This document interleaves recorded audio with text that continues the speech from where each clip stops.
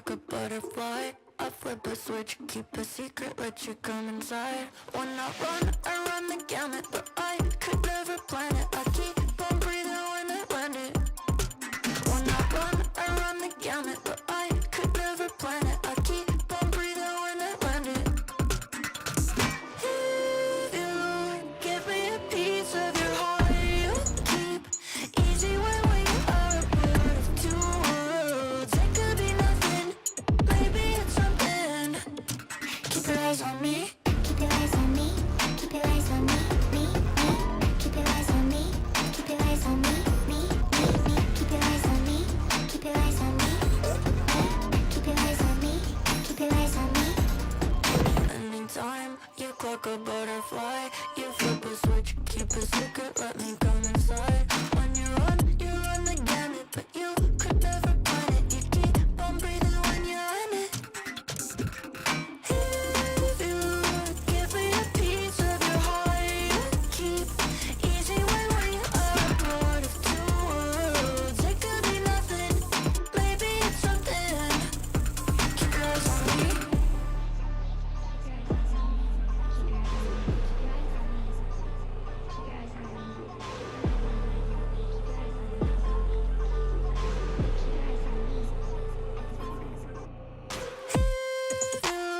Give me a piece of your heart, you keep easy when we are a part of two worlds. Give me a piece of your heart, you keep easy when we are a part of two worlds. It could be nothing, maybe it's something. Keep your eyes on me. Keep your eyes on me. Keep your eyes on me. Me. Keep your eyes on me. Keep your eyes on me. Me. Keep your eyes on me. Keep your eyes on me. Me. Keep your eyes on me. Keep your eyes on me.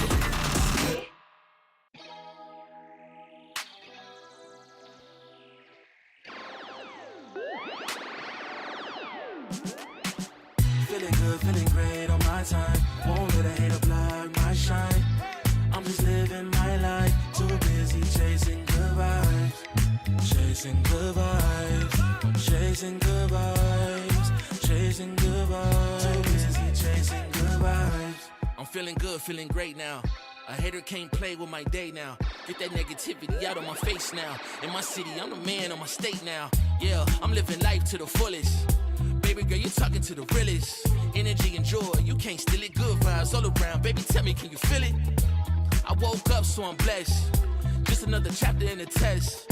I know I'm doing better than the rest. Got a smile on my face, showing teeth for the crest. It's no sweat, I'm a vibe in my own right. Go time in the sun, yes, I'm gon' shine. So fine, got a baddie on my phone line. Feeling good, feeling great, chasing these good vibes. Feeling good, feeling great on my time. Won't let a hater block my shine. I'm just living my life. Too busy chasing good vibes. Chasing good vibes. Chasing good vibes. Chasing good vibes. Too busy chasing good vibes.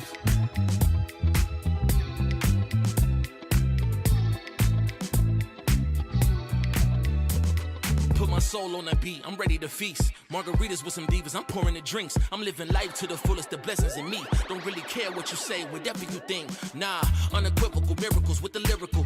With the homies tryna pop like the cereal.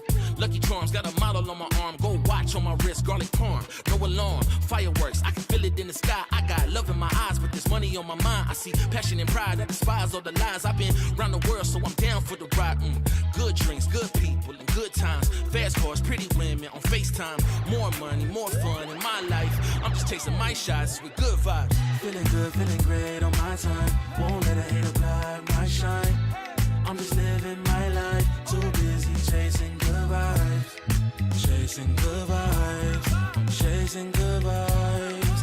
Chasing good vibes. Too busy chasing good vibes.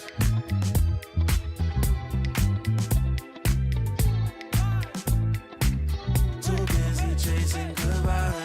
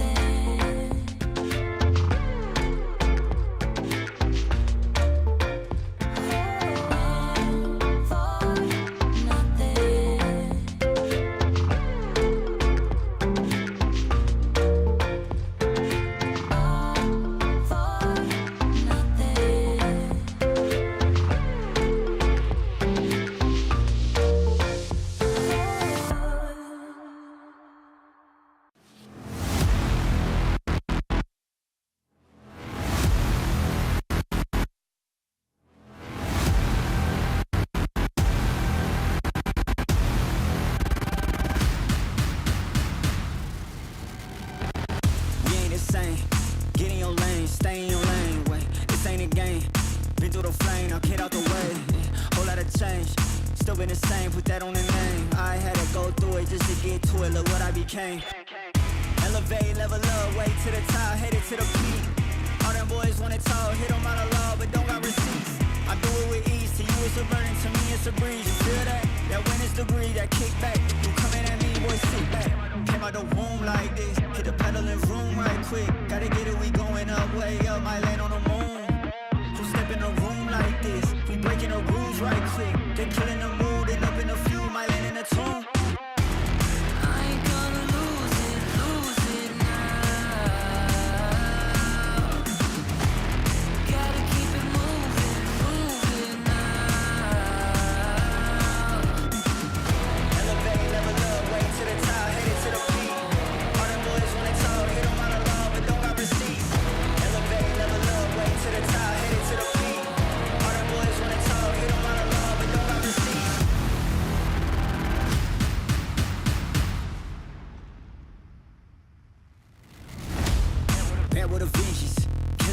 I'm leaving no remnants, they all in attendance.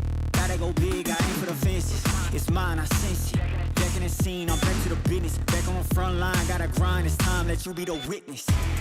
At the time, turn a repeat to a 3P, yeah. Got the franchise on me, you more like G Lee, yeah. 21st century, you all the way BC, yeah. Old boy been washed up, I'm notched up in TTA. Came out the womb like this, hit the pedal and room right quick. Gotta get it, we going up, way up, might land on the moon. Who step in the room like this? We breaking the rules right quick. They killing the mood and up in the few, might land in the tomb.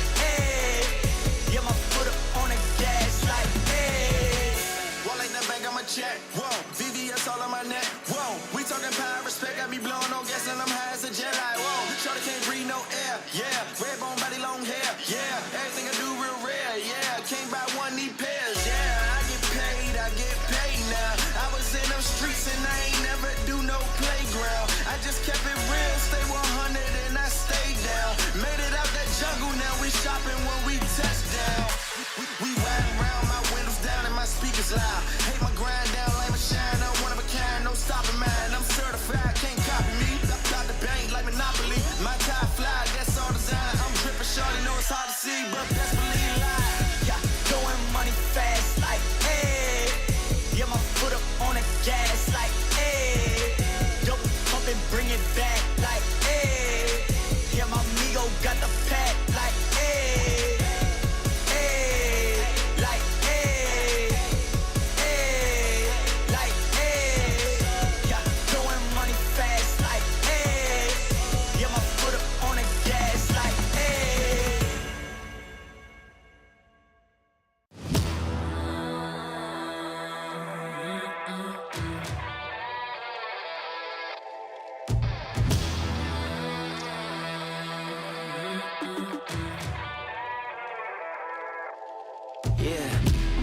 Motivated, I'm focused. Came a long way from the lowest. Yeah, gotta get it, the mindset, gotta put it in motion. This is the moment, gotta one-up my opponent. Back then they ain't noticed me, now they know it's me, I'm the chosen. It's my time, yeah, I put that on Bible. No excuses, gotta get to the final. Take all of my idols and turn them to rivals. It's all or nothing, man, the trophy is vital. Game time, bet I'm coming in clutch. No hang time, man, they can't keep up. The game's on the line, seconds on the time. Who can't fight? It's gotta be us. Better under pressure, go ahead and let it fall on me. I'm destined for it all, you better call on me. They say what doesn't kill you make you stronger. All that pain, it done made me to a monster. They say what doesn't kill you make you stronger. All that pain, it done made me to a monster. Yeah, whole lot of times they doubted I wouldn't be who I am without it. Sleepless nights, I counted. It all paid off, it's really astounding. I had to keep the faith to elevate. Hope for better days, they were coming. Now we can celebrate, knowing every day is abundant. Yeah, it's my time, yeah, I put that on Bible. No excuses, gotta get to the final. Take all of my idols and turn them to rivals. It's all or nothing, man, the trophy is vital. Game time, bet I'm coming in clutch. No hang time, man, they can't keep up. The game's on the line, seconds on the time. Who can't fight? It's gotta be us. Better under pressure, go ahead and let it fall on me. I'm destined for it all, you better call on me. They say what doesn't kill you make you stronger. All that pain, it done made me to a monster. They say what doesn't kill you make you stronger.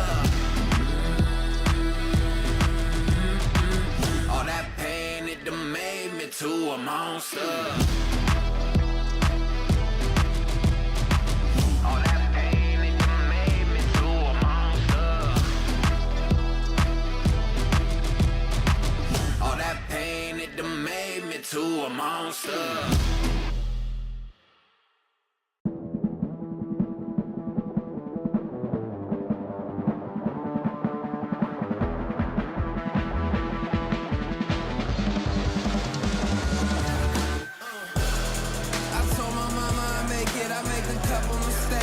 I stay in my lane. I keep my feet on the pavement, and don't you ever mistake it. No, this ain't never been a game. Tell me where the competition. Seem like they all been missing. Never made a wrong decision. It's got me walking different. I stay gassed up. Please point the opposition. No scope, it's no joke. Just know I aim with raw precision. I went and got my bid up quick, 100 figures. They once was competition, now ain't sitting with us. Been on a wave since we've been away. Snatch the game, now we here to stay. I told my mama I make it, I make a couple mistakes, but see I stay in my lane. I keep my feet on the pavement, and don't you ever mistake it. No, this ain't never been a game. I told my mama I make it, I made a couple mistakes, but see I stay in my lane. I keep my feet on the pavement, and don't you ever mistake it. No, this ain't never been a game. It's that you can't touch me, things get ugly, they mad now. This all must be a whole new level to count. I'm packing on the pounds, pulled up with the dog hound, and I still had time to shut it down. Now you see them all screaming my name, see them trying to switch to my lane. They ain't never fit that frame, only present when the cash came.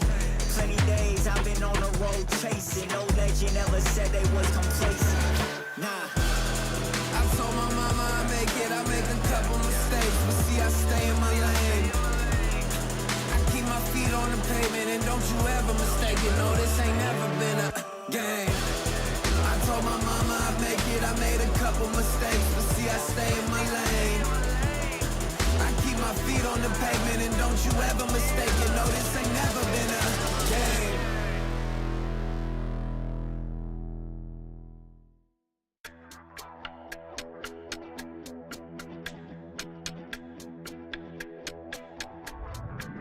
It's now or never. Now or never. It's now or never. Now or never. Yeah. It's now or never. It's now or never. Now or never. It's now or never. Yeah. Now or never. It's now or never.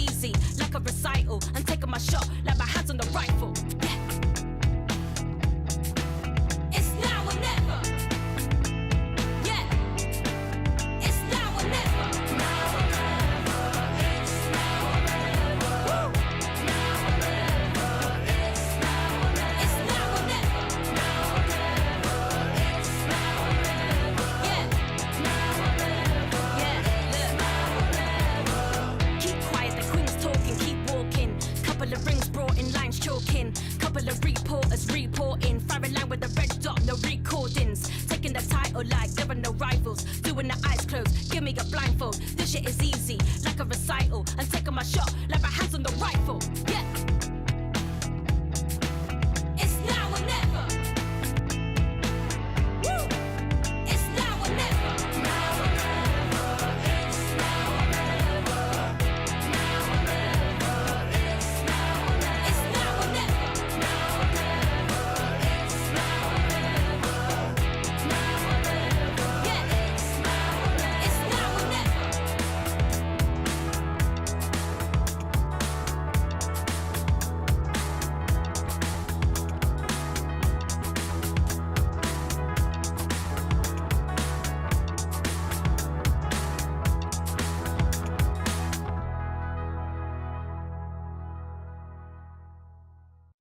Let's take it up a notch.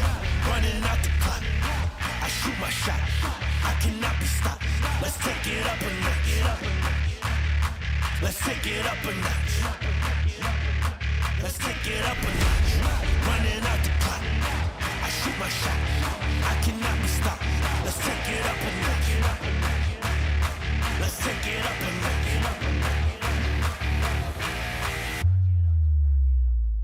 Let's take it up a notch.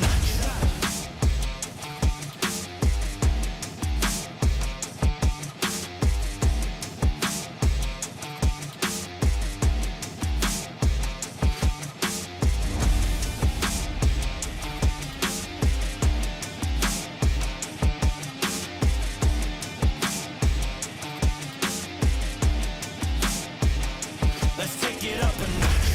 Running out the clock. I shoot my shot. I cannot be stopped. Let's take it up a notch.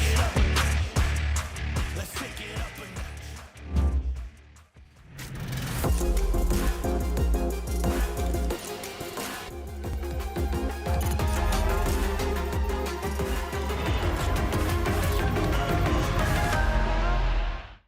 Hey! Hey, Tom. Alberto was looking for you, by the way. Really? Yeah, you better get there Okay, quick. I'll go check.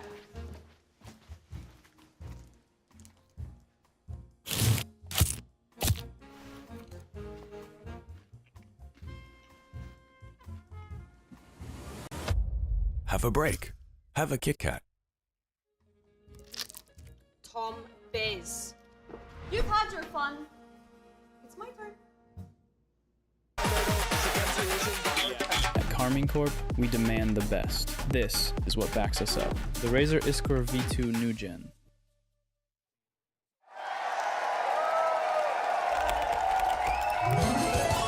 Red Bull gives you wings.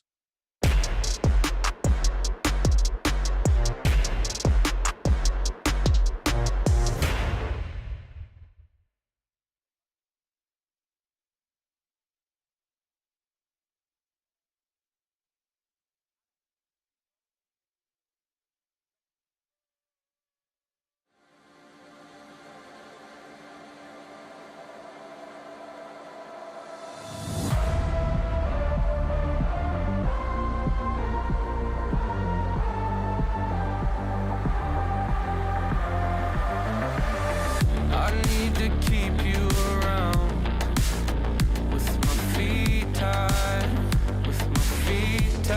tied to the ground. The end's nowhere to be found. I don't know why you don't leave me to drown. Oh, don't know where to go unless you say. Don't know what to do unless you stay. Thinking that today will be our day, again.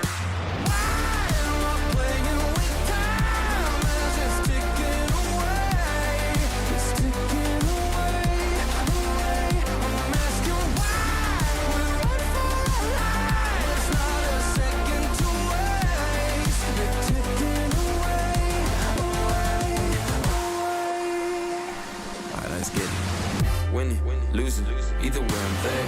Got an attitude, I'm off the roof, up in the air. Let's run, I make it count, yeah, I'm talking right now. Feel like the comeback kid, got no time to spare. Double up score, 22-4. You know I win a lot, gotta win one more. On a hot street, never gets old. Soda with the ace and my team went gold.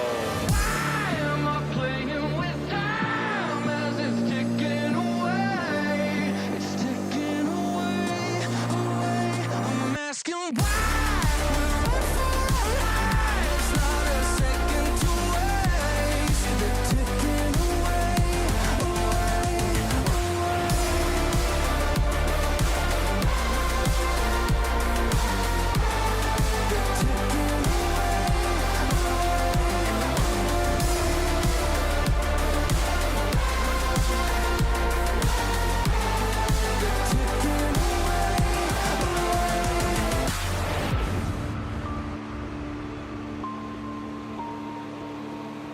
I'll give it one more try. I don't know why, but I keep coming back every time. I want it more than my life. I don't know why, but it feels so right. Why am I playing with time as it's ticking away? It's ticking away, away. I'm asking why we're on for a ride. It's not a second to waste. It's ticking away, away, away.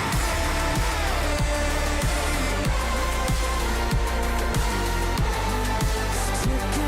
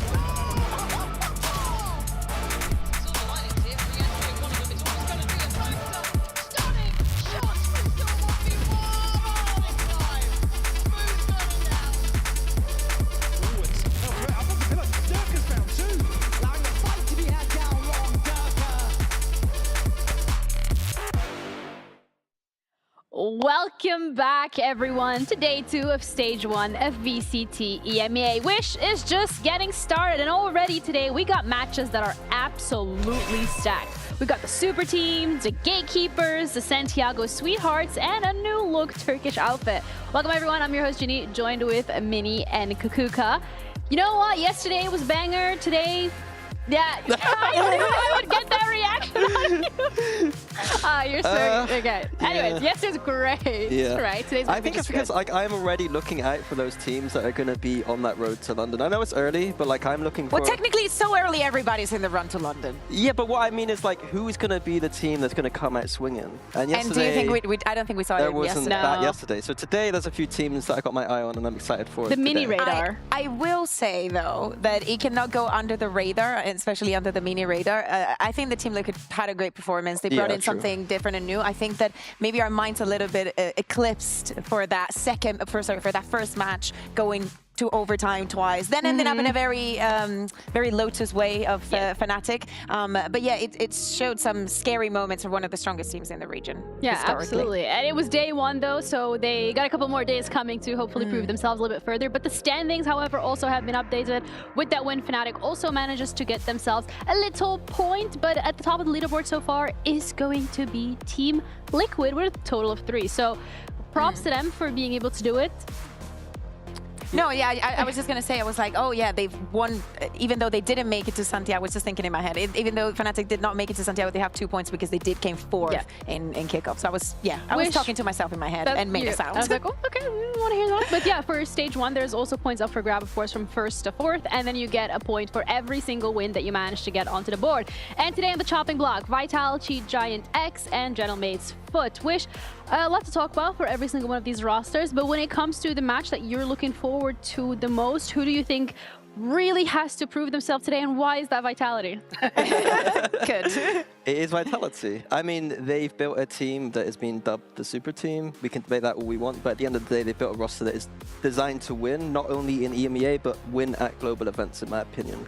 They've got everything from star-studded coaches to GOATs of the game, and now they have Sayonara, the guy that they've invested so much time into. They accepted that their kickoff run wasn't going to be maybe the best it could be to wait for this guy. So this is probably one of the biggest debuts we've had in VCT history. Yeah, and I think that we need to give a little bit of context on Sayonara, because I think that for many people it's like, oh, who is this guy? Like, why are we expecting from him? And I remember, like, when I think of Sayonara, I think when he was in Gabe in KPI, competed in the Spanish league. We have the, you know, some of the best talent, you know, like me and Ibu, like, wink, wink. Like, you know, it's Nice what try. we do. What do you mean try? Literally, anyway. I'll put England against Spain any day. Whoa. You mean the Spanish league, the Rising League? Because that is what I'm referring to. Oh, okay. That's true. Yeah, Sayo isn't Spanish. Yeah, I was like, what are you saying? But anyway, he was with KPI and he made a very, very good impression. I'm talking about 2024. It was so good that even at the end of that year, a team like Fnatic picked him up to sub for some of the tournaments at the end of the season because Crashies was still not a part of Fnatic. So it was like in that blank space of like what's going to happen with this lot. Funny enough, he goes back into tier 2 because Fnatic ends up going with Crashes, and most importantly, he's not old enough to compete. So he goes back to tier 2, but at the middle of the year, Vitality is like, you know, we really want this guy, so we're going to make sure that nobody else can get him and signs him across the year, waiting for this moment. So very, very good. But that's also a lot of expectations or weight on the shoulders of this individual player. That, you have to hit the ground running. I think that's a really important note. That I was thinking about it this morning about the ways that I would approach this if I was Power right now. I think that the truth is that Sayonara is going to have to be a big piece of this team, but and hopefully today his debut goes well. But if it doesn't, he needs to be sat with the mentality that it doesn't matter so much. Like realistically, today is about him being there to make it easier for his experienced players today. Like he's got Chronicle, he's got Derka, he's got people like Yampi. He doesn't need to have a blinding performance from a coaching perspective.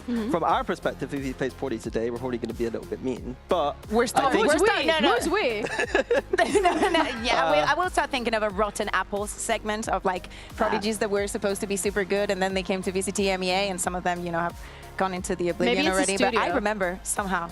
No, it's not the studio. It's not the studio. We were seeing some images though, because although we're saying that he's going to have his debut on the stage, we did see him playing in Clash, and he had amazing stats all throughout the tournament. I think that the question also is not how Sayonara is going to perform. I think that let's give that a given, okay? Let's act as if he's going to be putting out numbers and whatnot. I think that what we want to see is how Vitality is going to implement him, because at the beginning of the year, we saw a Yampi that was going into that double duelist, and I think that the route, whichever it is that Vitality is going to take today, is what we're most excited about to see, like what the trajectory is going to look like.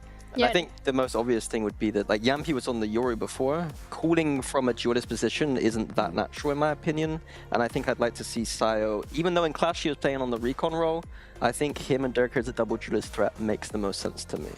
But I'm not sure they're going to do that. I mean, to be completely fair, it's not just us that are hyping him up. I mean, even yesterday, Alpha was like, yeah, he's like one of the great players that are going to be joining. So there's a lot of hype around this individual player joining the league, but we can sit here and talk about it all we want. We have not had a bit of a chat with him ahead of this matchup, so let's see what he had to say. I have one of VCT's newest players here. We've got Sayonara from Vitality joining us. How are you settling into the team? How's everything been going for you over there? Very nice. Vitality as an org has been very great to us. It's been very easy to fit in. And also with the team, very humble, very nice people to be around. So I think it's the easiest thing in the world to fit into Vitality. Experienced people, nice people. So just overall a great experience. Yeah, is there one player specifically that's been helping you the most? Or one person? The one that I'm bonding with the most right now is Profek. I've known him for the longest, so it's easy to be alongside him, but as well as Yampi, very energetic, very nice to be around, gives energy always, and Derka and Kron, I've known them for quite a bit, and they are the veterans of the team, so they always help me if I need something. Oh, that's great to hear, and you know, they've obviously been on the stage a number of times. They've had many different games here at VCT, but for yourself, you're going to be having your first one. Where are your nerves? Where are your energies at? Nowhere, to be honest. I don't like putting anything additional towards the game. I know I'm gonna go out there and perform. There's nothing much else to it. There's no nerves, nothing to the game. We're playing Valorant, we're gonna have fun, and we're gonna show the best of us. I love that. And how would you describe your playstyle for people who might not be familiar with you?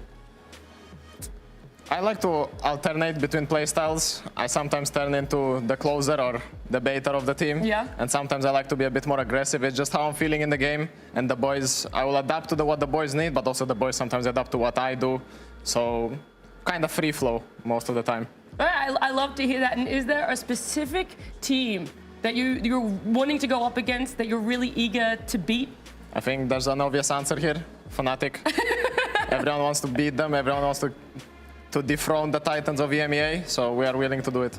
Awesome, Sayonara, thank you so much for joining me. Good luck today, but for now, we're going to head on back to the desk. Thank you, Nat. A lot of valuable insight from the side of Sayonara in terms of how he wants to approach today. He's going to give it his best. We're looking forward to see Vitality compete. And of course, like Fnatic is one of the teams that they have on that leaderboard that they want to dethrone.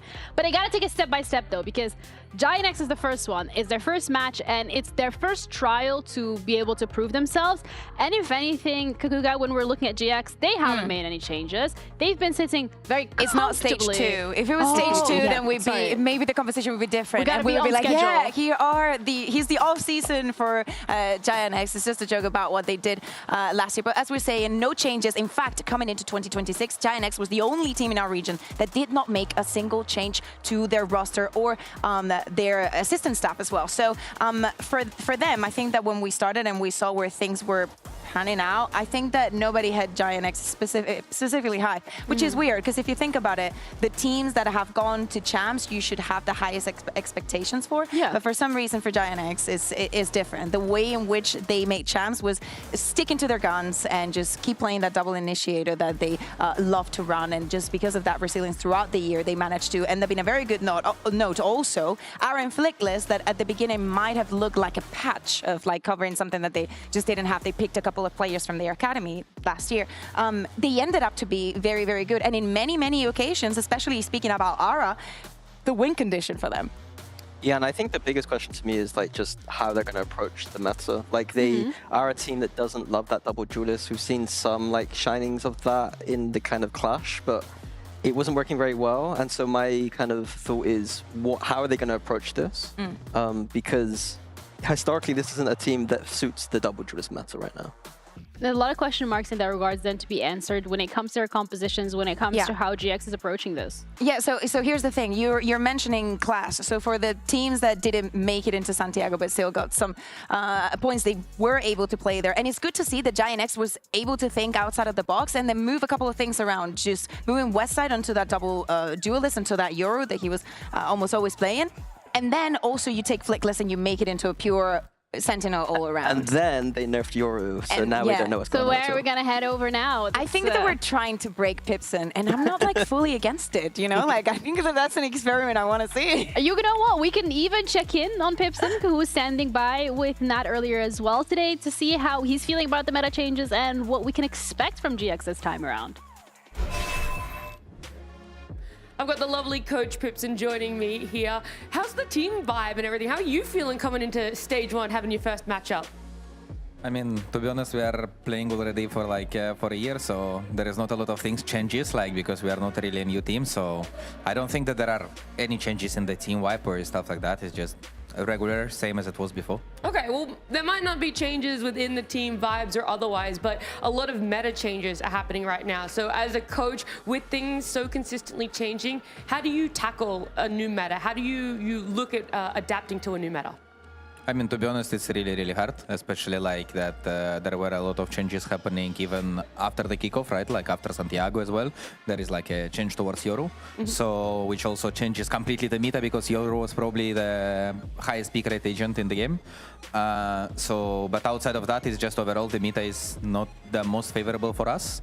If people knows like how we played in like 2025, so it's like definitely not our meta where you just have to play double duelist and a lot of double dive and just go in. Same as I guess there are gonna be some other good teams who will struggle with this meta, like Fnatic for example, which I think will usually like not also their meta. So it's actually rough to adapt to that because it changes a lot like the professional gameplay. Do you think that we'll see you sort of continue with the trajectory of double initiator, or do you feel like you have to succumb and we will potentially be seeing you guys run double duelist for stage 1? To be honest, I think we'll try both, and we will see how it goes. So, because in some maps we're like, okay, like our double initiators have to be fine still, like it should be playable. But on some maps you're like, okay, actually double dive looks like really, really strong. So we have to learn it, we have to adapt to it. But on which level we will be able to do, we will have to see. For sure, I totally get that. And then that also brings into question that how do you find the balance of player comfort, but also realizing you are going to have to run some things that just feel too strong in the meta at the moment? I mean, to be honest, if something is so strong in the meta, like we think that Yoru was. Like it actually, like you're kind of forced to do it. Like it's just too strong to not to play it. So in that way, we were like, okay, like Yoru, we just learned how to play. That's it. We spent like maybe a month of learning how to play with Yoru, and then it got nerfed again. So after that, we had to rework everything for the last 2 weeks of what we were practicing for stage 1. So we'll see. Well, it seems like you have a lot of tricks up your sleeve. It feels like we're going to be installed to get a lot of great stuff from you guys. And we'll see exactly what the desk has to say on this information.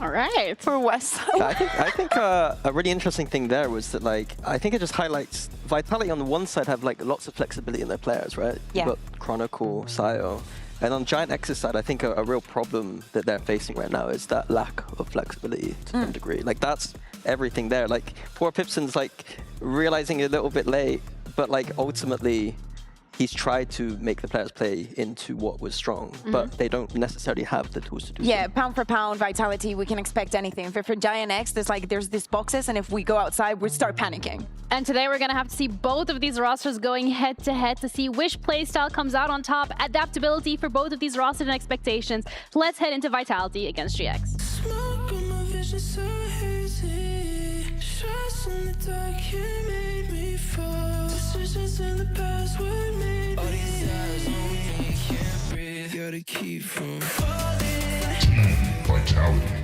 Keep calling. Took a risk even though my hurt me. The fire in my chest keeps burning. I'ma prove I deserve. But we'll be calling. Giant X.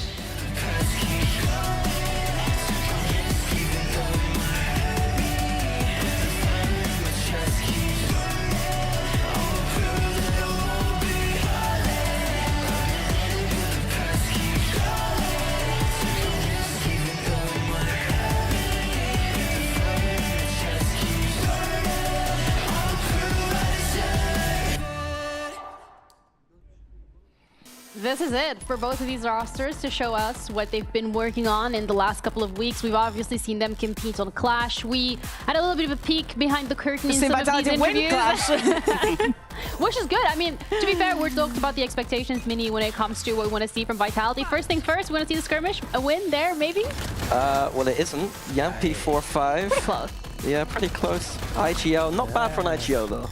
But not bad for an IGL. I mean, the assistant coach won yesterday. That's true. Not bad for an IGL. Those get destroyed and turned his kid yesterday while wearing a costume. Yeah, that was pretty good. That was pretty damn impressive. Also good for Westside there. We were speaking about him and the amount of things that he had to do to try and keep Giant X afloat in all of these streams, that flexibility that they have. I think that the question is mostly onto him, but also, as I was saying, Ara, you know, in his individual performance, I think it's a make or break for Giant X in many occasions. Yeah, I think historically within this roster, he's been like the win condition. I think when Ara is on it, this team looks phenomenal. But when he's not playing so well, that's a problem. So map veto has coming through. Haven, Pearl, and Breeze is where we'll be going. Fracture immediately taken out of the pool by Vitality. Nothing too surprising here. I think that this is for like, I want to see if this is going to be a permaban situation for Vitality. Mini, we're not going to go into that conversation right now, because I know where you're thinking. But I want to know if that is a permanent thing, because Fracture and the strength that we have had as a region, this could also be a tell for the rest of the season. And I mean, they're a key to victory, play to win global, not just EMEA. I would argue that banning Fracture and it maybe being a ban map for them is one of the things that I don't like that much. No. Yeah, but it's just one time. We cannot make assumptions this quickly. Of course. What if it's because they don't want to show it, because they know they're going to that international already? Come on. Just devil's advocate. No. But the team, I think they want to see what the rest of the region's going to do first. I think that because Fracture is like history homework. It's the one that takes time. You know, it's not like if you're good at math, you can. No, do it's it in not. 5 You minutes, just push every round. It's easy. And you also sit comfortably on the chairs while you try and push every round, because players are comfy on their Razor chairs. Gotta do what you gotta do. But I would love to discuss Haven a little bit further, because we've seen it from both of these teams. We've also seen it in Clash. We know what to expect from them. Well, I'm not sure Clash is going to show us exactly what they will run. Like, I think teams were doing a good job of testing things. I like to see that from them. especially on Giant X side with Euro. I don't imagine to see it here. I have a sneaky feeling we're going to see like a traditional Gen G style comp with the Neon kind of solo duelist Viper. Maybe. But the other key meta idea there is that the Paper X comp is famously now countering that idea with the Phoenix and Chamber double Yeah, and we duelist. saw Vitality playing some Phoenix and Corrode back in kickoff, so all the possibilities are still open for both of the teams. No Phoenix. Oh, there is a Phoenix, but on the GX side So of on things. the Vitality side, we are going to see that. Side is committed to that double duelist approach. That is interesting, yeah, because Vitality are the ones playing the kind of bread and butter Gen G style, and then Giant X are the ones who are actually pushing the pace with the double duelist. West side on Phoenix, that's like crazy to see for me. Like, he's a Sentinel player, he's on Phoenix. We've got Sayonara on the other side, not playing the duelist, playing a Viper. It's kind of so weird for me to see this, to be honest with you. Were you hoping to see Sayonara on the duelist then? I think on this map is fine. I think overall, if this is a sign that he's not going to be playing the second duelist much, then I'm a little bit disappointed. But I think on this map, it's good. It's just seeing the contrast between the two things is crazy. I want to see how aggressive Giant X is going to be. Not only from the attack that we can assume what they're going to do with the Phoenix, which, by the way, you are right, Westside does not play the Phoenix. In fact, it is the first time that he's going to be playing it. So from that, I'm also thinking about the style that has characterized them from the defense and how aggressive they're going to be and how this suits them. I want to see how Vitality is going to read onto that and how they're going to be playing around Sayonara. Yeah, and Ara doesn't have those tools anymore he's all self-initiation in this game, so it's all down to him. He doesn't have flickless anymore. No flickless. No flickless, but we do have the first match of today between Vitality and GX on Haven with our lovely casters, Mitch and Tom. Guys, take it away. Well, this is one that you can't help but get excited for. One team building for tomorrow, or at least they were. The day has come, while the other is trying to stop yesterday from slipping away. We know how high the Giants can reach, but right now, it seems like they're sleeping Giants. Yeah, for sure. I think you kind of said it. Two very different sides of the coin. Vitality at kickoff had the excuse of, we have a stand-in, we're waiting for this young superstar. Now you have him, you sort of delayed your progression as a team. You did it to get this youngster in. He's now old enough to play. And normally you'd sit there and go, oh, maybe you have a week or two to kind of get things going. I don't see that. You've been preparing for this for a long time. You had the whole break of Masters as well to get him ready and raring to go. And but he seems confident down on that stage. And for GX, it's a different story. A meta, as Pipson said, that doesn't really suit them. The change they've made is to try and give Westside that opportunity to be the second star. I want to see if he can shine as bright as, well, those Phoenix flashes can. This should be very exciting to see. Always a fan of the ideas that come with a Phoenix on any map, really. Ascent especially, except for one example I can think of. Well, we move into this attack side for GX, and it's Sayonara getting aggressive right away. Profek and Durka do the same. A little bit of posturing towards the double doors was nothing compared to the full blitz on A short, and they are taking nothing but scalps. A shot delivered to Profek, but the rest of the squad standing healthy. And blink and you miss it, Westside's all alone. Yeah, you're sat there thinking back, like, what debut can he have? Can he repeat what those of old did? Maybe an ace in the pistol round, you know? Yeah. That'd be awesome. He's not seen anyone. It's just gonna be, okay, maybe he will have to see someone. Well, here's his chance. That was, I think that was 2 bullet shot, 2 kills found. Very quickly turning this into a workable scenario. Still difficult, both flashes available for Westside. And you have to bear in mind that his ult comes online so quickly that even those 2 kills and death gets him halfway. He's not just going to try and stop there, though. He's looking for a little more. They've got the old dog, the leader of the pack, taking that first contact. Westside, 40 HP, down to 11 now. It's a formality, surely, to finish him off. Sidesteps the shock dart. And a damn good attempt from Westside, but it's Vitality to strike first with a 1-0. Yeah, maybe next time send him first. Like, that's what he can do. Phoenix, are you mad? Yeah, that'd be crazy. But yeah, well, just look at what even the POV of the players on Vitality, it doesn't look like they can see anything, just spamming through the cage and doing so much damage. We saw in the skirmish as well, Yumpy talking about choking, going from 4-2 up in the skirmish to losing. Hopefully that won't be replicated in the match itself. As said, the expectations on this roster now are incredibly high. And interesting with the maps coming up next. Well, Dirk is having a field day. Ultimate 1 away. after 2 rounds. A judge into enemy hands, and well, eventually Yumpy will get the job done. It's a statement of a start. Grabinho, he's not even going to take that judge out, the more expensive weapon, but lacking utility in that kind of range. Not bad. The Bandit, not so much. Nicely done to at least find one, but a 2-0 start for Vitality, and at least they're going to keep over the majority of what they invested.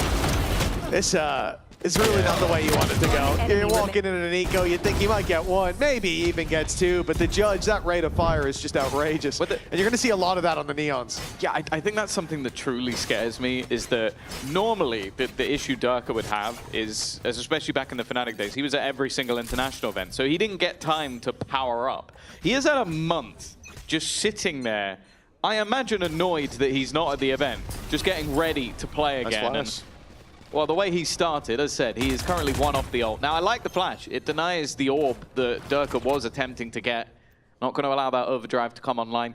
He does, however, still have a judge. Yes, it's not quite the same position, but a reposition. And even just denying him that line of information, it's something that Vitality have to blindly assume is happening here. Yumpy had no idea as he pushed deep into mid, trying to avoid running into that trip, and finding the Cypher was the objective. Well, I suppose objective complete. Didn't quite expect Flickless to be in their spawn, but how could you?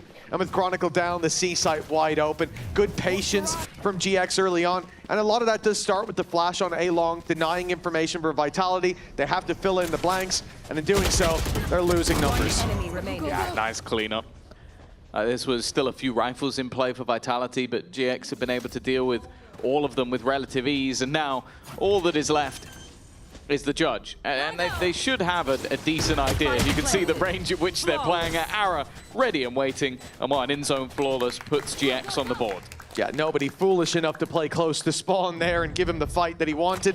You can see the difficulty with playing on range. But yep, I think this patience from GX is a really good sign. Although we will say in kickoff they were the slumbering giants. This time the slow pace certainly works as we see a bit of movement from them, 2-1. But here's the full buy. And now they know that flash is coming. The op won't be sent towards A-Long, but instead, the op is sent on short. Well, indeed, Chronicle is playing with a Bucky, but if you ever played against a Bucky in Garage, you know that's as good as any gun. Oh yeah, he bought into a rifle last round, so that's why he's ended up in this position. Nice flash. Already seeing some usage coming out of Westside flashes. Very quick pace in, and obviously utilizing that run it back at the same time. Westside's still trying to be a little bit more patient, but the whole team has fallen back. And it hasn't pulled much of a rotate at all. Yeah, I mean, Vitality had the right idea here, just playing it slow, giving up that space to start with and keeping their control deep on short with the operator. That shot that didn't land, it gives GX the idea of not going A, not feeding the op the chance to pick off multiple on the way through, and with it in the hands of Durka, you bet it will. With Propek already down, they sense the weakness on B. Very well done as Ara baits the shots, baits the crosshair. Westside delivers the kill and the plant in a 5v3, a very strong round 4 for GX. Oh yeah, and you're looking at that operator and wondering, is this already a point of a save? Sure, send the Bucky and maybe see if grab the rifle and get out. Chronicle can get something extra, but winning from this stage is going to be incredibly difficult. The only ultimate you have as well is the overdrive, and again, you'd have to basically throw the operator into the wind if you wanted to try and use that ult. It's a tough balance between the risk and reward here. I mean, having 3 rifles, one being an op, it does give you a good chance to fight your way back through, but not having a smoker to make it difficult for those players to deny the defuse. You can see you'd be vulnerable to the one-way. But the other side of it is GX getting away with a round where they lose nobody. Technically not a flawless, that's when you kill everyone on the other team. But it's a massive credit generator for them. They've got so much bankroll to work with now because Vitality didn't put up a fight. Yeah, and I'm keeping an eye as well on Sayonara. There's been a couple of times now where I feel like he's been caught trying to make those risky plays. And that's always the thing when you are that youngster coming in. I don't think there's any doubt of his individual ability, but you're going to have much better team synergy than you will face off against in your normal matches. So it's like debate. That's exactly what Ara did to perfection in that round. And he's trying to do it again. I like the idea from Durka there. getting out wide with the Neon run, hoping to avoid the flash from Phoenix, which even came in just a second late. However, it didn't matter. The Neon on the other side, the movement hard to hit. Results in GX knocking on the door. The A side, in fact, they're breaking right through, attempting to kick it down. Yumpy, the first line of defense, at least puts up a fight and a shot through the smoke. Another gives it to Durka. He'll finally be put to bed, but he might have done enough. Vitality of the upper hand. The spike is down and they're holding that back site. Although Profek falls, there's still one on site that they haven't seen around that wall, but Westside finds him too. A game of Minesweeper and he's hitting them clean, but Chronicle, the last factor, an unknown, at least for now. And with this plant, indeed, the ultimate can be activated. Risky without knowing where Chronicle is, though. Even though he'd get his health back, it might not be worth it, and it will all come down to the timing. He's trying to clear every angle he can, being very patient, even trying to bait Chronicle into the fight, but Chronicle now almost knows exactly where his opponent is going to be, or has a decent idea of it. Westside just going to try and stick this one out, but yeah, there is no way he's getting away with that. The worst position that Chronicle could have possibly been in. And it will be another round onto the board for Vitality. But I have to say, again, the talking point of Westside, the man's looking cracked right now. 8-3. The Phoenix, we've seen the utility ideas there early. But the fact that he is cleaning them up like this, that could have been a 4-piece to close it. Yeah, look at yes, bro. What the? Don't ask about it. Yeah, that's pretty reasonable. Durka got fed that second shot on the op, and that's what put the numbers in their favor. Westside pulling it back, but couldn't quite get it done in the end. Now towards the C site, Judge in the hands of Chronicle. He's up close. He's waiting for this, trying to get the first man in, but Ara went left, ends up catching Kron, and the flash through. It blinds up Sayonara. At least he won't be pushed on for now, and catches the Phoenix ult. They know he's here, and now he's got backup if they look to pressure. Ara in the corner, caught by the shock. Another finds its way into the hands of Vitality as they answer up every pick found by Durka on the way back through. It's 4-2, and signs of life fading a little bit from GX. Yeah, they're still making these rounds incredibly competitive, though. Again, it's sort of like what you said of, like, you don't expect anybody to be pushing you in these moments, but Westside ult just allow him to take those sort of mass risks at the back of the site. And it is only because towards the end, it was like the clutch out from Yumpy and Durka. And again, this ult, just the movement you can have makes it so much more difficult for you to hit. He might take time out here. Still, though. Well, no timeout. They do have the credits to reinvest. Those early rounds, the two that they won on the GX side, have put a lot in the bank. That, though, is a worrying sign. That's not the man you want to lose. No, not off barrier up, and then Durka follows through onto Flickless, a long and short, both defended. They've left a massive gap, all in the name of fighting mid, and taking the fight straight to these players in the smoke, and in fact, they find only one, knowing that Cloud was on short before he's boxed in. The smoke needed to let him cross, but do they read? See, is this open? And evidently not. Grabinho finally strikes, but even with that pick, it's a 2 versus 4. I was wondering if maybe they'd just drop the spike, let him take it and plant, and see if maybe Cloud can play with the rotation, but instead, the plan is to try and group back up together. Maybe leave Grabinho instead as that knife in the back. But I like what we're seeing from Vitality. Just 3 of the 4 players just all grouped up, making sure that even if one was caught, the others would have a decent eye. Now for Cloud, a plant does grant ult, but let's be real, a Hunter's Fury in a 1v4, it's not the best ult to have. Planted. My ult scanning ahead. If you can find a 3K, it gets a lot more powerful, but yeah, short of that, we're in dangerous waters here. And the stun perfectly landed. Cloud will be dealt with by Durka, and a 5th will find its way into Vitality's side now.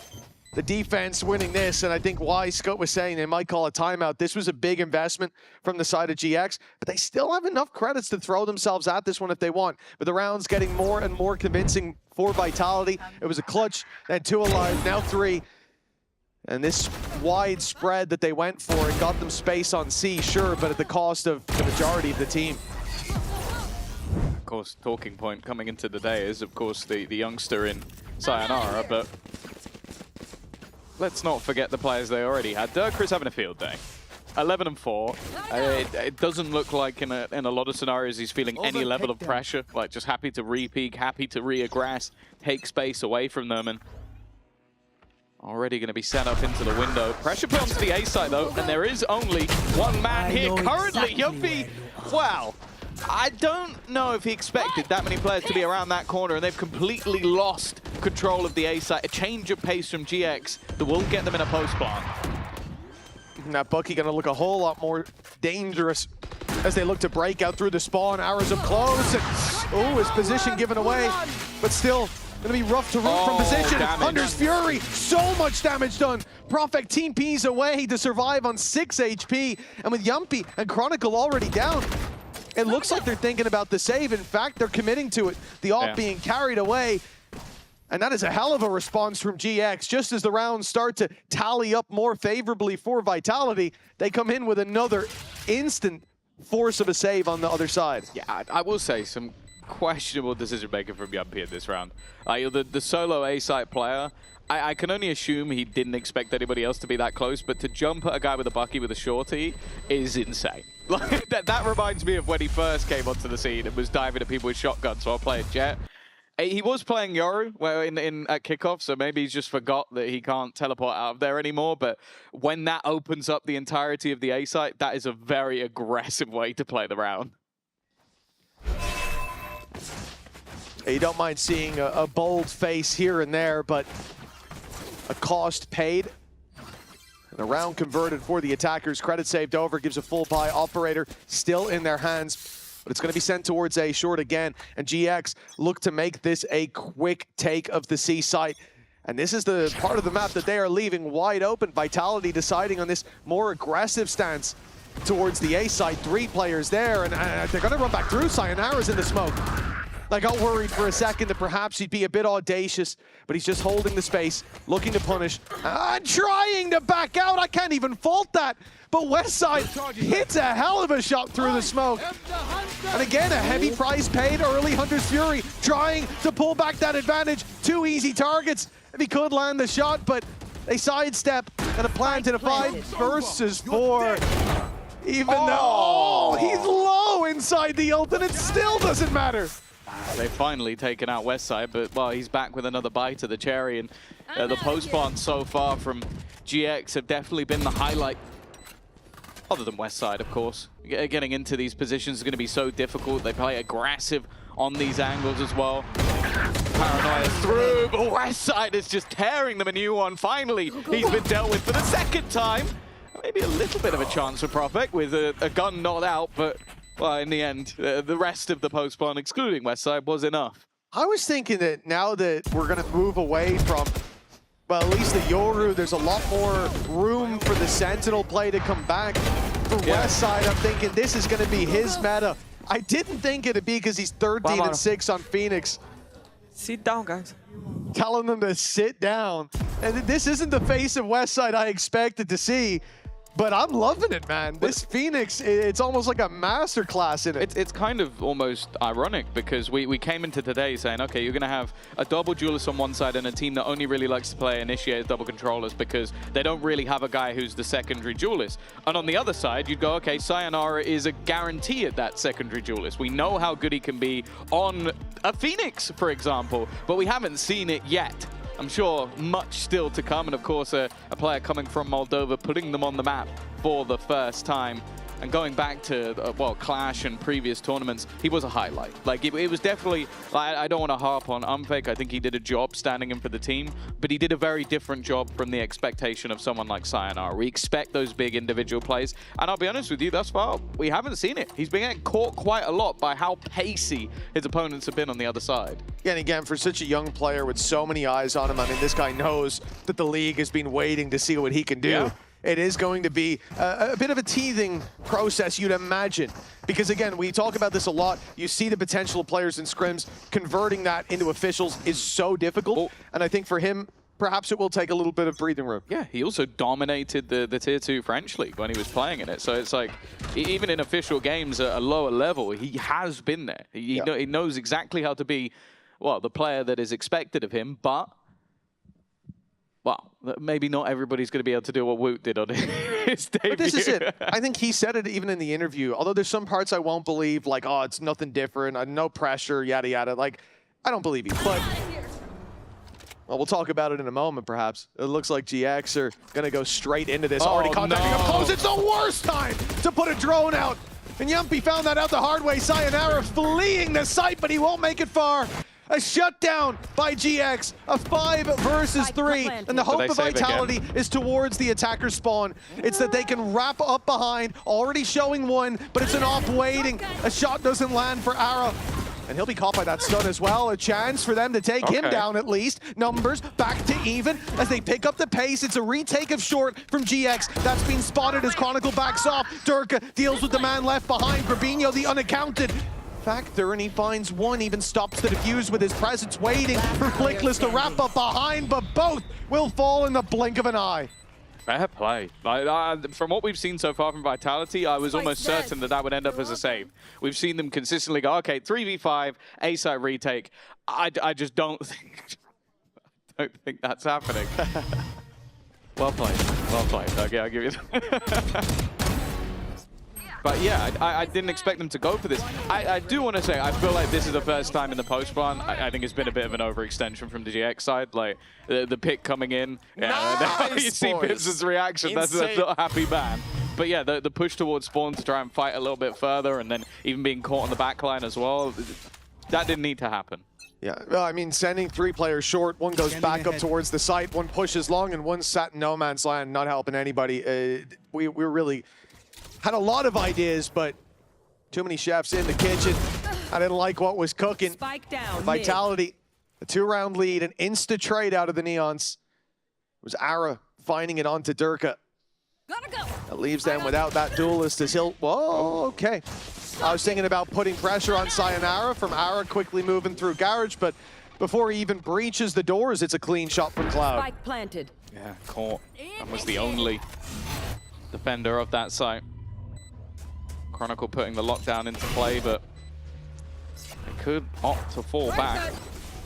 They're almost going to be forced to fall back. The reveal is good, and no, he's actually going to get out there. Not quite caught with a drone still in play.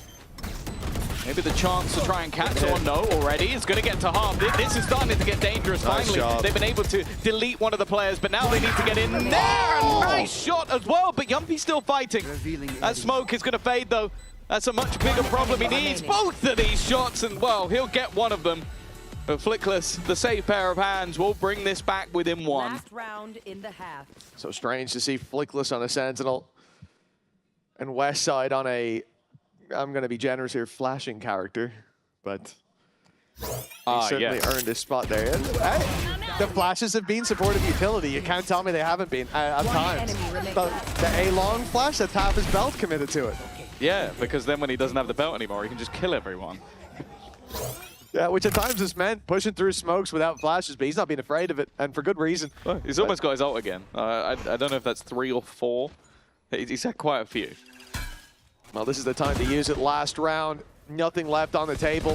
Viper's Pit available for the defense, but they're fighting out in mid. And GX crush any ambition they had of owning that space.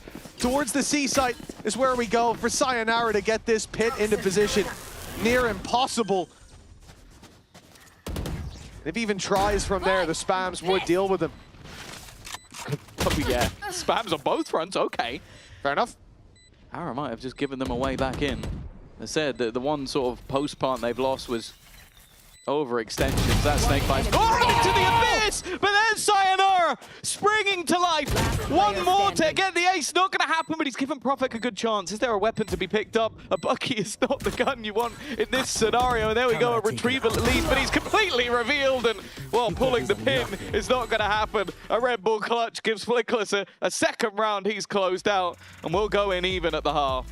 6 and 6. Well, we sold this game as an exciting one, a litmus test for both squads, the old and the new. And, well, it's certainly delivered here. Sayonara stepping up to the plate towards the end. So much more to come after the break.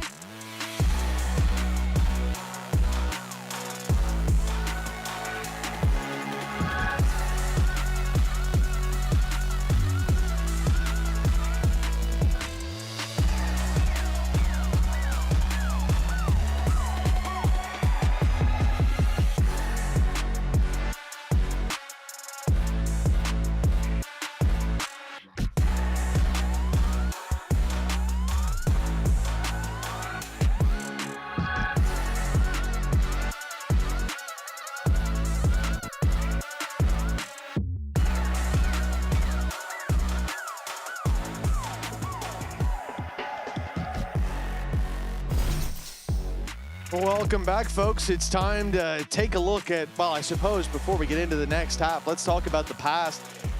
What these teams are trying to climb back up to for Vitality. They've had a very good result going all the way back to kickoff 2025, but this team has been waiting for an iteration that can consistently challenge the top, and this could well be it. Well, yeah, last year started with a top 4, and you kind of at an international, and you kind of had expectations that maybe they could go on. GX is almost in reverse. They started poorly, made changes after stage 1, and those changes took them to champions, which is the goal. Like, you want to make it to those Masters events, but champions is everything when it comes to the end of the year. It's what we build towards. It's what all the points add up to. And if GX can do it again, I'm sure the org will be very happy. On the Vitality side, that's the expectation. Oh yeah, I mean, they were on fire going through that run, going through champions as well. Had some good performances there, but now it's all about showing that there's still embers under the ash of kickoff. He is awake. Sayonara will find his opening and a second. 6 kills in the last 2 rounds. Not bad from him, but Westside's getting jealous. We go down to a 3 versus 4. It's attacker's advantage, and Flickless completely isolated.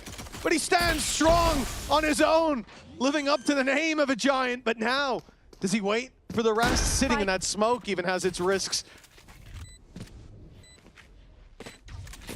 Setting up for the retake. Paranoia still available, Molly's still available, but instead they're slow walking up. They still have all that utility, and they're just playing contact, maybe not expected by Chronicle. He'll be caught off. Counter Paranoia goes through, that's allowed for the trades, but it's all down to 1. Profek up against those opponents, but he's managed to bypass after blinded. Players low on the other side, an opportunity, but the bullets aren't landing. He's just running around and eventually lands a shot, but it's Flickless again. I don't know how many scenarios now he's been the last man standing, and he's been the last man alive. He's the one turning up when they need him the most, and that's what we've always seen from Flickless going through last year. 7 now for GX, and the lead is theirs, challenging the Vitality Super Team, which has been said so many times. But this time, it really looks like they've got the pieces to the puzzle. And that's the thing, they've been waiting. Nice! That's what matters. Who's involved? We won't say what was muted there. But yeah, Vitality, they've been waiting for that missing piece to arrive, and now they just have to prove that the puzzle was worth completing. Oh, that's far. GX are proving that you don't need to change anything. There they are. Worked on what they had, swapped up after not having... That was the thing with this roster. It seemed like they didn't have the right pieces for the meta. And I think that if you told me at the beginning of the year that their solution to that would be to take one of the best Sentinel players in the region and put him on Duelist, I would have called you crazy, because I'd watched FUT do that and it didn't work. I'll tell you what, it wouldn't be the first time that I called Pipson crazy, and it certainly wouldn't be the first time I was wrong about it either. The man loves to prove me wrong, and I love watching it, to be honest. They found my wire. Different iterations, different ideas. This one certainly seems to have a spark to it. This defense, though, already given up a lot of space towards Garage. Vitality can put pressure on from both sides. They don't know the gap that was left for them there, but walking through to spawn would have been free. Now they have to fight for it, and it's Westside up close who looks to challenge, finding only 1 as they seek to get that Bulldog back. Unfortunately, it will be the last weapon standing. Yumpy all alone walks through a shock dart as well. Very well timed by Cloud. And 6-8 now. GX with a 2-round lead. See how much further they can take this. A full buy coming up for Vitality. Yeah, you look as well at what's in the composition for either side. You kind of expected that first half to favor both. Like, you've gone more into that double controller, Killjoy. I kind of have expectations that would be better on the defensive side. And then the double duelist, well, you basically now have to play this defense like an attack. Like, you're going to see Westside constantly pushing the boundaries of what he's able to do, like flashing into the door is sort of the old school classic. And more Ara immediately taking space. And normally you'd be talking about, okay, this is a bonus round, they've got a lot of pieces missing. Oh, they don't. They've got rifles on every single player. You got the Outlaw in, you got mostly Bulldogs. This is a dangerous buy.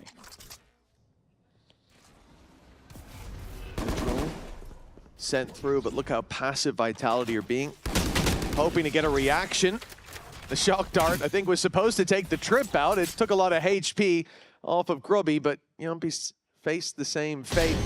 Ara, was there a connection? No, they got away scot-free on that opening fight. And now into the site where Cloud's waiting, spotted and dealt with by Durka. Very nicely done by Vitality so far. And Westside's ult gets him nothing. Spike planted. He gets to live to tell the tale, but I think it was already looking like the beginnings of a save, and then Grubinho's been caught by Prophet being incredibly aggressive in the heavens. Of course, for Flickless, saving doesn't really bring any value. It's the choice between keeping this Bulldog into the next round or being able to just purchase, well, he could buy his teammate an operator, or he can just invest into a rifle for himself. I mean, what we always talk about in these rounds is damage.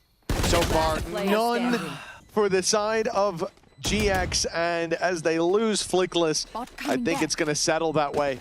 Moneymaker for Vitality connected. And they get a little bit more wiggle room for the coming rounds. Valuable being behind by 2. The same thing we saw from GX. They went down a little bit, managed to scrap their way back, and they ended up in a very healthy economic position. Well, there's something else worth noting as well, that obviously we saw Chronicle get the final kill in this round. He is having a very uncharacteristic game. Like, we'd put the highlight on Sayonara as that youngster, that star, that guy that we're going to be focusing on for obvious reasons, but Chronicle, well, up until this point was 3-10. That first half was a really rough showing for him. Now, do I expect that to continue into the second half? Probably not, but they kind of need it not to. He's that lurker. He's the guy holding down the other side of the map, and with how aggressive opponents are going to be, he needs to do a good job of it. It's been a tough start. Freshly forged blade from Vitality, facing its biggest challenge right out the gate. GX, as we said in kickoff, they looked a bit dormant. They got 13-0'd on the first map that they played Vitality on, so but if that doesn't tell the story, I don't know what does. Yeah. And that was the one with Unfake. This was meant to be better. Well, in some of these rounds, it feels like they're going from quiet to colossal. See how much more they can get with Flickless down. Okay, Vitality still avoiding any punches being pulled. Look at the space taken towards B. It's not even needed. Profec's taking the fight right to them through the smoke. But they were ready, they were waiting, begging him to peek that angle, but their prayers answered, and they won't like the reward they've gotten. It's now a 2v5 save on the defensive side, and we talked about this for Vitality. The previous round, losing no players means they've got a lot of credits to work with. They lose this round, they buy right back up. Well, at least one sits on the floor, one gun gone, but for Vitality, they will not care much. Not looking to overhunt, overplay the hand, wanting to make sure their own credits are kept high. And we are starting to see that flare come out of Prophet as well. It was something that I know Lauren talked about a lot in kickoff, was like, you look at this team, like you've got Yumpy as one of the up-and-coming IGLs, you've got Durka and Chronicle who have been there, done that, got the t-shirt. He was sort of the one that when signed, you're like, he was very good last year, but that team never really achieved anything. It was like, okay, they should have got to this event, they should have got to this event, but they never really did. But he has shown as that pickup that he's still going from strength to strength. Sorry. Maybe getting a little bit too excited with how well he's doing. 14-11. But yeah, he's had some high impact, but also quite risky fights taken on that Omen. But that's always the terrifying thing with this squad, is there really is anybody on that side that can step up to the plate. A mixed bag buy for GX. It's that operator, that rifle, and then pistols across the board. Although if you've never watched Westside before, his Sheriff is as good as most people's rifle. There's no shortage of evidence out there. Looking back on last year, the Killjoy with the Sheriff, he was crazy. Deep play already from Durka, wrapping around and cleaning up. Yumpy's there to help out. And with that helping hand, a plant found, and all presumably to be saved. And again, the credits getting out of control for the attacking side. They were 8-6 down, now sitting 9-8 with so many buy rounds, you don't even need to think about an anti-eco for quite a while. Now, Profec's going to get caught out. But with this extra cash they've got to work with, if it wasn't a Neon who could so quickly get away, you'd almost expect them to go hunt that op down. I guess the only other worry is the whereabouts of Last player standing. Thankfully, Durka's hit that shot, because there was actually no one else left on the site. Durka didn't look even slightly worried about that. Yeah. No, he's been cracked so far today. Like, and especially on the entry. Like, sure, you had the reveal to help him out, but it's his own stun that left all those players in an impossible scenario and just cleaning them up. Getting himself ever closer to his ult. I think that's actually the thing that worries me most going into the next buy round. Is, okay, his ultimate's close, but it's more so Hunter's Fury. Like, that's one of those ults that if you have that in a take with Durka running in, I almost give that a guarantee of like 2 or 3 ults. Like, it's so high impact having that disruption. So I feel like GX are almost going to have to be a little bit more proactive in the early round here. Otherwise, if they allow the proper setup to come in from Vitality, maybe a Snakebite goes in alongside it, you're losing a player on entry, almost guaranteed. A timeout from GX. This is the first that they've called. Pipson's been happy to let things run their course so far. And with GX's late half performance on the attack, it's no surprise. But now, seeing the game slip away, 3 in a row with a lot of players surviving. And in fact, if Vitality played a bit tighter, if they weren't sending people out hunting for the kills, they would have had everybody alive in all 3 rounds. Yeah. So for GX, that is alarm bells ringing. It's been a close game so far. You've traded early to late halves, but now this is where Vitality seem to be running away with it. Well, do you know what my alarm bell is? You're losing 9-8 and Chronicle has 4 kills. It's 4 and 10, yeah. Like, and Chronicle isn't isn't the guy who could be carrying in his place is right on top of him on the scoreboard. Chronicle's not turned up yet and you're still losing. That's not a good sign. Like, but maybe it's a good sign that you've shut him down. But when Durka at the same time's 18 and 9, it doesn't really tell that story. They've had their moments. That goes there. Westside on the attack especially was able to bring them home quite a few rounds just off individual brilliance. So far, I haven't seen him activated on this defense. And I will say it's much harder to do. The Phoenix kit only really works one way. Well, he's going to sit in the corner, though. They haven't seen him turning their back to him, but running around, and Durka's caught 2. Now puts the pressure on from 2 angles, and it's his 3rd of the round, cleaning up the C site. Durka dominates those duels, and, well, for Vitality, double digits, not quite secured, but they are on the precipice of it. Damage done.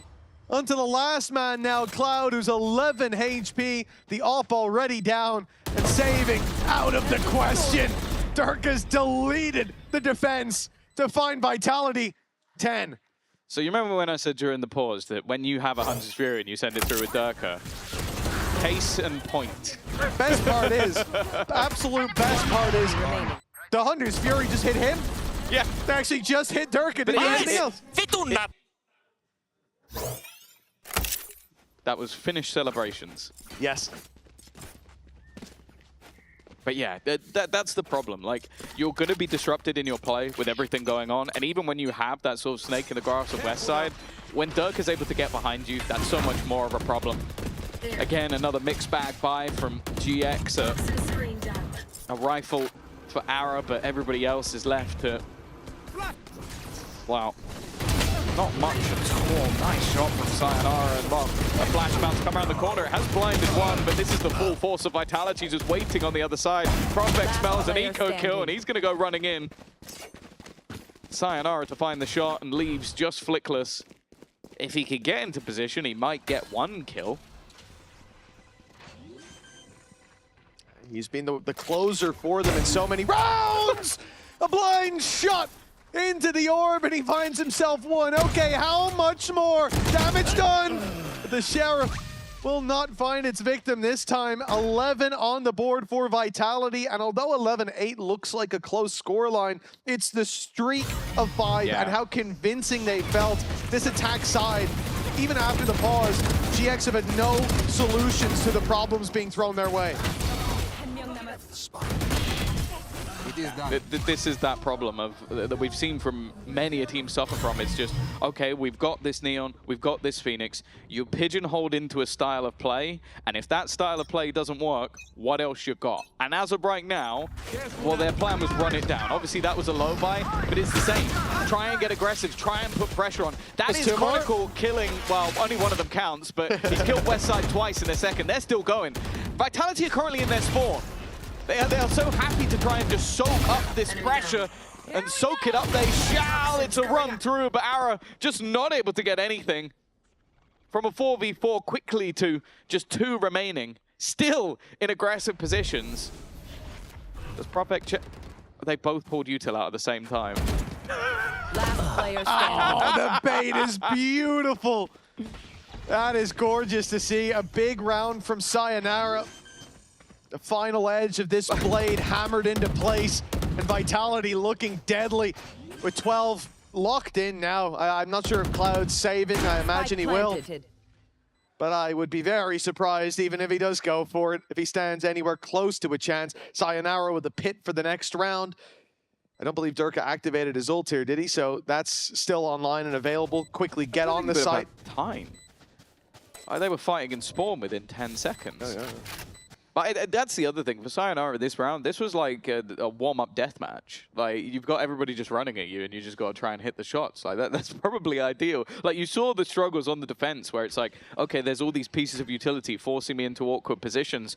I feel like these spawn pushes are almost just playing into Vitality's hands. It's like, okay, we're patiently waiting for you to come to us, and that's exactly what you're going to do. There doesn't seem to be another edge to that sword. It's just, let's try the same thing again, but this time it will work. Durka might have actually activated ult, but either way, 4 rounds left to play with. A pit if they get on the site, and so far, no, he didn't. Okay, he still got it to roll with. And yeah, in the end of the day, there has been no struggle when it comes to these attacking rounds. You could delete the ults on one side if it was Vitality side, and I doubt it would make any difference. From the open. Oh, he's so stupid, bro. Happy with the fact that the ult was...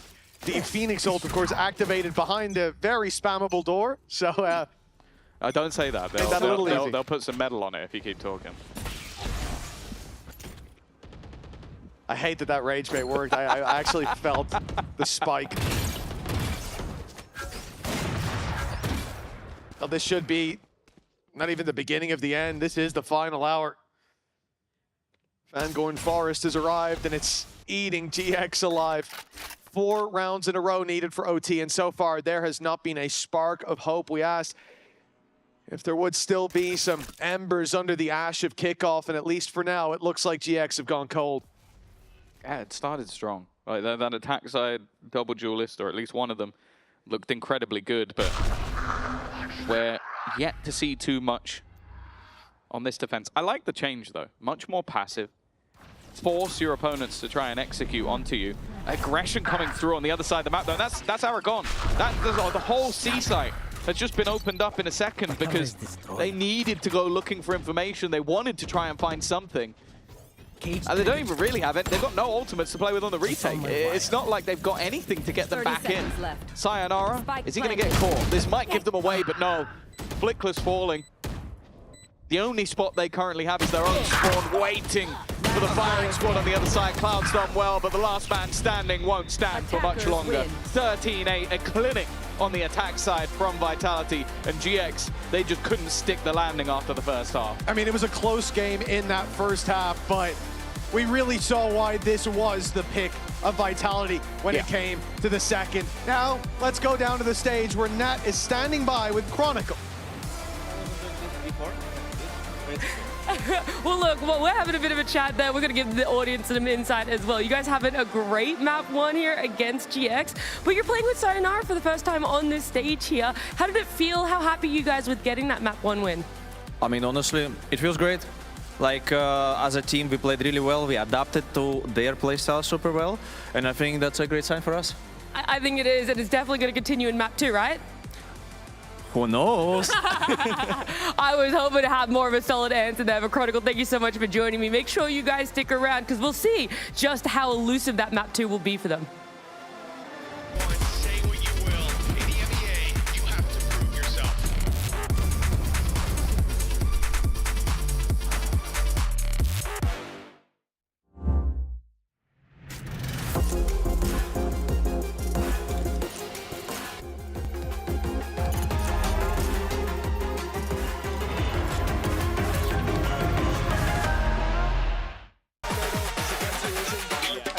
Karming Corp, we demand the best. This is what backs us up. The Razer Iskor V2 New Gen.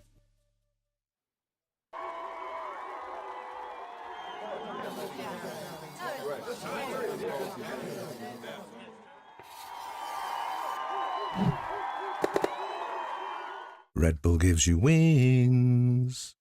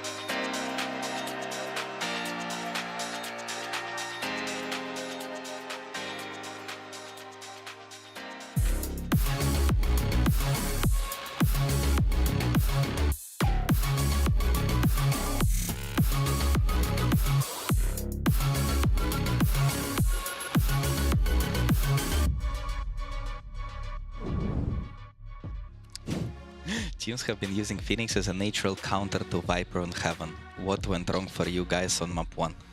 I mean, depends on which side you mean countering Viper. Like, for example, in defense, just because you can go through the walls. Like when you are playing attack, I think attack we played quite good.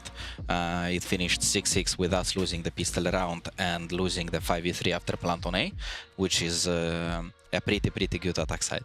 But the problem was on defense, but Phoenix and defense Viper is not really much the same because it's just different thingy. So I don't I think that nothing went wrong with Phoenix being strong against Viper when Phoenix is attacking side. All right, thank you so much, Pipson, for that insight in regards to the Phoenix. A little bit of a question mark when we saw it come out mini earlier. We were like, oh, okay, Phoenix here for Westside. Not necessarily what we expected, but the aggression was there. Yeah, I mean, Westside played it very well. Obviously, the defense is what Pipson was saying was didn't go so well. So I think they have to go back to the drawing board and see how they can kind of round out their style there, because it was a little bit one-dimensional maybe. Yeah, you could say that they were trying to be proactive in areas, but perhaps just giving away that first blood a little bit too often, which was unfortunate for them. But as Pipson said, the attack kind of went how they intended it to go. Yeah, Vitality also coming out strong with this first map. We wanted to see what they're able to do. I feel like at the start it was a little back and forth, especially in that first half, but once they get on the defensive side of things, that's where their comp really shone. They got really comfortable and they were able to take advantage of quite a few mistakes that we saw from the side of GX. Yeah, it was, for me, the big person to talk about here was Dirk, actually. I think coming out on the Neon, I've had a few question marks about it. It's not something historically he's played very much. And coming out into stage 1, opening game, he just took over this game completely, to be honest with you. He was impressive with the up at the start of the game, and his entries were phenomenal. Giant X was stacking sites quite consistently, and Dirk just went in and just said, well, I can kill 2 or 3 of you every time. Yeah, it's fine. and we even saw Derka start to pick up that operator on the attack as well towards that second half. So it was really exciting to see him kind of flourish on that Neon. He definitely took over the server. And I think when you put that in a head-to-head against Ara, especially when we consider the operator, Ara was a player that was picking up the operator a lot throughout kickoff, but not finding much success with it. So I think he really needs to kind of figure that out, especially now that they're going to have Westside leaning into this kind of Phoenix, because of course he was previously playing the Chamber. So if that's the kind of identity they want to go down, I need to see Ara having more confidence with this kind of weapon. Another thing as well for GX specifically in kickoff was the fact that a lot of times they would have the numbers advantage and they would end up losing that. And something that we saw once, but still we saw it in this Haven, which again brings questions to what are they going to do to tighten that up? I don't know. I mean, Pipson identified it very quickly in that coach confession that, you know, their attack side was pretty good, but the pistol and then this round specifically, I think it works on both sides. Like Giant X kind of throwing the round a little bit, but this is the kind of round where Vitality step up. They got the individuals to win a 5v3 if you're going to give it to them, and they're going to do that quite consistently. I would love to see them not rely on that all the time. The attack side, they didn't need it, but yeah, I think as well, when I think about Vitality, something that we had kind of questioned coming into this is Sayonara's coming into the roster. How much have they been able to build up synergy and cohesion? And I think that post plant being able to come in and that retake kind of showed how well they've been able to build that already. Yeah, it was also Sayonara's first game here on stage, so we had a coach confession to kind of dig into that a little bit further. Sayonara just played his first map in VCT on Viper. How is he on comms, and what are you looking for him on Pearl?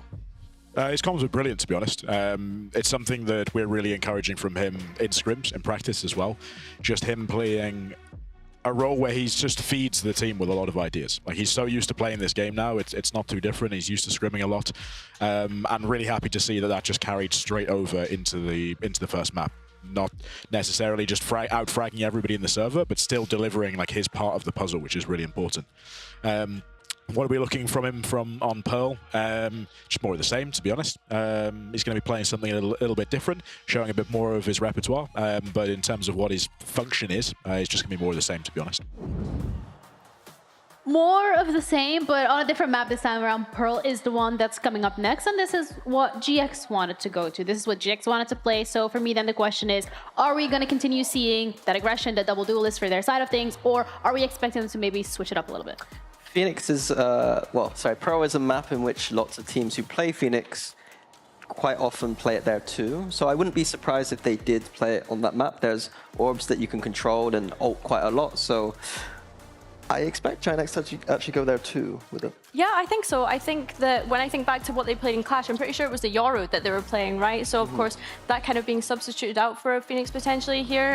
Of course, it kind of was more about the Viper on the Haven. So, yeah, I think for Pearl, it's going to be intriguing to see what they play. I think seeing Westside on this duelist was really exciting throughout that first map. But I think as well, he's just as good on a site anchor, especially when we think about Pearl. So, yeah, I'm looking forward to seeing what route they decide to go down. I think for Vitality, also excited. I'm wondering if we are going to get to see that Sayonara Derka double duelist, or if they have more flexibility, because of course, let's not forget, Sayonara is someone that's coming into this roster with such a deep agent pool that there's really any avenue that they could go down. I really love what Pao was saying in that coach confession, to be honest. I was saying that, like, if Sayo didn't have the best first game, it's fine. And like the way they've set it up is that if he's coming and doing the kind of dirty work, that he is still providing value to the team. And here, Agent Select, we're seeing Sayonara on the Sova rather than any of the duelists. But again, this is something we've seen on Clash as well. Billy, when we're looking at Vitality, it was the Viper, the Sova that Sayonara was continuously put on, so nothing too surprising. Yeah, I mean, they didn't play Pearl in Clash, if I remember correctly, from Team Vitality, but I think as well, having Yampy on that KO is kind of a bit of normality. I don't mind Sayonara being on the Sova to have Yampy on the KO when we think about Yampy playing the Yoru back in kickoff, so hopefully being able to help set up Derka there. I think Chronicle on the Chamber as well is going to be an exciting point here. Yeah, that's the exciting thing. Both teams running the double initiator, so to me, it's can Chronicle get the value despite the fact that Giant X have a lot of tools to deal with him? Okay, well, the only way to answer that question is to head straight into game, which we are exactly ready to do so. So casters, Mitch and Tom, take it away. Well, Vitality's blade, fresh from the forge, has managed to cut through GX with ease, at least in the second half of map number 1. A 13-8 under their belt, and now on to Pearl. This is where GX wanted to take this fight today, and it may prove to be their final stand in the series. Yeah, it's funny. You go towards how they played in Clash the last time they played it, and they lost 13-1 to Enterprise. So clearly they've gone back to the drawing board. They've looked to try and change things up. Of course, at that point they were in the Yoru meta. They were running that double duelist. Now you get Westside back in the classic position, but I think more importantly, back to that double initiator. This is what made this team truly exciting, was how they were able to play with those initiators. And yeah, I'm looking forward to seeing what Waylay will bring for them alongside it. So fast. You can see the salvos primed and ready. As they're sent through, they've already lost the tip of their spear, shattered as it made contact with Durka. Vitality, one man to the good and playing patient and passive. They'll break reveal that was coming their way in the form of the drone, and then they'll break the spirit of the dronee, the operator, down and out. Not the gun, but the operator of the drone, if you follow. Anyways, a 5 versus 3. GX, they're scattered to the winds, and well, they were being swept away. One stand from Flickless at least brings this in within punching distance. And into a hole. Maybe seeing if a mistake is made, and okay. Back to a 3-on-3. A winnable scenario. Chronicle holds on to that cross, makes it that little bit more difficult, especially with how low Flickless currently is. But the pistol got himself. Westside still standing. Oh, maybe I've jinxed him. Not a single bullet landing on the head as we'd normally expect. And well, Vitality are going to claim the pistol for themselves. Strange to see the man with the pistol prowess miss those shots, but it was so close. So much damage done in the end, and it's good to see them putting up a little bit of a fight early on. But for Vitality, right back to winning ways.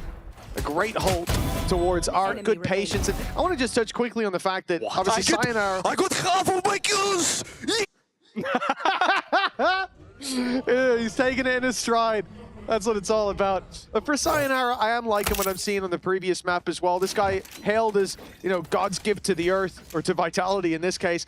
And he's not afraid to just be a cog in the machine. He's not afraid to play his role. He doesn't need to shine brighter than anyone else as long as the team is the one taking the rounds. That's all he cares about, and I think you can already see that in the way he plays. I like GX, though. They're going to double down on this play towards Art this time, sending most of the squad that way. Yeah. The info's definitely there. Sayonara under some serious pressure, but Umpy there on the swing. He's maybe missed one player going past, so there will at least be one gun on the deck. Still an opportunity for that to be upgraded. It was a Bulldog on the ground, and I think that should be retrieved eventually. So there you go. 2-0. Vitality have claimed themselves the round. Now this is going to be, I was going to say seemingly more of a bonus. I'm waiting to see if Chronicle actually sticks the landing on the gun he's just bought before I start to question it. But he has currently got a glass cannon operator, but that might just be troll. I'm going to go ahead and assume it is, but that clock is ticking for him to sell it. No way. 3, 2, 1, and yes, indeed. He's bringing the op through. You know, I'm very curious to see what the idea might be behind this one. We've talked a lot about Vitality, how they're working here, how Sayonara is fitting into the team. What better way? Better than talking about it. Let's show you. Let's take a peek behind the curtain in the listen-in. Behind box. I need behind. I'm revealing.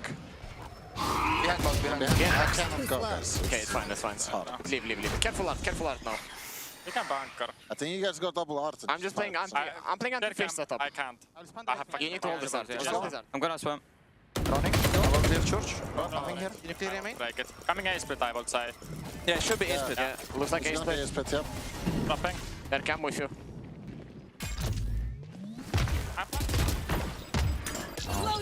It's going to be a tough hold, there's no doubt about it. GX managed to claim a lot of space, but Durka, with that judge in hand, has been able to even things up a little bit. Getting any further might be difficult, but the plant still hasn't come through. Potential for spam! Well, that was just a one bullet put in Yumpy's direction. 30 seconds That's left. been enough to give the man advantage back. Durka desperately low, and well, the operator, it would be a risk to gamble it here. Eventually that plant will come through, though. Would have loved to be in the listen-in for that. Here, Yumpy, how he feels about a shot through the wall, taking him down. It's basically lost the round for Vitality with two players super low. A shot in the dark, but it doesn't miss for GX. 2-1 now on the board. Nicely done.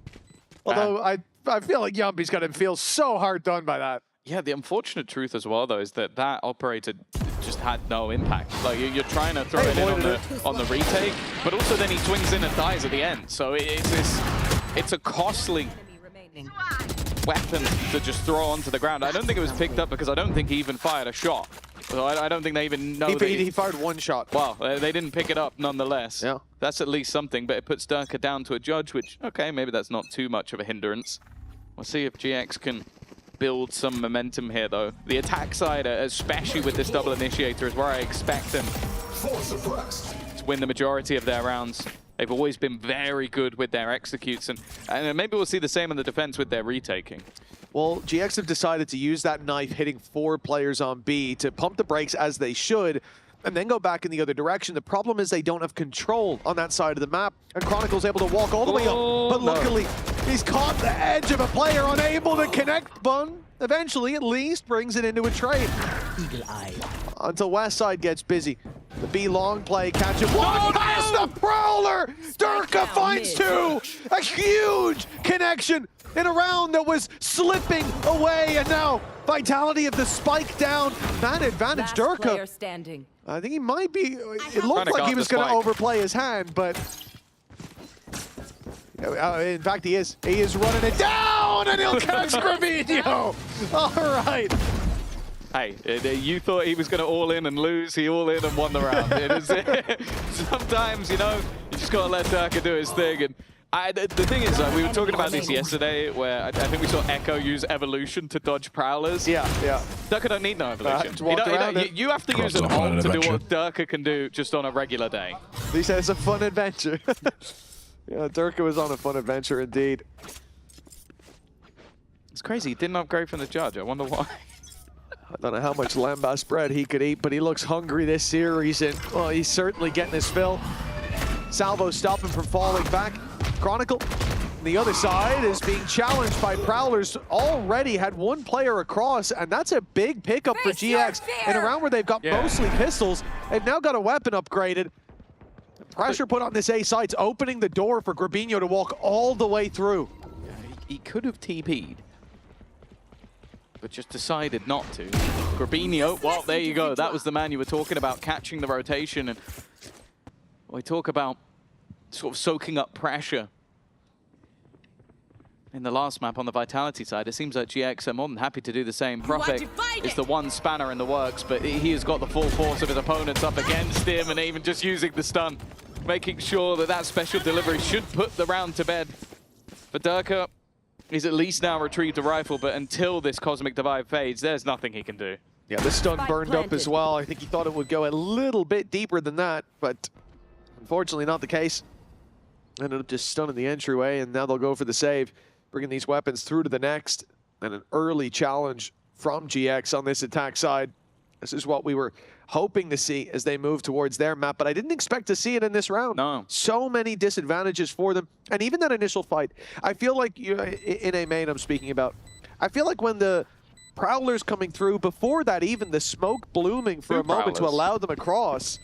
Yeah, indeed, when the first Prowler and the smoke are there, that's the moment you'll usually see someone go, okay, there could be someone cross, I've lost the info. Yeah, fire shot, TP out. But he wanted to stand his ground, confident after getting, half his kills from last series in the first round. But, well, it didn't pay off here, and GX are going to climb their way back through.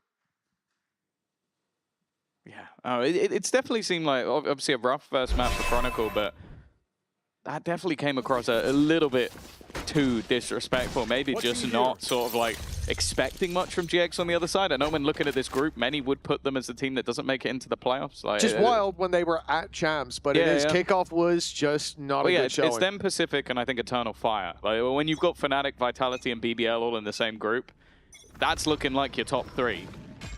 But then the 4th spot may be up for grabs. But even still, it was audacious from Chronicle. You saw just a moment ago on the toast that was his joint lowest in terms of performances. It definitely has not knocked his confidence. In terms of strength of the players, though, for GX, I do feel like they get a little leg up coming into stage 1, in that when I think about the strength of each individual, I know we saw Westside play a duelist that was fantastic, but moving away from double duelist or having viable comps that are outside of that, that you're not losing just an unbelievable amount of free value by not playing. That's where I think GX can climb back up the ladder, because they've shown us that they can play at the top. And I think last meta, either they're stuck between a rock and a hard place. Either you play the meta as it should be and you lean away from individual player strengths, or you don't and you get rolled. It's also the Yoru basically replaced an initiator. Yeah. That was what that agent was able to do. So if you're guys that love to run traditional initiators, people are getting value elsewhere. Profect's done very well. Managed to get one off the back of a shorty. Just a bit of an oversight, it seems, and that oversight continues. A second kill picked up, the trade back not bad, but Chronicle's still in position. Leaving just Westside. Yet to see the heroics of the last map just yet, but he knows where all of his opponents are. Knowing and dealing with them is a very different story. Surrounded and finished off. It is a 4th round and a return to the scoreboard for Vitality. Right back on the horse, big trading rounds. Yeah, there was an oversight here. How much value Profect finds because of that blip on the radar. But when we move into this round, round number 7, 4 ultimates online for Vitality. This is their chance to not just connect a back-to-back for the first time since round 2, but to put a bit of pressure onto that GX economy. This could be a big one for the defense, and they start with aggression. Certainly not going their way, but Rubinho's fed them one right back. I have to ask, Tom, you have the man advantage and your Astra goes swinging through double doors. I mean, that's a tough one to really process. I can only assume he thought he'd caught a timing. Maybe Yumpy throwing utility or making sound, I don't know. Virgin's part utilized, but it doesn't connect. Sayonara able to dodge it, and because of that, it's a free kill. A couple of moments that seem to be dwindling, but they've still got themselves into an all right position. Sort of blips on the radar, and they baited out the Hunter's Fury. Because of that, it's given Westside so much space. He is losing teammates in the meantime, but they will still turn it back into a 2 versus 2. Flickless still standing for now and needs to continue that. Otherwise, Westside's position will be known. And now, well, it comes down to the clutch. I like the reposition, though. Yeah, this is really nice. The assumption here, naturally, is going to be that he's gone the other way. He's not gone to Flowers, but instead wrapping around towards the pit, and instead he can catch a timing. But now they start to realize they connect the dots. Durka thinks, well, it's been a bit long. Maybe he's even wrapping behind me. Hold on. That extra angle could give Westside a 1v1, and he wins it. But he doesn't know where that last player is, and Durka, 10 HP, an easy kill, but not with your back turn. 5 on the board now for Vitality. The pressure's on for GX. The annoying thing is if Durka's not 10 HP, he wouldn't play there. Like, I can understand Westside thoughts for it. So you're like, okay, there's a guy that deep. The other guy has got to be maybe Pit in a crossfire. Like, they've got to play off of each other. They were not playing off of each other at all because Durka was 10 HP. So he plays the most awkward, weird angle for where his teammate was playing. It's unlucky for Westside, but it's worked out wonderfully for Vitality. 5-2 in the lead, building up those defensive rounds. And again, the expectation might be that, especially with the chamber in play. We saw Chronicle try and force an operator early. Well, this one he's got for free.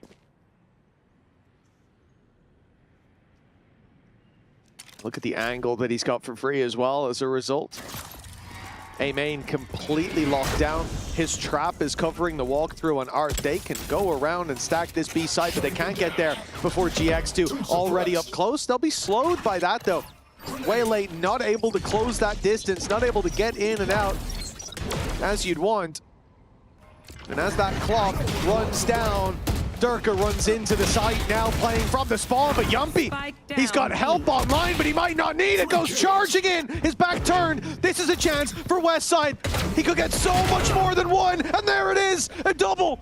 Life being breathed back into GX, but Profect holds strong on that backside. Rubinho looks to isolate him, will do so, and get himself the spike. A major opportunity now in this 1v2. The round looked lost, but a slight overextension. The GX are right back in it. 30 seconds left. He's going to go on the long walk around. Still a trip in Art, though. Yeah, it depends which way he goes. That's the quickest way, so it would be the expectation, unfortunately. And because he's walking, well, he doesn't have a choice anymore. it doesn't have the time to go anywhere else. So that's the trap broken. That's the information, and the immediate rotation begins. Plant will come through at least. Still a chance for Grabinho. He pulled back a star, so he couldn't set one up post-plant. Instead, has to play that bit more aggressive. It was not a bad idea either. Pulling back the star on B, trying to sell the fake, but yeah, he breaks the trip a millisecond later, and they know ahead of the curve. Vitality now sitting on 6-2. That should have been a lost round from the get-go, though. Westside did a wonderful job to pull that back. You're seeing the old dog still has some bite in him there for Yuppie. That was a big hold. A big hold, I say that. He did push in for the third kill. Holding W is what you meant. Man. Behind me! Nice! We've all been there. Wow, what a reaction from the coaches. They're ecstatic. 6-2. Close rounds. A lot of them ending up in Vitality's favor. Their opponent's map choice looking good for them as well. Early aggression coming through on the defense. Posting up Durka deep within control. Allows for a rotation back, and Need that back. after taking early space, there's still quite a bit to play with. I'm looking at that Armageddon. Normally such a high-impact ultimate. It's been online for Cloud for a while. The thing is, Durka, if he can just get one here and get out, that's enough for him. But with the drone coming through, he's got to be careful. Doesn't want to use, well, his speedster abilities. Otherwise, that run back's a little bit tougher. Well, 1 minute on the clock, but GX clearly intending to blitz it down on B. Durka can't see a thing, and luckily gets his vision back in time to notice he needs to move quite quickly, although he steps right back into it. So he's going to be taken down by Cloud. Armageddon Day strikes for Vitality as they crumble on this B side. Where are Few low players. Chronicle's yet to have one of those standout moments that we've come to expect from him, and with a rifle in hand. The question is, does he save? Like, look at the amount of credits his team has. It seems like, again, he wants to try and be the hero. First goes 20 seconds as well. That was the player behind. He wasn't even aiming towards Grabinho, but he's managed to take him out, and now Cloud is so low on HP! It was a matter of time before the man of the moment, the guy who is always at the top of that scoreboard, strikes, but at the worst possible moment, a Red Bull clutch for Chronicle. Almost brought a tear to my eye. This guy in the last map had his tied lowest performance of all time. one enemy remaining? The fact that he gets Grabinho there.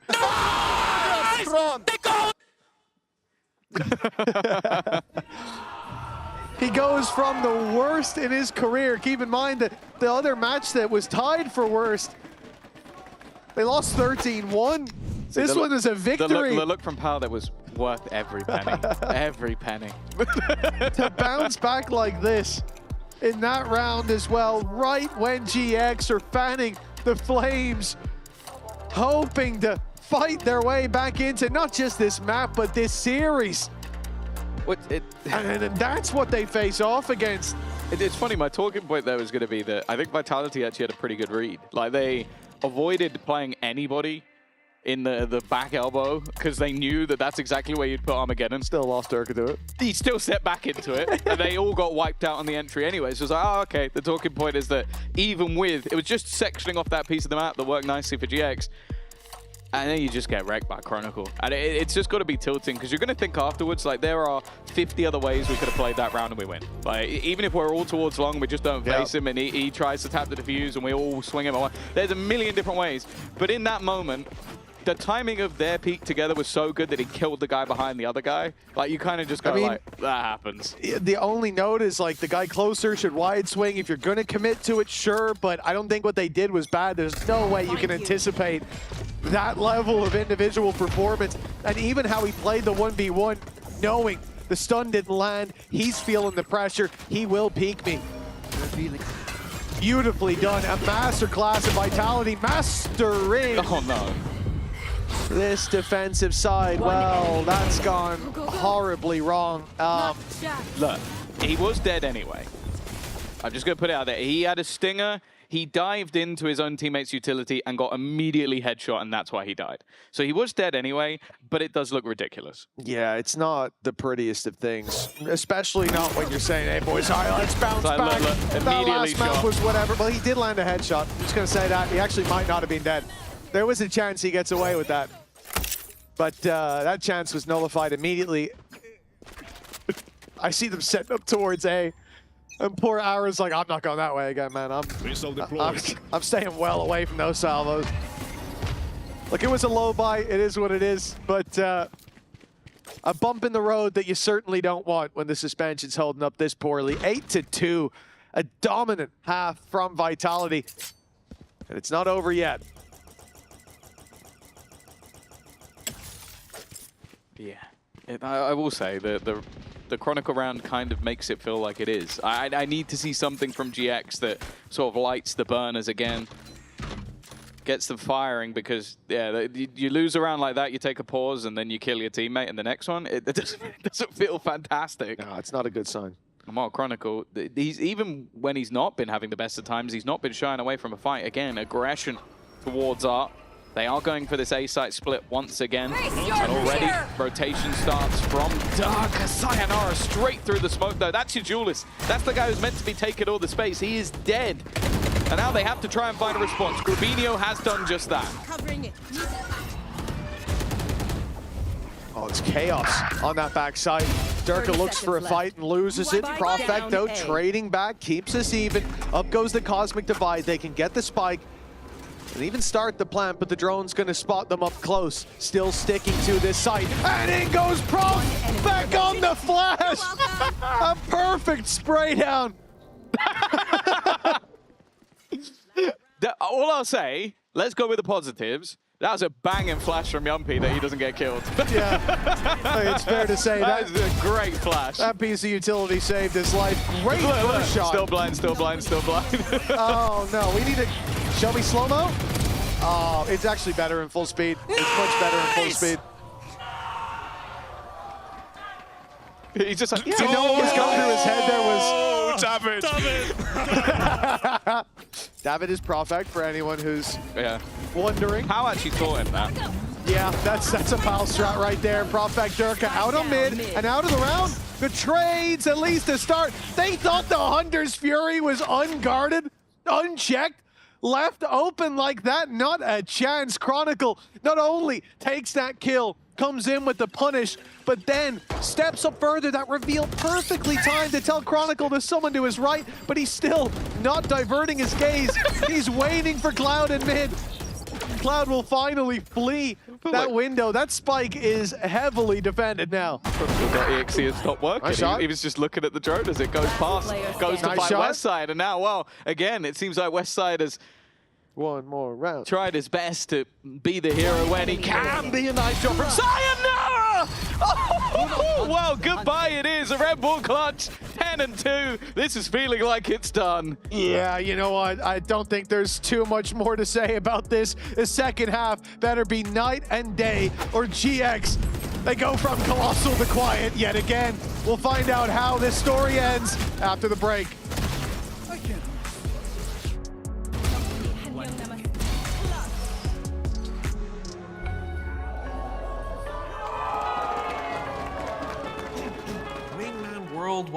Wingman World while what?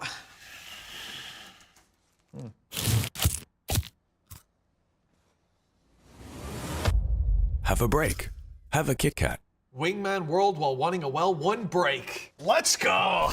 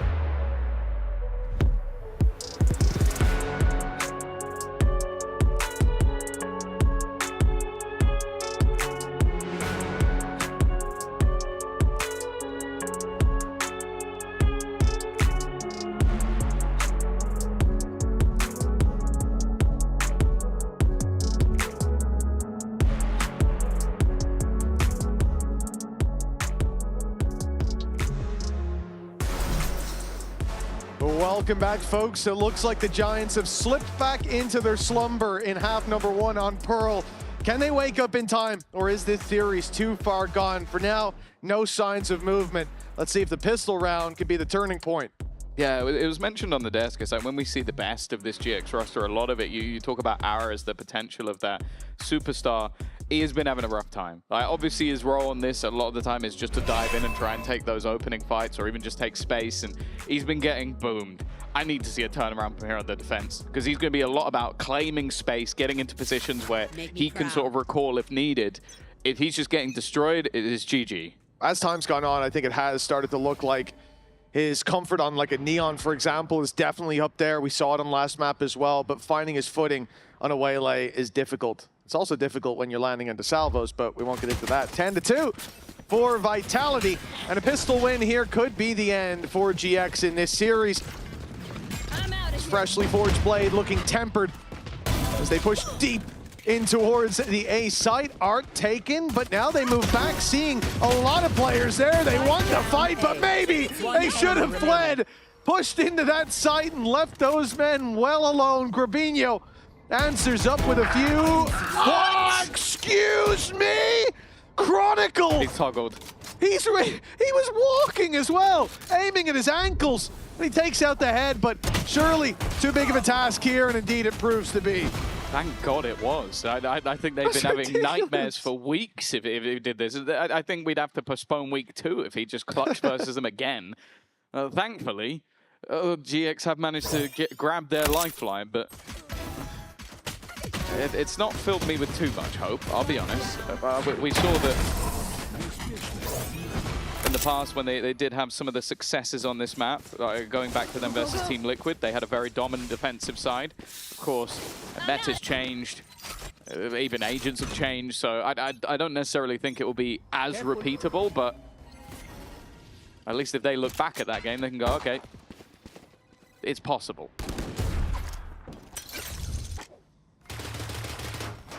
Essential that this round finds its way into the hands of GX relatively cleanly. Dangers obviously with Chronicle. Oh my goodness, the danger's not even a headhunter, it's the classic.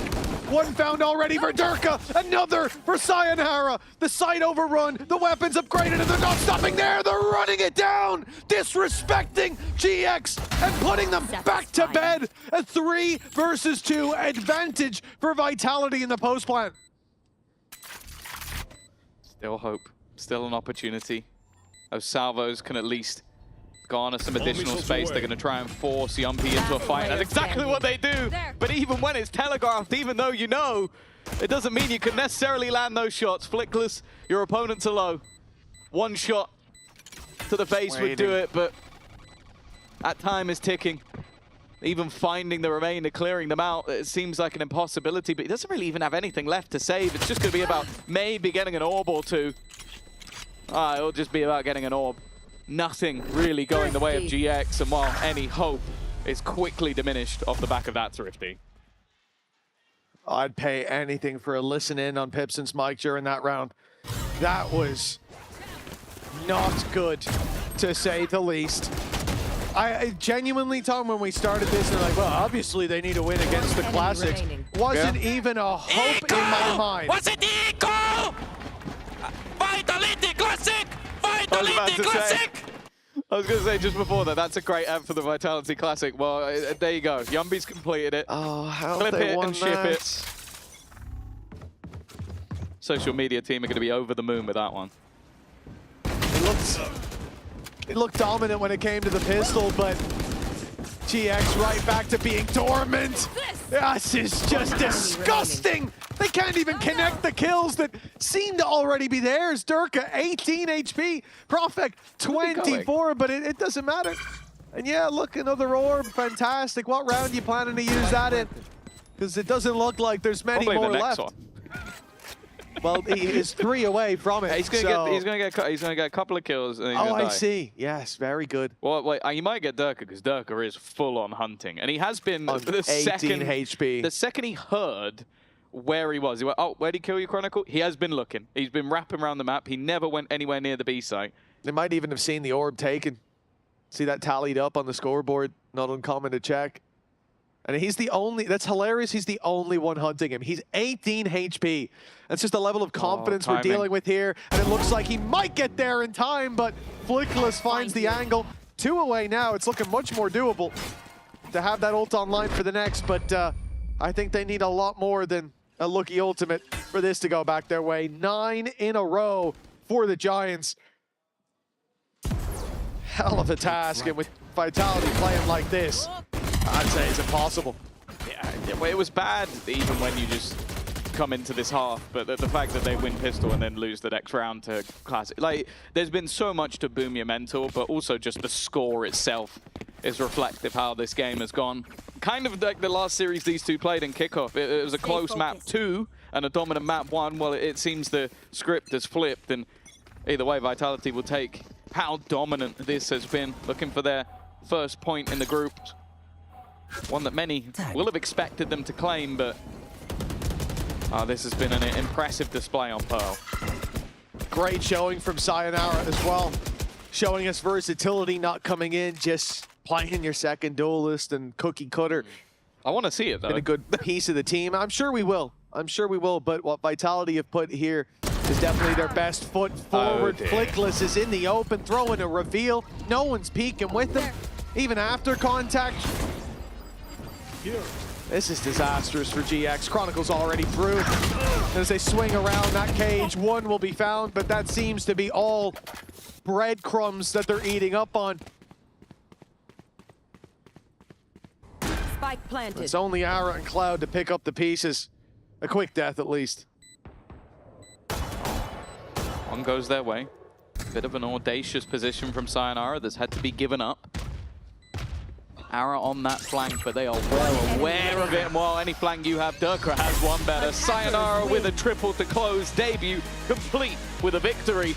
And Vitality coming into stage 1 with their new superstar. They'll start off with a win. Oh, they weathered the winter, and here's their reward. The new steal on Vitality bites deep as they have cut the Giants down to size.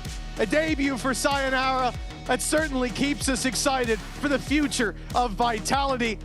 And for Giants, well, the long slumber continues. Yeah, I'll say, even though, like, obviously a lot to be excited for, good performance, you have to look at Durka. The way Durka played throughout this series was just absurd. It was mentioned by Mini that, like, maybe Neon wasn't his strongest of agents. It looks like it is right now. He was just having an absolute field day with the amount of space he was able to take. I think especially on Haven, like, any level of disruption seemed to just result in him getting a multi-frag.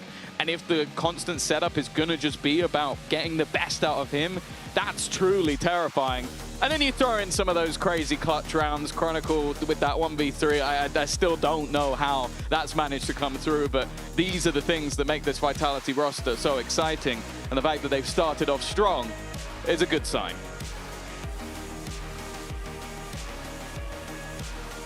That was a really nice display from them. That second map, though, night and day to the first. From the time that Haven's first half ended, this looked like a completely different squad down on that table. And yes, it's back to the building blocks for GX.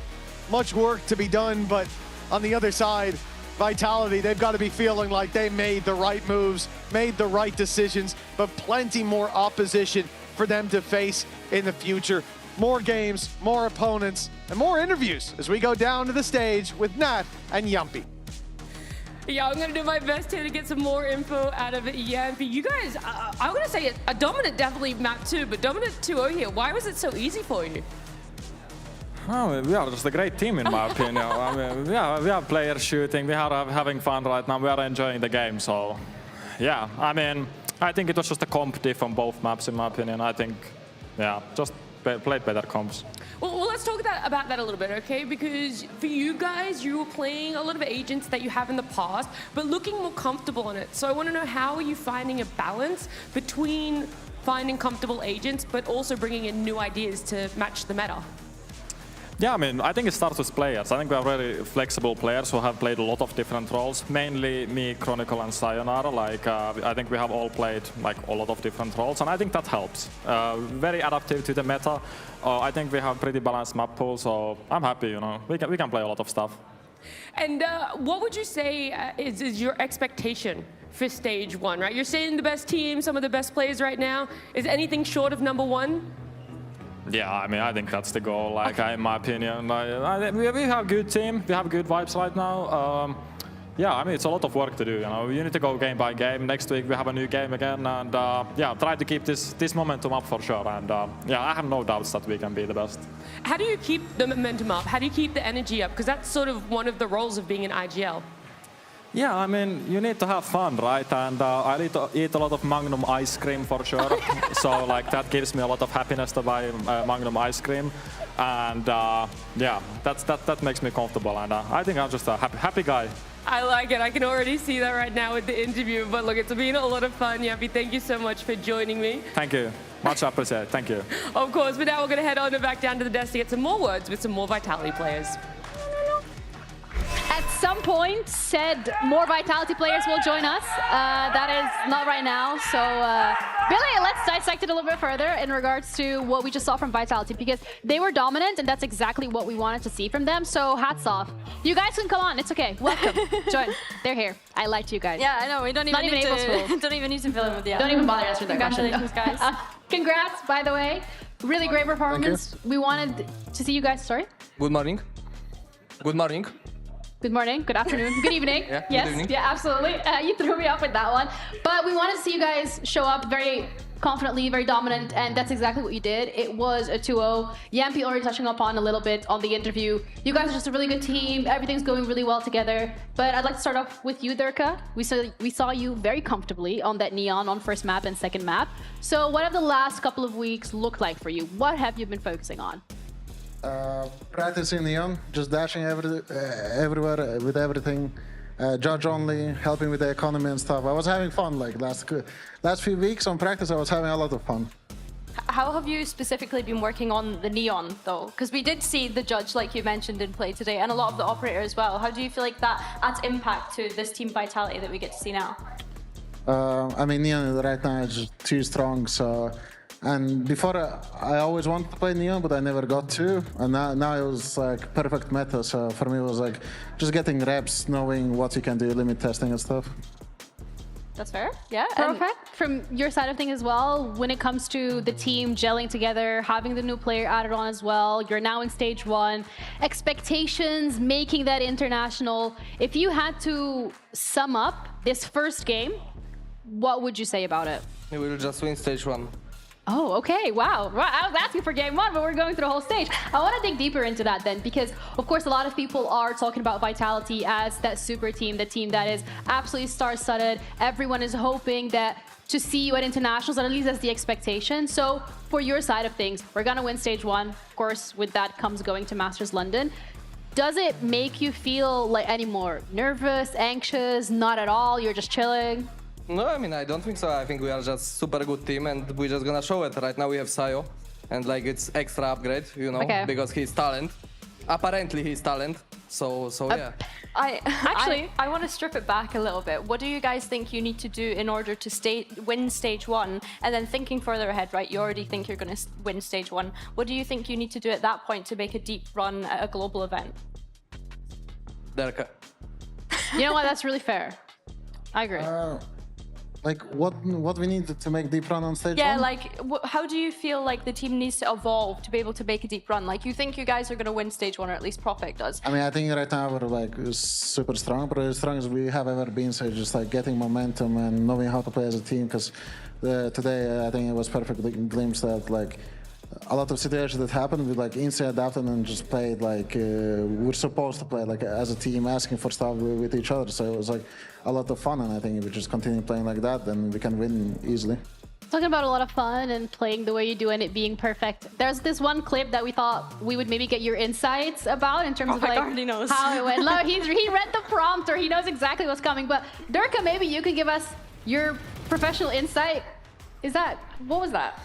I mean, it's a good spray control. I mean, he killed him, but also like... Clear one tap before. Yeah.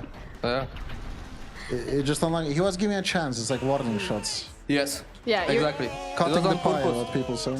I just wanted to give him chance to kill me, but unfortunately he didn't take, so... Oh.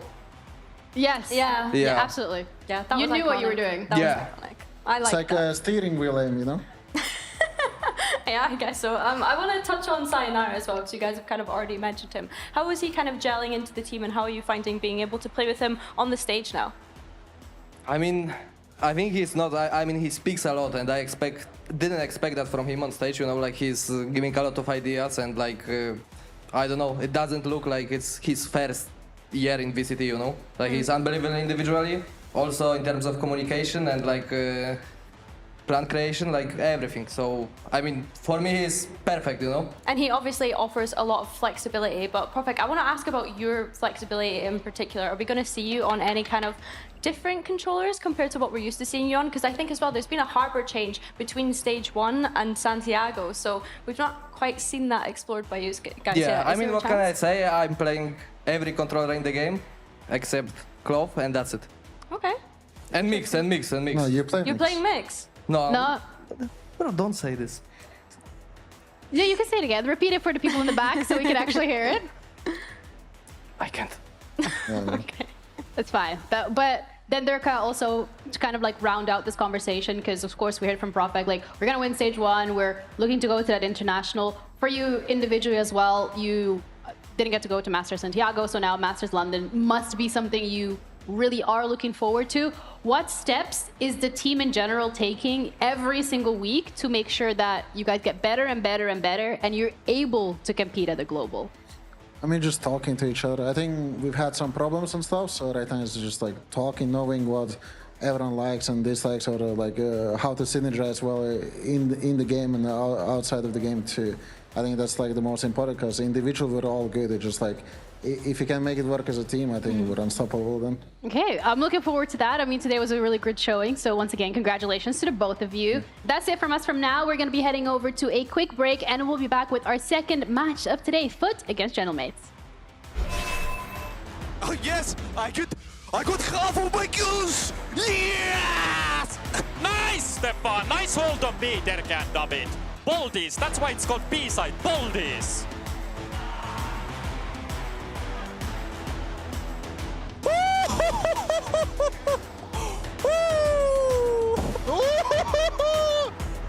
Eco! Was it Eco? Vitality Classic! Vitality Classic! Say what you will, in the EMEA, you have to prove yourself.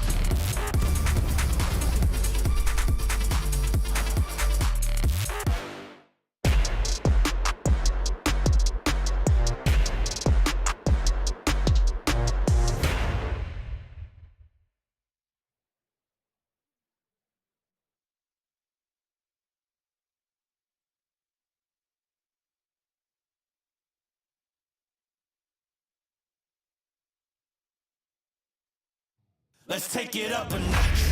Running out the clock. I shoot my shot. I cannot be stopped. Let's take it up a notch. Let's take it up a notch. Let's take it up a notch. Running out the clock. I shoot my shot. I cannot be stopped. Let's take it up a notch. Let's take it up a notch.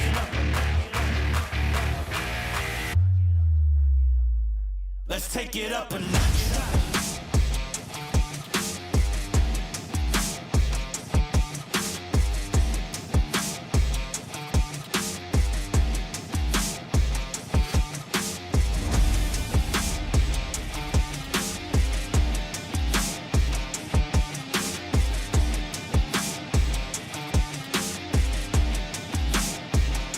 Let's take it up a notch. Running out the clock. I shoot my shot. I cannot be stopped. Let's take it up a notch. Let's take it up a notch. Let's take it up a notch. Running out the clock. I shoot my shot. I cannot be stopped. Let's take it up a notch. Let's take it up a notch. Let's take it up a notch.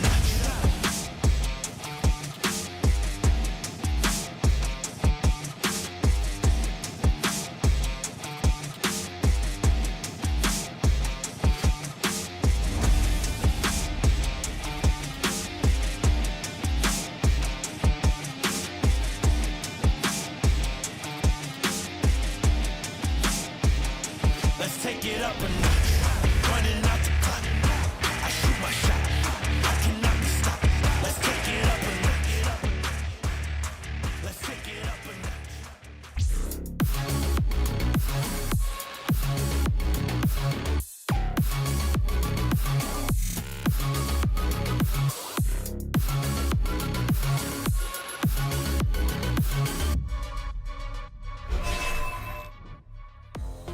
Welcome back to VCT EMEA, everybody.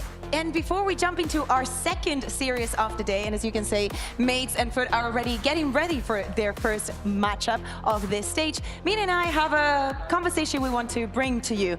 Mini, last year, after we came back from Toronto with another second place, which, you know, we've been getting a lot of those, you had some learnings from Toronto. And I think that it is time that we also get some learnings from what we just witnessed in Santiago, and more specifically about APAC as a region. Yeah, much like Toronto, APAC just won Santiago. Santiago? Yeah, Santiago. Yeah, that was the one. And I think they're the dominant region right now, so I think that we have to discuss that. So I think the first thing is how they use their duelists. I think that obviously Danby's a really good duelist. I think that we have the three. So how about we briefly mention the three things that we have, and then we dive into all of them. So you put 3 points. Number one is the duelist and what you're saying about building around it, right? Then second one, we see abusing weapons. Sure. And third, organized chaos. Yes. Would you say that this is the importance order as well? Importance order. Which one would you add? I think EMEA actually needs to really work on number 3. That's number like the 3. goal. Okay, so that's our main goal. Okay, let's dive into number 1, as you were saying. Building around the your duelist. duelist. So I think it's like obvious that like you can't replicate someone like Danby or even like Jing. You have to look at your players and see what is their strength. So like Danby for a long time was taking a lot of space, and over time Nongshim learned how to deal with that. Or say for someone like Jing, very good at Raze, they had to play around that. And I think in EMEA that's going to be the way that we need to play. Not just go neon every map, it's asking what are we good at. So then, question, would you say, like, for example, for a team like Mates, having Martin being so good on Yoru, would you shy away from it because of the changes, or do you think that Mates can be one of the teams It's not that just builds looking around at that? the agent, it's like, because overall Martin's a very flexible guy, so it's like, we'll have that chat. That's a new one. We'll have that chat later about that kind of thing, where I think he could flex around. Yeah. But it's more about the intangibles to me. Like, it wasn't just Yoru that Martin's good at. He's very good with the sniper. That might be something they play around. So it's just asking, like, what are the tangibles, not just agents, that your duelist is good at. Do you think that maybe this Phoenixes that we are seeing go around this pace, because we've seen a couple of Phoenix in the 2 days that we've... What about Phoenix, sir? Do you like the EMEA teams building around Phoenix?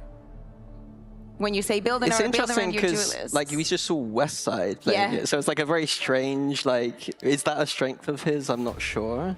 I just saw Durka popping off. Hey, Starzo.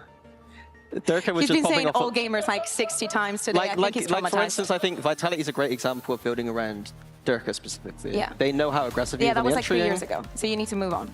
It was also just the Yeah. last game, so. Yeah. But you said Fnatic, so it's kind of... Did I say Fnatic? Yeah, you did. That's what I mean, like, you need to let it go. You know what we do not need to let go? And let's move on to the second point, because of course we cannot be here forever. These two have to play. Let's talk about those weapons, because you're saying, I think that abusing, we saw a lot of shotguns during Santiago. I think that especially, funny enough, Martin, very good with the shorty that we've been seeing for a very, very long time. But when you mean abusing weapons, what I think do it's you like, exactly mean? it's not only just the pick rate, what APAC brings, like they're picking it a lot. It's also like the execution of it. Yeah. It seems like when I watch a team like PaperX, both Something and Jing are more than willing to buy the judge when it makes sense. And they're not like, oh, it's cringe. They just know how to win and get into those positions. Like attack side, Jing flying in with judge. On the defense, Something getting really close into those weird angles and then stacking the other side, for instance. I think that this one I would put like last, and in my opinion, I would like to see EMEA back to the days where the FPX buy was something very important that everybody else was following, or like when we started seeing a lot of Odin coming in from Fnatic. I like this kind of tidbits that we have been putting out there, but I would like to find us our way. I would like to focus on economy, but I would put it still the last one on the pecking order of what we've been saying. And last one, but not least, as you said, is the most important one, is organized chaos. Have we ever been good at organized chaos as a region? No, I think we've always been a very structured team, more organized without the chaos. I think teams like BBL and Eternal Fire are bringing that into the region, but I really think that EMEA needs to kind of play a bit looser at times. So what do you mean by looser? Because I see that you're holding a telestrator. I am holding a telestrator. Yeah. So if we go into telestrator clip, I've got a clip here from Nongshim on the attack side of Corrode at Santiago. And what I want to highlight here is just how they use Organized Chaos. So at the start of the round, we're going to see like a pretty solid A hit. And what we see here is Ivy is extremely aggressive towards middle. And right away, we see that Apex style very aggressive, but immediately gets picked off by mates. But here, what I want to highlight is how quick Dambi is already up on A. And then also the information Ivy gets with the 4 here means that Nongshim can make that split-second decision to push into defense spawn. Yeah. Now, I'll be honest with you, that's the kind of play I would expect from a great team, no matter the region. From a great EMEA team? Great EMEA teams will be doing this. The difference is that in this very moment right here, where we see the open plant, I believe EMEA would stop right here. And I think even me as a coach would stop here and say, look, we have control of the defense. We have an open plant. We can just play for that forward space now in the post plant. But the difference is that APAC just have those intuitions to concede positional advantages to go for team fights. And so here, let's see what Dambi ends up doing instead of consolidating on that space. He just turns around immediately, fade sees, stun, and just fights forward. So they just want to fight? I would say it's a little bit more complicated than just wanting to fight. I think they have something in their stomach that just knows when to fight. And I believe that EMEA don't decide on the aggressive option enough, and therefore don't have reps to know when to be aggressive and will always just play positional. You said that you as a coach wouldn't make that decision or like wouldn't... I think the old Mini that's like pre-double agent APAC coach would be very positional. But I think the more I'm kind of learning from APAC, I think that it's kind of obvious that you have to make some of those more aggressive plays. My Stars question then disagrees with me. My question then is the last one, because of course we have to move on, is how much is this like a change in structure or a change individual from the players? I think it's a structural thing. I think the coaches should be trying to... So coaches first, then players? I mean, I'm always that way. I think the coaches should be really encouraging the players to play a bit more aggressive and choose the aggressive option and limit test that. Speaking about limit testing, that is something the Gentlemates did in Santiago. Let's take a look at this piece that we prepared for them.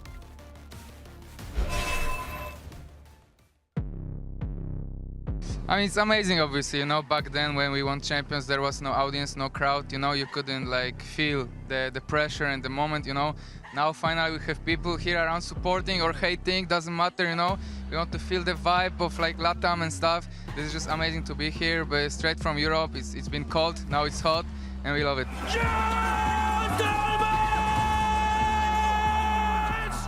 Now it comes down to the two, the one who took his record, the one to try and the defuse in play at 12. Easier target and finding nothing. It's Mini, Martis down. Nongshim got to choose their opponents immediately, and they opted straight into this fight against Martin and his mates. Cliff will sit him down, but I don't think he can make this one happen. He cannot. He is overwhelmed.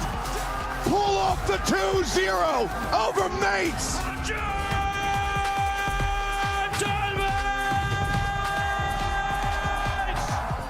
1v2, the smoke now blooming. Flash gonna be sent. The drop down, they're not looking at him, but Martin's not hitting him when they were on the brink of elimination. And when they eliminated the second seed from EMEA. Only Martin can shoot at their team, sorry guys. Like, sorry.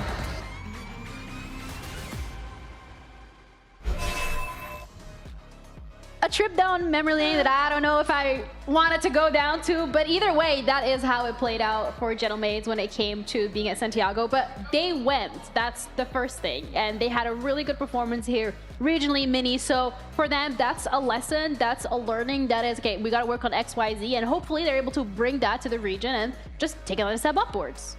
Yeah, I feel like that is a nice way to put it. Like, I feel like in some regards, I'm really like, they did well to get there. Like, of course, yes. I don't think they capitalized on the opportunity necessarily, and I think that is a bit frustrating when we come back and see that Euro's nerfed. And that was such a big win condition for them, right? Like, they did have that moment to capitalize on it, and now it's looking a bit shakier, but hopefully Do you they think have... the moment's gone? completely. Not gone completely, no, but like they were in the perfect position, right? You have the best Euro player in the world. But I do like overreactions, so I would love to see Mates completely like ditch the Euro and go into the next thing. I also think that it is time for Martin to, funny enough, to go into a different challenge, even though he already started the year going from KC into Mates, which is a pretty, you know, a pretty big challenge for him. But he already, I think, like kind of peaked in Euro. He was always going to be absolutely amazing. And I'm sad, and I agree in that part, that I'm sad that that did not mean him lifting a trophy bar kickoff, because we did give like 3 small trophies. And I want to see where this has taken him as well, because I want to see if he has that flexibility that we're speaking about. Because when you see the player, you're like, this kid knows how to play the game. Like, he knows how to play the game. He doesn't know just how to play Euro, but we still have to see it. Yeah, I think I read him as a flexible duelist. I think that it's going to be hard to hit the highs that he had with the Euro power, but he's always been a player that is adapted. Like, he wasn't just a jet one trick at the start of the game. He's always had those other options. So I don't mind them if they want to go for that Euro. I still think it is strong if you play it right. I think Mates are a smart team who understand how to get value and probably steal out of an agent like Euro. But if they want to go back to more flexible options, that's fine too. I think that also it speaks to the character that he has when he works, and his ethic for it. Because he could have just picked up Euro and be an average Euro, and that never happened. I think that right from the get-go, he invested so much time and effort. And it paid off. It completely paid off, yeah. Absolutely. We also had an interview with Martin earlier today to have a bit of a pulse check in regards to what it felt like being on an international and now coming back here on EMEA soil. Martin is joining me here. How are you feeling? Back for VCT Stage 1 now? Yeah, I'm excited. It's not as hot as in Santiago, but excited. How was Santiago? Talk to me about it. How did you feel that you learned, and how you grew as a player? For me, it's just more experience on the international stage. Here it's like more comfort on the domestic stage and not as many fans, but it's okay. I hope there's going to be fans cheering for us still. I'm sure there's still going to be many there. And for you, you've been playing pretty good form this year, I want to say. Has anything changed for you as an individual in the way you've approached the game or your routine, maybe? I try to have a consistent routine, but I would say it's just my role kind of changed in the team, and obviously I changed the team, so yeah. Okay, now we're talking about a lot of changes, whether that's roles for you or not, but there's been some changes to some agents. Obviously, Yoru has had a bit of a change up. Talk to me about it when you realized, you know, there wasn't really going to be as much chance to get to play that agent. I mean, I think there's still a chance to play the agent. I don't think it's not dead on some maps. I think it's still valuable. I'm gonna still play it on all the maps. Yeah, when I saw it, it was like, it was whatever, you know, but I was a bit more sad that the VLA Neon didn't get nerfed, so it's still gonna be broken. At least nerf the judge or something, so. Does that mean we're gonna potentially see you on VLA Neon? Like, where are you going after the fact that Yoru isn't there for you anymore? Well, as often, I should say. You're saying he's still viable. I don't know, we'll see. I'm a Yoru one trick, so maybe I cannot play anything else, I don't know. Well, look, it doesn't give me much hope, but it gives me a little bit. Martin, thank you so much for joining me. We're going to head back to the desk, see what they have to say on it. Thank you, Nat. I mean, when we're listening to what Martin just said, like, Yoru sounds like still an option, maybe not as often, definitely not as often as we were seeing it earlier, but that's a good thing that we'll see the adaptability come through, and we highlighted that earlier this week as well, Minnie, when we're saying we're looking at teams right now in EMEA, we want them to be adaptable, we want them to read the meta and like actually go with it and not in hindsight 2020 be like, oh, low-key, that was kind of like overpowered. But we also need to kind of segue this from General Mates to FUT, because that's their opponent today. And that is one of the teams that at the very early stages of Valorant, Kakuka, was a team that people, like, especially for the Turkish side of things, like this, they were rallying the Turkish Valorant scene. Like, they had such great highs, and where are they now? They changed the narrative, especially when we started on to partnership about what a Turkish team was. This wasn't just firepower. And to me, if you look at the bottom right now, seeing Mr. Fallen and Cracks, because he had the out and then in for Cracks I'm speaking about, but having Mr. Fallen leaving this roster means a complete new era, you know, for FUT. Because Mr. Fallen had been in this roster, had been in this team since the moment that for the entirety of partnership that we had. 2022. Yes. So there has not been a partnership FUT that did not have Fallen, or that was not under their leadership. So it's not only that we have two new faces joining in, one that I know Mini is incredibly excited about. He's it's already also smiling. a change in the fact that Guys is not here and Vlad is now the coach. Like, this should look, in theory, like a different team. Yeah, I think that Mr. Fallen, Cracks, and Guys can all be proud of what they've done for Turkish VALORANT, in my opinion. I think that back then, it was kind of this thing where Turkish players were really good, and the teams weren't as good. Yeah. And they were the first team to really trailblaze the fact that Turkish VALORANT wasn't just about the better teams picking off their players. They did play some good VALORANT, so it was respect to them, to be honest. But times have changed. And But with not your respect, though, right? What's sorry? But not your respect, though, right? Not my respect? No, times have changed, but your respect it's still there. Still exists, yeah. Yeah, exactly. There we go. That's what I'm trying to get They at. were competitors with me. Like, I enjoyed playing with them. They're very nice people, so shout out to them. But times have changed, and there's a guy called Sop that I've just been waiting here to talk about. So go on. You go crazy. I know mean, that you've been dying all week. he's on a different T-shirt than the one that I thought he was going to be on. I thought he was going to be playing for Eternal Fire. It happens to be on FUT. So FUT have a lot to answer for with this guy, because if they're not very good, I'll be surprised. Because Sop, he was in Ascension with Ulf. He got like 100 frags in a best of 5 to, I think they only had to play like 3 or 4 maps, got 100 frags. He was absolutely destroying in Ascension. He was the tip of that spear for what was Ulf back then. Decided to join FUT instead. But yeah, he was a monster, and I was really looking forward to seeing him play. And I expect nothing but greatness from him, honestly. Yeah, I think that we can expect the greatness, and then I also think a little bit of like uncomfortable conversations if like Eternal Fire ends up getting very, very close, and like FUT is doing well, but they're not crossing the line, but Sop is having such a good performance. Like, we'll always have the what if.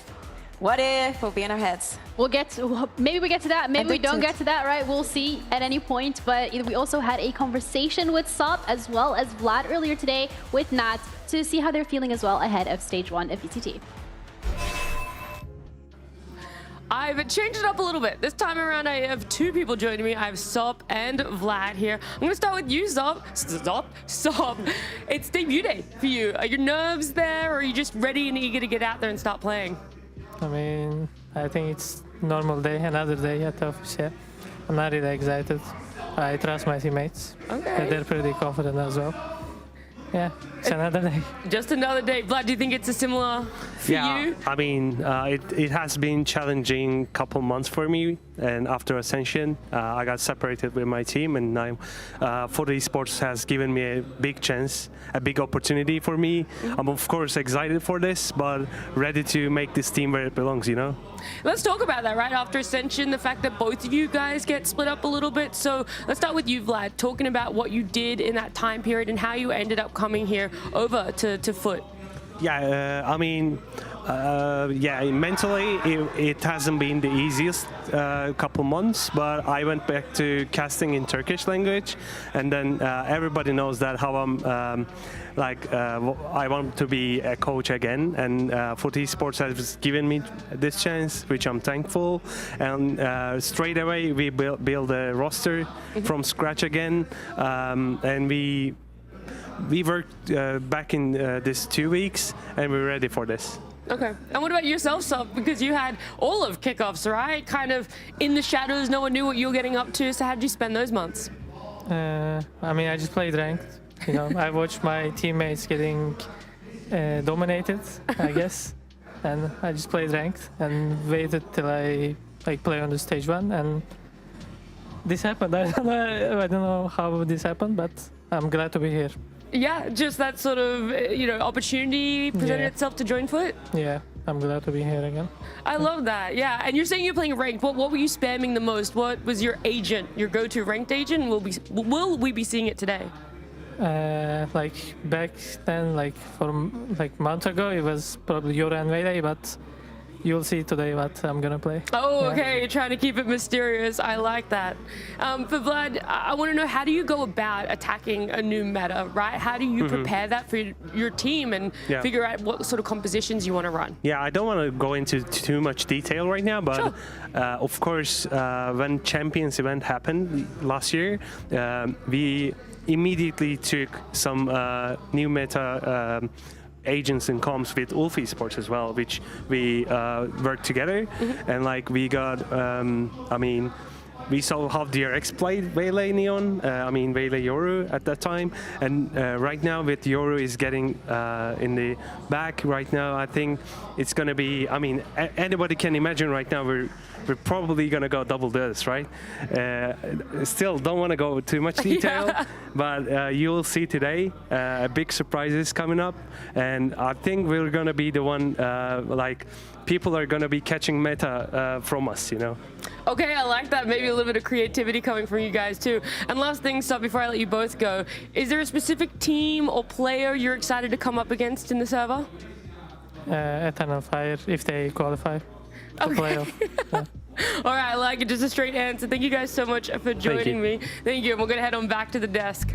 Smoke on my vision so hazy. Stress in the dark, you made me fall. Decisions in the past were made. All these eyes on me, I can't breathe. Gotta keep from falling. Gentlemen.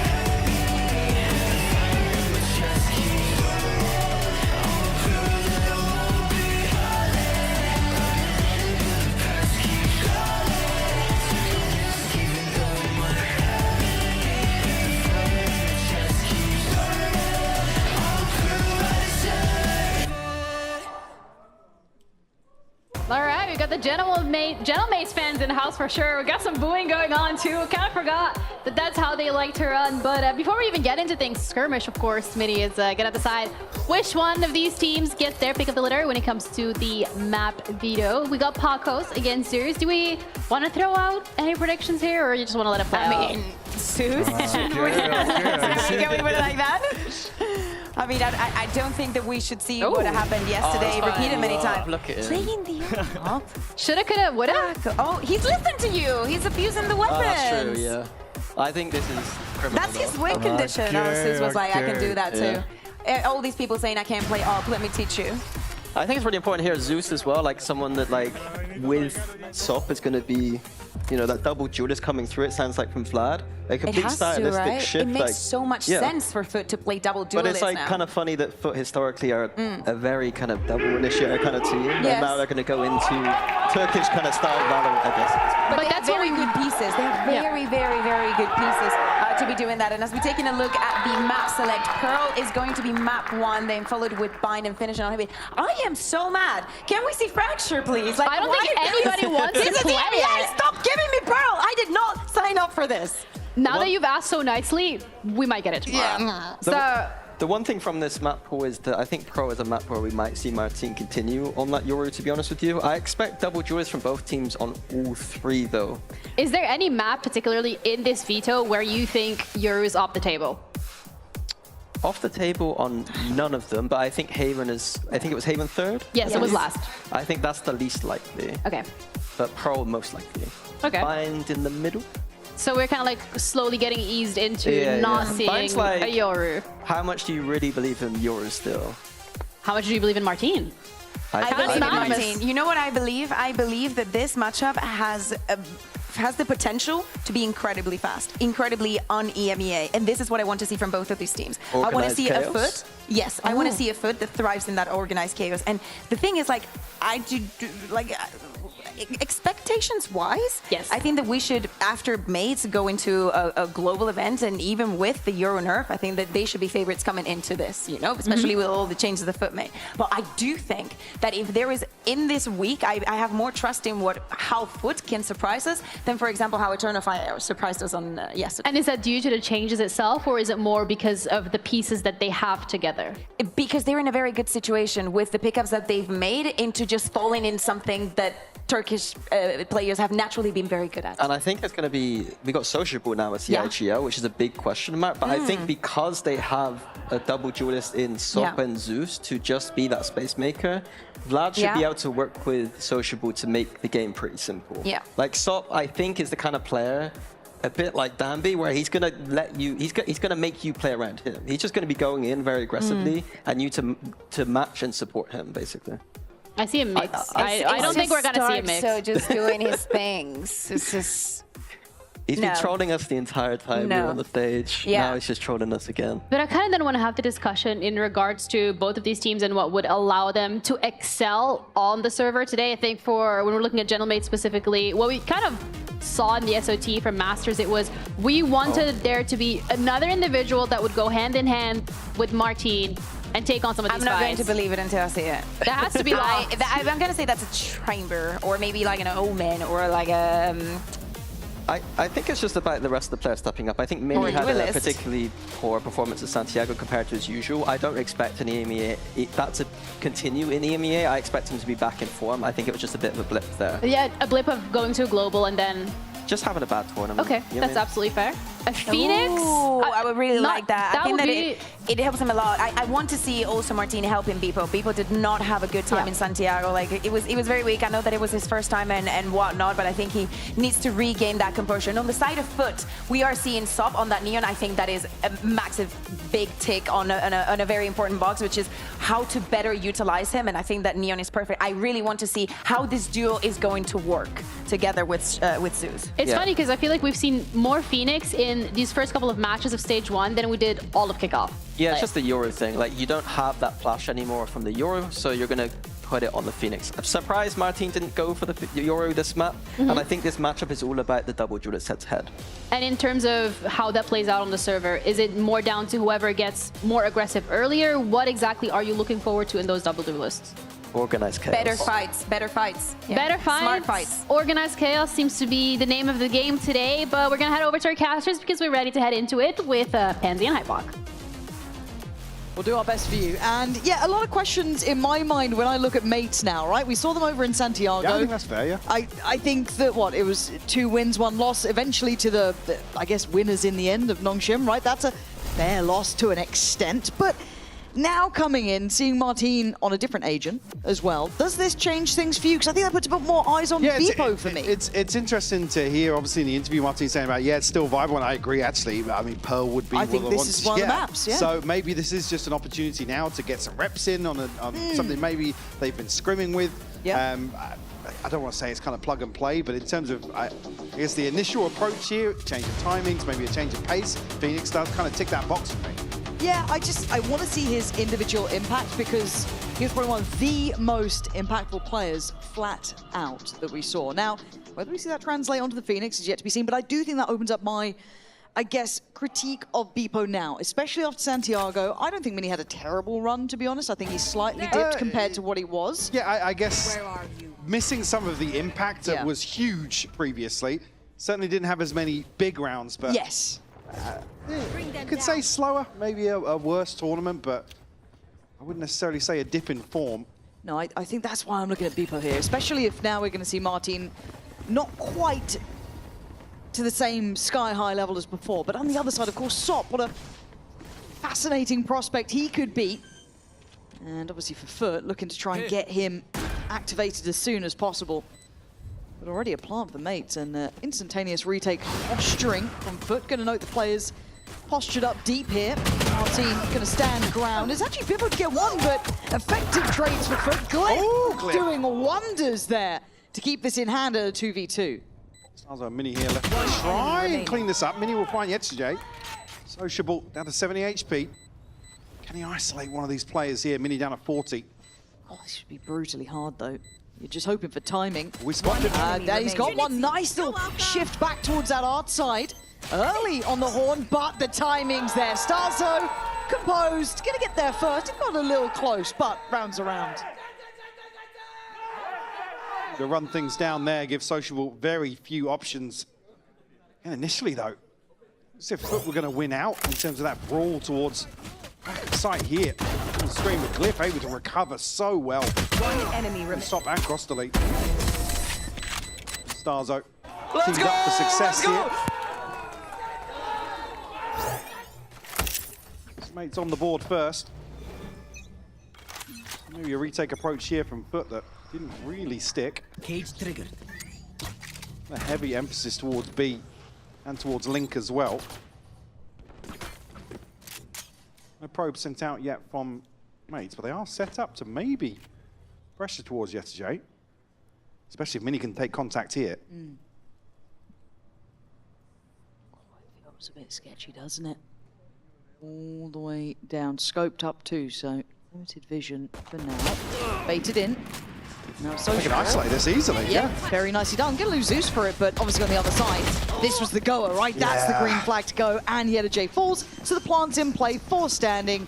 And you've got to look at the positioning as well, coming out from, I believe that's Glyph there. Very disconnected, but obviously on that Astra, has that impact across the board, and able to keep some security into the post plant now. And it's really... Yeah, get anything done on the way back in here. But I see him get kind of going early as well, even just, I don't want to say a throwaway round, but a round that's likely going to fall against you. I'd like to see him just kind of feel out the server a bit, start to get himself locked in here. But I think we can see as this ticks away, it's not going to really favour too much. Here we go. Well, Martin. Spot there, yeah. That's a nice little flash. Takes a tag. Yeah, it does. Another flash. This time, he's putting up a good go. There we are. So only going to draw blood there. Take away Martin, and going to opt to give it up to the Spike. So, again, for Gentlemates, seem very much in control here. 2 rounds back-to-back. Unfortunately, Yetajay just pops a shot off a little too early, noted there on the way in. Great isolation here. The fact that he even gets Zeus before falling here is key for Mini. So here, Yetajay just overwhelmed. I quite like what FUT are doing. I don't even mind them going for a stack there with a little bit of a plan in mind. Well, I mean, now that the rifles are in hand, if they do start to explore the map a little bit, maybe to pressure behind mates, but a switch up here.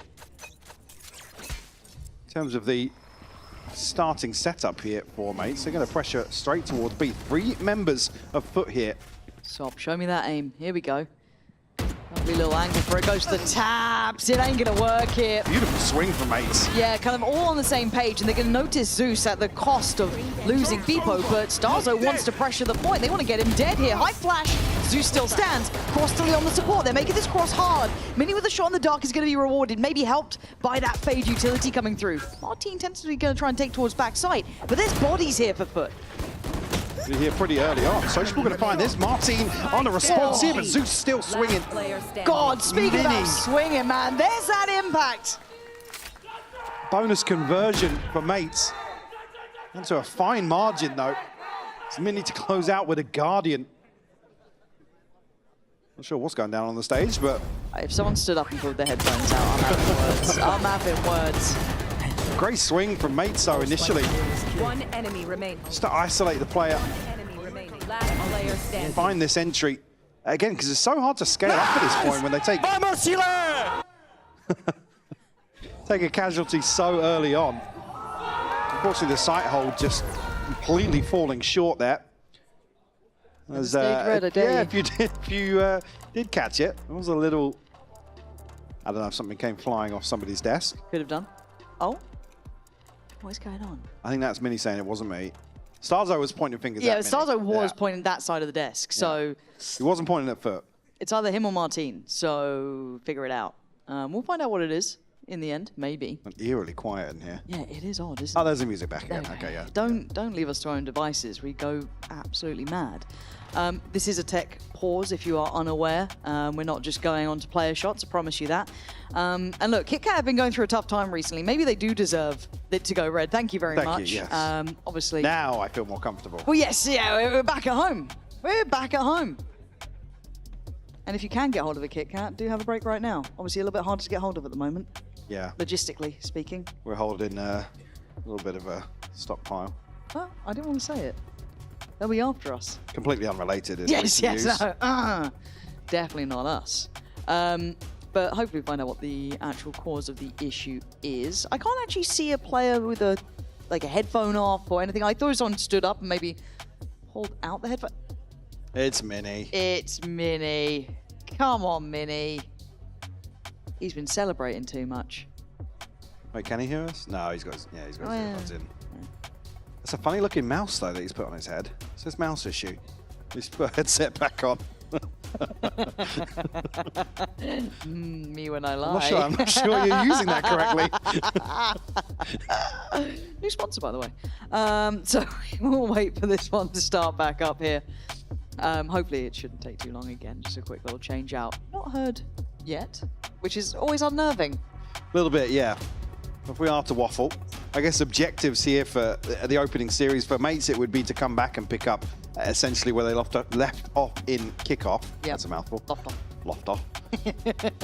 Because it wasn't necessarily disappointed. I think initially, maybe some concerns going into Santiago, more so than BBL, to be honest with you, in terms of being able to adapt. Unfortunately, facing off against Nongshim and All Games, which again were two very tough tests in terms of Mates' overall approach to the game. It looks like we might be going straight back in, yeah. Yeah, we're good. There you are. That's a little short one. And I guess on the other side for FUT, it's really, I mean, I'm obviously excited to see the staff behind this team as well. Great track record there. And SOP to come into this roster, I mean, it goes without saying, there's a ton of firepower. That's a discussion we always have regionally on these sorts of rosters. But again, we're at the point now where we're asking FUT to get back into a position of finding results. Yeah, it's that. Let's push a bit further now. I think a lot of us are kind of looking at the mid-table teams or even the lower-end teams to find a little bit more to bring here. With the meta kind of falling into where it is, could be a chance for it. Beepo going to start working. Obviously on this side, Sheriffs mostly. So anything tricky set up? Not really. Just kind of a 3-2. And you can see the patience being shown by Mates. And honestly, after, I don't want to harp on to Santiago too much, but show me some clean anti-ecos, man. Please, just keep them clean. I've been left wanting more. Yeah, it had been a bit of a brutal ride in that front. For now, though, I'd like to see Mates not leave it too late, kind of get on the same page together here. They've played it nice and slow. They've kind of, I don't know, honestly, they've done the diligence of this. They've kind of waited pretty late here to regroup towards A, and there is going to be a stack there. Yeah. I think already probably left. getting a feel for how Disconnected Mini's been playing, or at least a member of Mates has been playing. Yeah. So going to leave Yetajay tasked with anchoring down the B site. It's a lot on Starzo and the utility, but he's got no 17 prowlers. seconds here, yeah. Yeah, this does get sketchy to try and clear backside, and again, the Horn's going to reveal that there's at least one player progressing up. You're going to have the C's coming through, and Mini's going to find Yetajay. The better guns do start kicking off, but with 7 seconds, things can go wrong. For now, though, only one of those Sheriffs finds its footing. It's Crossley and Zeus. Do a lot of work here, doubled up as well. Oh! That is a belter of a shot, but Glyph for the collapse. Come on, man. That's how you get across the line. Fair play. Close out here. Mini, obviously still a little disconnected, made use of the neural theft elsewhere, finding that kill. And Mates will find number 4. Took a hell of a long time. Actually just shut Yetajay down. There's some fantastic shots coming out from Crossley. Oh, look at that. Beautiful catch, and then Glyph, unfortunately, just lines them up. Oh my god.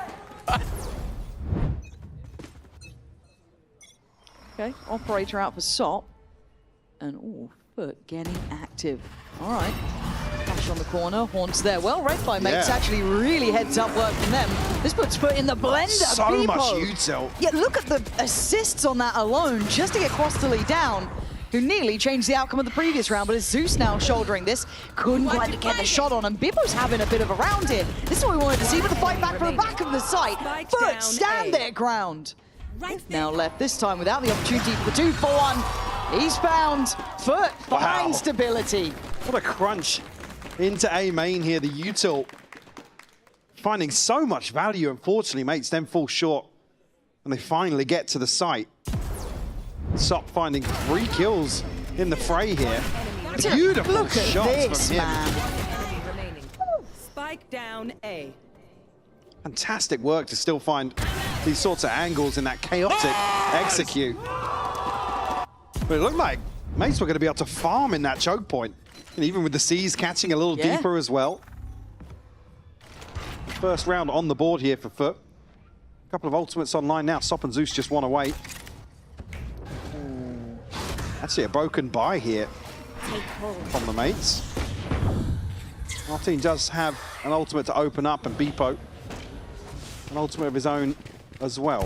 Sociable's got to be careful not get run down here. He's still trying to hold on site. The other two are on the way to reinforce the A side of things. Team Crossley getting a little bit, I don't want to say nervous about it, but sending the Nightfall there. Beepo still willing to go forward, handled by Sociable. Again, slow and steady, trying to chip away, but this broken buy's not really finding purchase. Mini able to take down Sociable, but they fought back for some space here. I quite like that proactive. Tucked in here in connector. Should hear this. Does hear it. Martin gone, just Glyph and Starzo. Oh. Yeah, that's lovely work from him. Starzo somewhat left in the middle of things and pretty much surrounded. Spike left where it is. I feel this might be wrapped up. You're going to be covered from all angles here. See FUT just going to disconnect completely. Weapon to recover? No. 30 seconds left. One in main, potentially. Yeah, true. Again, now looking under 30 seconds left on the clock, he has to go forwards. I like seeing this discipline from FUT. Again, looking at the positioning, look how deep they are in a lot of these angles. Obviously, looking careful. That's a step heard and a kill made. FUT, there we are. That's very nice for them. This could be a nice building block, right? Follow up with a second here. Ultimates on the brink here for mates. And Beepo just desperate to try and break some of these crosshairs and allow safe passage from Art to transition towards site, but unfortunately shut down. And Starzo just one away. Do have Beepo and Martin, as mentioned previously, now back on the rifles. We're more likely to see Martin try and find an entry here. Well, we've got to keep track of him playing something that's not going to be that Yoru, and so far it's not quite had that same level of impact, but this would be the chance to start seeing it really get to work. Sociable willing to hold that other side.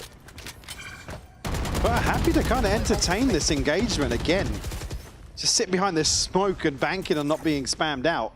Orb retrieved here. We'll give Starzo the Nightfall. Which is bold considering the amount of util that was put towards just clearing that choke earlier on, what, 2-3 rounds ago. Mates will reset. Mini now, I'm not sure if he was spotted. There were some pings elsewhere, but now we'll sync up to maybe try and fake off the back of Starzo's ult towards 8. Might get the SOP show at this point. Sop's here with Operator. He's going to be baited out here by this util. Yeah, but what a catch from Zeus. Really nicely done by FUT, prioritizing clearing off. Maybe because of a little bit of paranoia that this could still be that B hit, but it is only Yeta J here. This is going to be it's got to be a retake, right? You can't really challenge at this point, but Sop's made it back in time. We saw that he was calm in all that chaos before, but an Operator here, tough to work with. And oh, that voice line just getting shut down instantly. Big trades, but no follow-up. It's Glyph finding stability on the site, really digging in their heels. Not even FUT's gone forwards yet. They're still tucked into spawn. Nobody able to capitalize off that. Divide to be invested. Try and make something happen here. Oh, look at that flash. Couldn't quite close the kill, and now the problems could begin. But the crossfires are still holding.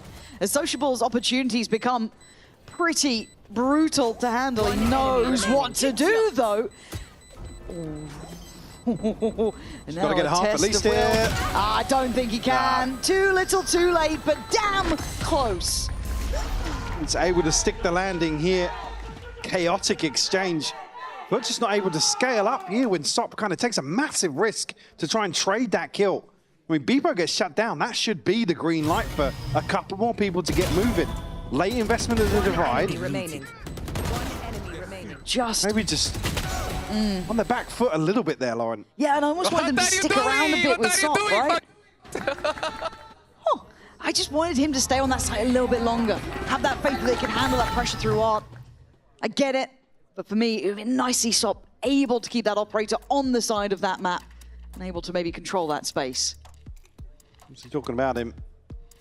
I mean, it's a difficult position to come into with this roster as well. Like I said, we're at the point where we're kind of wanting them to get back into a position where they're finding results. Again, that's the sort of round where it could have really shone. Yeah. Just a half a second either way, because, I mean, the fake is dealt with very, very easily. And Zeus to actually catch somebody on the backside with his ultimate. Obviously hindsight, and we get the full map to see, right? But It's one of those you wonder what would have happened if he was still there on that side of the map. How much difference could he have made?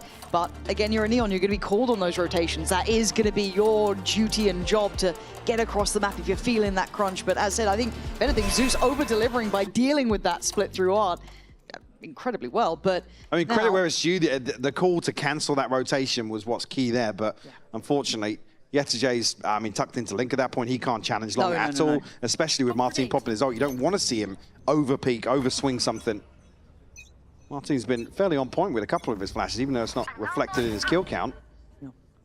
Still finding value regardless. Swing a little late there from Zeus, but still wins out versus the Guardian. Yeah, and again, getting man advantage above a minute 25. You could back away if you wanted to, but you can still see Sop's willing to shoulder. And I don't think they expected that. Even took a second shot and tagging up Mini. That's 10 HP to work with. Oh, he's hungry. He's sticking around a little bit here. The Prowler should quell that aggression a touch, but still, I like seeing that in a newer player as well on this sort of stage. Yeah, I mean, these early series are really where you want to see him probably flex out a little more so to find his footing.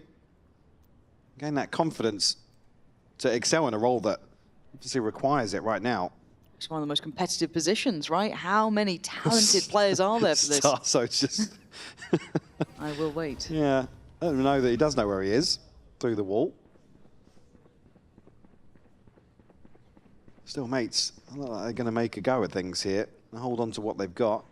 And I don't think this freeze from mates is going to do too much in the way of drawing foot in. They've been really, really disciplined so far when they've had man advantages. We haven't seen them go hunting too far or pressure too long. And well, especially here. I mean, look at Beepo's got 100 credits left. Glyphs all out broke, so it's going to be broken buy into broken buy. So I believe Beepo bought a Guardian into this. I'm not sure what it was swapped out for, what Starzo had to even pick it up, but Sop going to certainly go forward and try and find something. Martin remove any hope of doing so. Okay, going to let this one fizzle out. 3 for foot. Well, doesn't matter too much, actually, because Sop's got his ultimate, so happy to go forward there. Maybe try and punish the economy even further. Yeah, I do want to see what the money ends up settling like, how bad, I guess, the buy then becomes for mates, because financially they are going to be in a weird spot. It shouldn't be terrible. Do you force up around what you saved out of that? Oh, isn't that the question? It's still going to be a little bit weird, and as you said, Sop's got that ult, so he was free to go and hunt down maybe one, see what he can do. Also throw a scope back in, to be fair. And this time he might get the chance to actually show off a little. How many light shields are there? Plenty. Only 2 heavy shields really to be worried about, but he is in the right place. A little bit of an off angle as well, elevated slightly. Prowler, not going to be an issue. Not going to catch. So he's given some freedom here. Eyes drawn towards that screen side. Not the shot he wanted. Time to try and do some damage. Still gets one, though. Yeah, Wild, he gets away with one there. I thought he was dead to rights the second that shot went astray. However, looking again, Mini down on 7. This is still going to be quite hard for mates. Get out. Cross the lead. Oh! 5 HP, and the C's could be good there, actually. Doesn't quite catch on towards Martin, who's still able to fire off the shots here, slow and steady, cracking forward towards his B site. But there's Crossley still waiting. Keeping that util quiet, but he finds the healthier targets. Look at the HP on mates. They are the walking wounded, barely breathing, but Zeus can't do it all alone. Mini survives, sub HP, sub 10. Ridiculous to live, but they make it work. There's so many rounds where there's just one left standing. Mate's able to convert this broken bite to apply the pressure back towards foot. Again, they will still have rifles in hand. Sop, it's so unlucky not to find this first. Like I said, still a miracle to find the follow-up here with the pop of the ult, but... Bro, we shouldn't be losing though. Yeah, and I think he's right there, Bambino, to be fair. Situation where could really shut that down. It's looking as if they want to continue pressuring towards B. Yetijay been caught out a couple of times in this anchoring role. Look at the proactivity across the rest of the map. They're trying to help him out, I guess, in a slightly subversive way. Is going to catch a couple players here, kind of ring the alarm bells, but he's not willing to challenge it. He can't really challenge. At this point, there's 5 players there, right? Lockdown from heaven. Crossley. You can't live through it. Combo there with the C's as well. I know, exactly. Beautifully done, and now Martin wants space. Now he wants to go further. Pressure, this deeper line. He's going to get down sociable, and a follow-up That's Martin that strikes fear in your heart. Sop at 6-6, still trying to get himself into the match, but denied. Mates have found a pressure point, and they are not stopping. Great pace change here from Mates. Again, the run it back, perfect to challenge the lockdown. And throw a couple of bodies in towards spawn. I mean, Sociable just gets overwhelmed here. I think even finding a blind spam. And this combo, beautiful. The shutdown across the lead. Mates hitting a bit of a rhythm now here on Pearl. Yeah, looking pretty happy with themselves. Nice shots, nice play, nice shots. Vamos, Chile.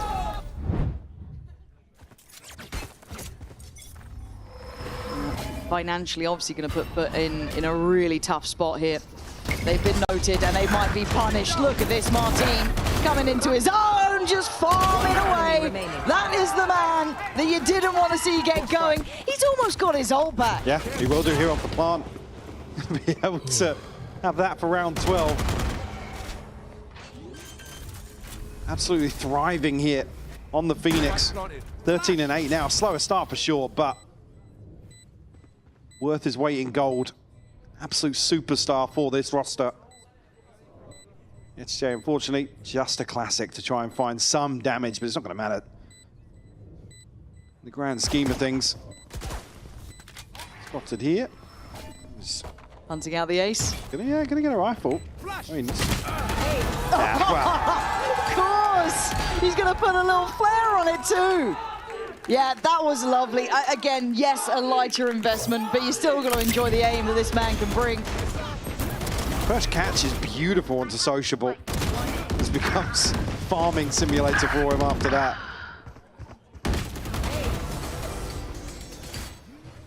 We put here 3 rounds, so we enter number 12. He's drinking water, by the way. He's drinking water. He's drinking water. He's not playing. Zeus, the only ultimate here on the board for FUT. Try and recover an 8-4 at best. Feels one of those big swing rounds just falling away from FUT there. That's the ones, you know, oh, we should have won that. That could have really changed the scoreline. But what it's done is, if anything, reignite what Martin can bring. And now with the ultimate as well in hand, that could be huge here. Beepo going to be on that operator too. Plenty to spend. No hurry here.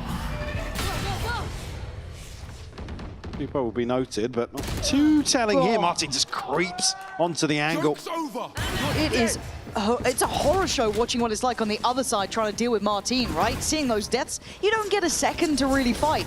And now with that ult, just wants to take as much space as he can. He goes for the spam. Yeah, he was real close. Sociable lucky to be breathing, but they're pivoting. They feel out the stack already.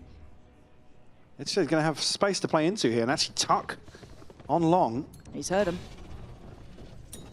Mates are going to be trying to figure out where he is. A safer plant here on the opposite side of the site. Yesterday has to watch this one play out in front of him. All he can do is deny that long post plant, really. He can maybe relay that information to his teammates, but look at Starzo's positioning. Oh, that's a good timing, though, for Yedajay. Going to catch Glyph, kind of a drift there. Mini with a quick trade is going to secure that space. And it looks like a cancel from Starzo coming back around to join the rest of the pack. Martin waiting with the flash. Yeah, it's starting to really come online for Mates here. Again, FUT have their work cut out. Sop and Cross delete. It's not landing. Sop, quick. Needs 3 more. And I don't think he's getting the chance for it. No, he's not. People a little better, and at 9-3, it's a commanding score for Mates. As I said, it felt a bit rocky at the beginning there, Mike, but it has really found its form. And I think we actually might have a little treat for you guys coming up in just a second. I think we have a feature on FUT to maybe get to know this team a little bit more.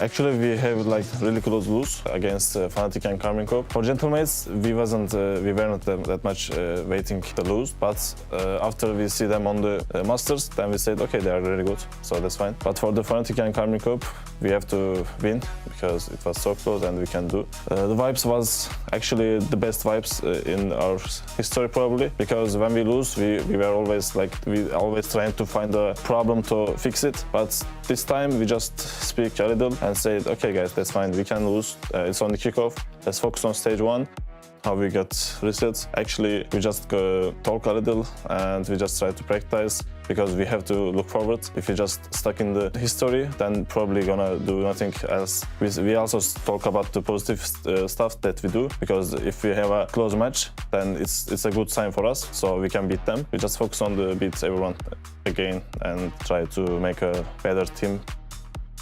For the first game against Gentlemates, it will be a hard game probably, because they have a little weird game style. They have like their own game style. It's sometimes hard to read, but I think on the Masters we see so many matches that enemy teams just read how Gentlemates play, so that's a good example for us. The main focus on what we are doing, so we will just try to do our game.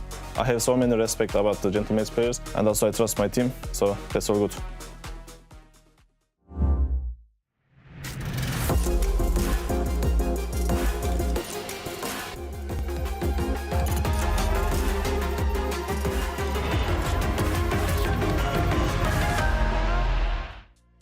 I think Yedajay was right there. This is going to be a hard game. It started quite well there, I thought, overall, to a degree competitive, and they got a couple of rounds, but once the ball got rolling for Martin and Mini, it was hard. Yedajay being punished and pushed quite a great deal. Yeah, I think to come into this in terms of expectations, like I said, we're looking at, especially now with some more tweaking, I mean, a high-profile change, yes, let's say, in terms of the history of this roster. Yedajay, unfortunately, having a great start here, did have a standout individual performance at Clash.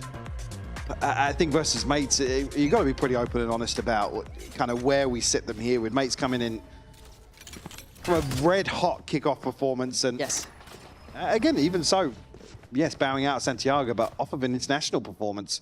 Yeah, their names now do join those of like, okay, they could be going to the big boy tournaments. This is a top of the region team right now. Yeah, and it certainly has changed the narrative for a lot of people, because, you know, on paper, you know, historically it wasn't like this, but now, obviously, everything coming. Mates are going to tuck 4 behind this cage. Oh my God, it is a firing squad. Sop's coming out swinging though, at least going to try and keep things, I don't want to say favorable, but at least on par, and gets out of there with the spike, more importantly. Sociable has found space, yeah, through connector on this. Mini aware of the possibility. Oh, they're very aware. Apparently, still got one, which is wild to me. Down to a 2v2, Sop and Yedajay gonna have to take the route and road towards the A side. Yeah, Glyph has played this really well, and just mitigating the risk of being caught anchoring elsewhere, with Yedajay finding some space, but he needs to win this out. Yedajay does nicely there. That would have been a big 1v1 to win. Mini clutch, 1v2, plenty of time gonna expire here. A turret to deal with on the way back in. And I guess where Yedajay got that kill, there's a chance he could slip towards Art. Potentially a lot of unknowns now for Mini to try and come back in on. And Sop's position's pretty brutal. There's the update on position. Sop just gonna actually decide to slip. But yeah, you're right, there was a catch. But you see that paranoia about Art, just in case. Now he knows where both are. Half. And I don't think he's gonna get it. Oh, to shot it. My God. Okay, one more of those. Still no harm. Didn't get a Yedajay, he's done this well on the timing. Sadly for Mini, no time to be worked with. He has to accept his fate there. Well done by Yedajay, keeping composed. Unfortunate not to find a half defuse there, because it would have been teed up for Mini. And there's some beautiful shots.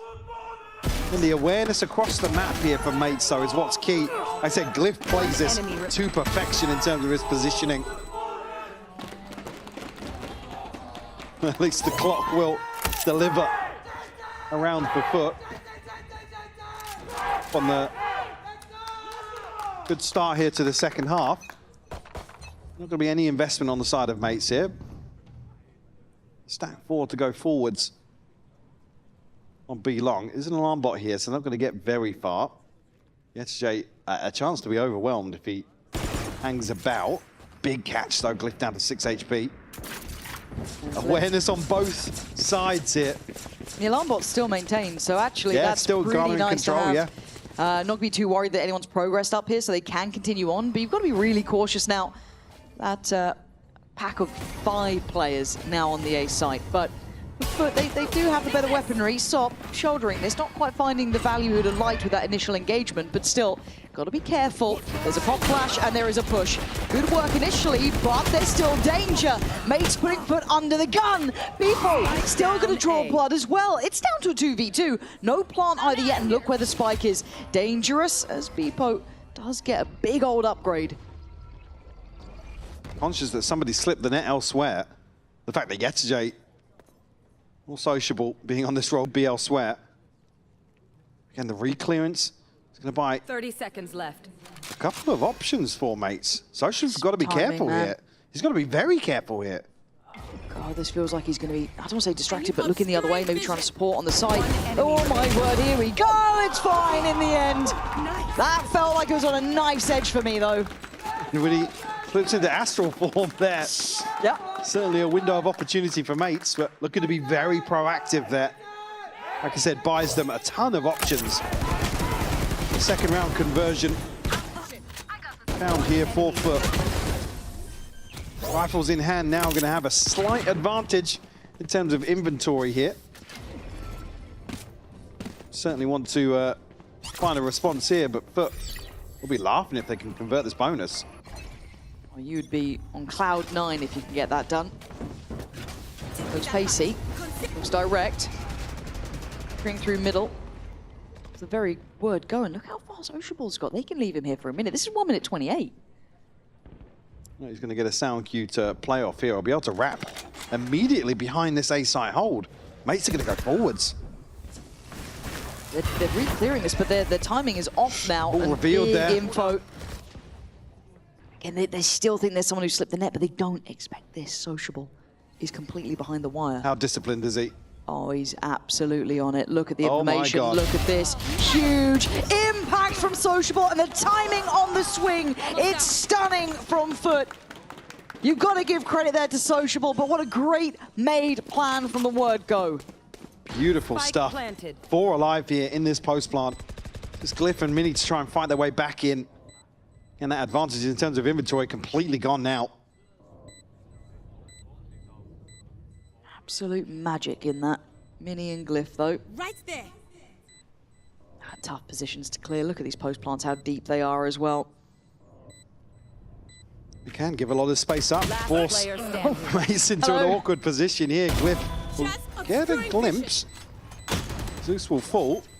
Oh, Glyph, this is Tap on to hopeful. keep him interested. Yeah, you're not going to get much more than that, though. But again, it felt like that round started and ended with the fact that Sociable was able to slip through like that. Beautiful way to work the map. And Mates is so proactive to try and re-clear this space here that leave the back door open to the site. They're looking firmly in control of this round. Almost expecting Mates to recontact through some of that space. Martin does have an ult to bring in here, but only a Sheriff in hand. But certainly in control of the momentum at the start of the second half as well. Yeah, a couple of those ults really getting going too. Obviously got Sociables and Cross Deletes, but Sops isn't far off either. My ultimate is ready. This time, going to be put to bed quick though. I have the spike. Great catch here. Open this one up, Glyph. And try and stun out. Again, Zeus looking to still go forwards here. Sure what the next step is here for FUT. See the spike repositioning towards B long. Get a little too deep to go and find that upgrade. I'm not even sure what Sop brought in actually. If it was a scope or a rifle. Actually not too sure myself. This is though when it gets a little bit sketchy, right? Because they've still got that A main space. They pushed up on that earlier. That's going to be Starzo keeping control of that. Okay, so it was a scoped up weapon. And look how deep they're sat on B. They are going to make FUT have to explore so far here. Now, luckily, they do have that divide, but Martin's checking in front of it. Good stall as well. Banking on Zeus. That was not as clean as you'd expect from this man. Big catch, but though. huge catch, and he's on the hunt as well. He wants to pressure this. Wants to make sure they've got space for it, and that's way better from him. Nullifying the threats, allowing that spike to be planted uncontested. And the last two, sadly, pretty far behind the curve. Starzo and Mini, a miracle to find this if they can. Zeus kept in check for the time being. Starzo, though, enemy remaining. again, can't find anything on the way out. Sociable to remove any hope of him finding success here. A connection from Mini, but that's about it as a consolation. FUT up to 7 now. Yep. Clawing their way back into this. This buy round is going to be crucial for Mace to stop this snowball. Yeah, I've just reminded myself that was the additional round, right? Hence maybe the timeout coming in here because you're bang on the money. This is everything. If mates want this one kind of buried and put away, otherwise, right back at the door. I was going to say, with the funds that are behind this buy for FUT, it's not just this one round. They need to win out clean for the next 2, potentially 3, to reset FUT in terms of this early advantage they've created. Beepo's going to pick up an operator. Martin and Mini both with ultimates to invest here. Surely it's a chance to get everybody back on the same page here. We've been winning out in terms of some of these more slippery engagements as well, which is something that's hard to account for, especially in this meta. Some of these rounds can really be kind of a coin flip in terms of the opener. I guess it also then brings into my mind the, I don't want to say validity, but the ability for Martin to be as influential on this side of the map as well, right? Being on that defending side, how well can he determine outcome? He had a fantastic first half, huge recovery after a bit of a quiet beginning, as you highlighted, as we all noted. But now, okay, flipping sides, does it start to slow down? Does it start to find a little less impact? Again, this is where the discussion around the comp change comes in, right? In terms of where mates really excelled in kickoff for me was their defensive protocols, the timings and the checklist they were able to go through. Not having Martin on a Yoru obviously changes that massively. So in terms of some of these rounds where they're being a little more proactive, that's where I'm looking. But speaking of, yeah, it looks like FUT are up for the fight as well. Soft though sent straight in, and Zeus to find Beepo, and away we go. They want the fight, and they want it now. Martin waiting. Oh, Starzo with R3! Lines him up and knocks him down. We thought it was going to be Martin. Absolutely not. And now into the 2v2. Plant is going to be in play. And yes, Yellow J. Oh my god, he's still alive. Yeah, you didn't get past Mini though. Now Sociable in the 1v2. Trying to toy with the positioning off the neural theft. He's going to have his work they're lined up for him. Yeah, maybe they don't know he's got the operator. I think he was trying to toy with it even on that information filtering through, but I don't know how he's going to deny this. Is Glyph sitting on the defuse. This one has just slipped away from them. You saw the pace, but what a saving moment for Starzo. We've got to see that back. On a slightly deeper angle here outside of the choke point. Beautiful catch here. Martin didn't even need to find any of these opening kills. He's the one that gets shot first. Across the lead. Just on the swing out here. Your mic. I think we figured out who the problem is. He's celebrating. It's a problem. Go. Okay, ult still there with Martin and Starzo. And a swift reminder for FUT. People going forwards with this Prowler here. Martin alongside him. Well, I guess this is how you do it, right? Can you find value on the defending side? Sure, if you go on the attack. Crostally to fall in the back lines.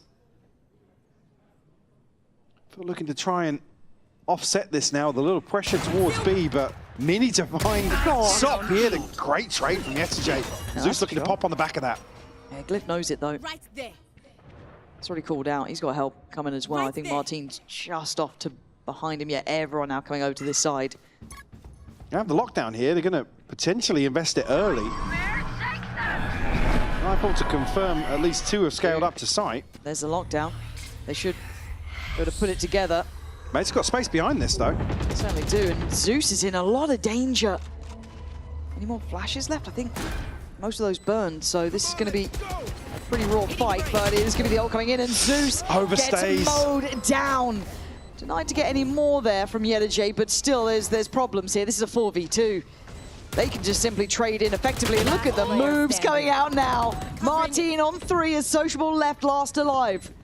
I defend against this. And there's nothing more to be done. Mates getting way back into control. Looking on the same page again. Composure displayed here by Mates. Great catch from Mini. Actually a beautiful opener here from Martin. Like I said, it's so, but that's a fantastic shot to Sop. One enemy remaining. He's looking so well drilled in terms of these retakes on the side of Gentlemates. Themselves up to 11 rounds now. FUT to be the ones to call this timeout. And this feels like quite a harsh game to an extent because FUT have had their time where they could have gone on a bit of a run. They've had, you know, roll your mind back to how good their money was just a couple of moments ago. But like I said, it would have taken 2, potentially 3 clean rounds to hard reset FUT. And this is about as close to it now. Obviously got the loss bonus to account for, but 550 on SOP, 200 on Yetijay.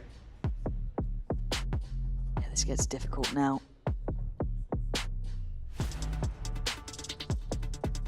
Questioning Martin, he's fine. Was it 3 or 4 kills in the last round? Something along those lines. Yeah, just round up 5.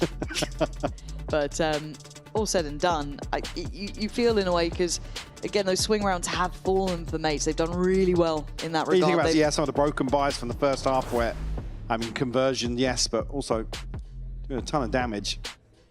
It's been an uphill struggle for FUT. At least got themselves in a position to at least contest this first map. Which really, for me, that's where the bar is set for FUT, is just to be competitive in this series versus somebody now we're pitting towards the top of EMEA.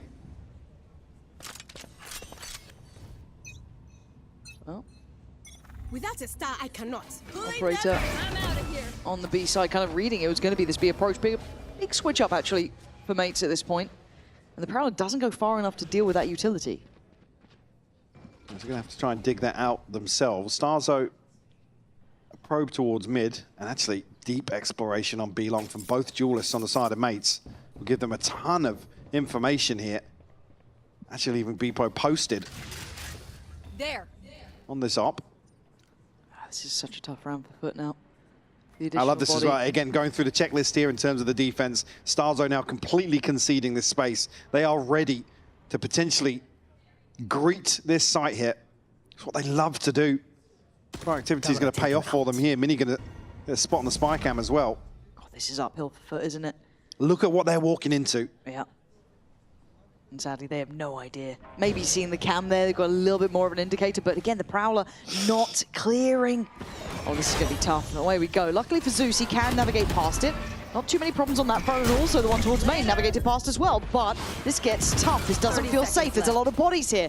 Mini able to control the space and just spray through the wall as well. This is going well for them. Just holding on to the correct amount of room. Got to be careful not go too far, because if they do, they're going to walk into these trips. It does get cleared. Mini still thriving. Zeus answering back, but the amount of bodies here, the mates simply have, and it's all on Sociable. Last time pulled off the flank of Dreams. He's got to do it again. He goes left here. I love that. I love this. Sociable, waiting. Again, spots it. It's good. Needs one more. Waiting. Starzo again. Able to do what is necessary. But Sociable really gave it a damn good go. God, that was close. The upgrade as well on the back side of it. The operator. Great hold here from mates, like I said, well equipped to do so. But just had no idea the extent of what they were walking into. Still got themselves into a position where Sociable could potentially clutch this one out. So close there. Oh, it's 7-12. This now is for all the marbles, really. 3 in succession. They've got to feel good again. The information game was just theirs from the start. It was so uphill for FUT. So even coming down to that 1v1 at the end was impressive. But FUT didn't know that. They hadn't figured out that pressure on B-Long. And once again, they go back into the absolute mayhem of this A-side approach. More aggression. But SOP willing to greet it with a smile. But Mini's been a problem, and he's been so hard to clear, getting value every time. This time, does he get to live? No. Crostely's got him dead to rights. Sight might be theirs. The pause for thought here is that Spike makes its cross. Full 5v3 here. I don't think mates are really too in contesting this. Already making their way back towards the B site. I'm going to try and protect these funds as best they can. FUT actually we're going to be loving that though. If all 5 players survive here, be a huge boom. Bit of a cushion to carry across here. Yetijay just caught slipping. Yeah, no more if they want to protect this opportunity to, again, force another comeback, to be honest with you. But I quite like that there was a pace change to that. Again, I guess it keeps I don't want to say information game, but the fact that he couldn't really push the player up B long again, kind of cheat that additional body over, kind of, I don't say going in blind, it wasn't blind, but it was a little bit pacier just to try and catch at least the timing on maybe getting a fair fight on the A side, which they did. 8-12, not out of it yet, FUT starting to maybe have an answer back and at least stop the rot of those 3 rounds in succession.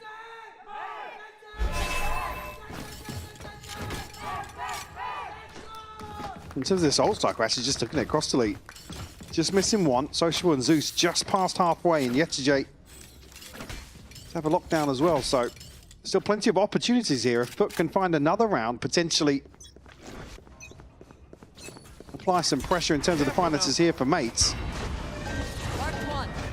Just feel as if Mates are getting themselves into that sort of rhythm we saw in the first half, though. Hold on. They're off for a fight here. They're looking to challenge through. Great timing, though, to fight back. Sop needs to land. Oh, Starzo! Starzo, the one to catch him. I thought Sop was set up to succeed. Denied, punishing the stack. And they are running. You can see across the lead, he's trying to get out of there. He's noted everything. They know there's probably only one player towards that B site, but where? And can Cross-delete survive? Oh, he's nearly spammed out here. My God, but he gets to live. Wait, hang on. Does he read this as a full rotation? No, they're going to continue on to B site here. Glyph wisely backing away. Right there. There's a trip to stop Cross-delete from fully lurking across the map. He can jump over it, though. Yeah, he's jumped it. Okay, there is going to be layers to this, but they still have to deal with the players. Mini's still looking backwards. What? I can't. Oh, no. Oh, my God. He's still there. How is he looking that way? There's no way he heard the jump. Unbelievable stuff. Okay, well now, good luck for this one's got. Oh, Sociable! I guess the gods are on your side this time. 2v2. Glyph though, putting in work. Zeus needs this, wants this, gets this. FUT's still alive. A crazy round.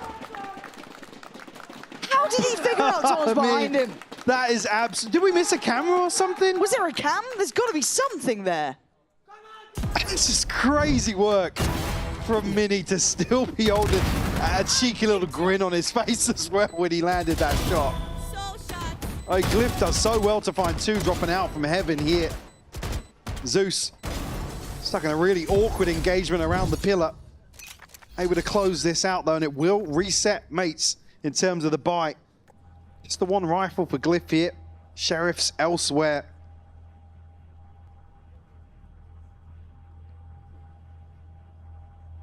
Do have a divide available for Sociable. Zeus right there. Not the next closest here, but Yetijay already noted the progress towards the lockdown previously. Will be key in terms of piecing together one of these buy rounds, potentially for FUT. Okay, divide, potentially conquer, but Glyph. Oh my no! God, that timing! Almost a body block from Sop flying in there like that. So FUT get 2. They got the site, they should be able to get the plant. That could be another ult coming in here. That could be ready for Zeus potentially. Planted. Yeah, that's his job now. So Martin, Starzo, and Bipo, why not make a go of it? I think they're going to be an opportunity here to find a freebie ahead of this. Might just wait things out. If anybody from FUT oversteps the mark. Rifles. There. To find an upgrade, potentially offset. Mates buy back in, but I don't think anybody necessarily gains from that situation right now. Only being if they find a couple of kills on the way out here. Cross-delete absolutely will do so. More progress towards his ultimate. About halfway, and Zeus to clean up. A flawless round here for FUT to find number 10. Back in a position here where it's a crucial buy round now to potentially swing this momentum back in their favor, close out the map. Be hard to stop FUT. They're hitting this sort of tempo. Looking a lot cleaner in some of these engagements as well. It's Mates to call a timeout,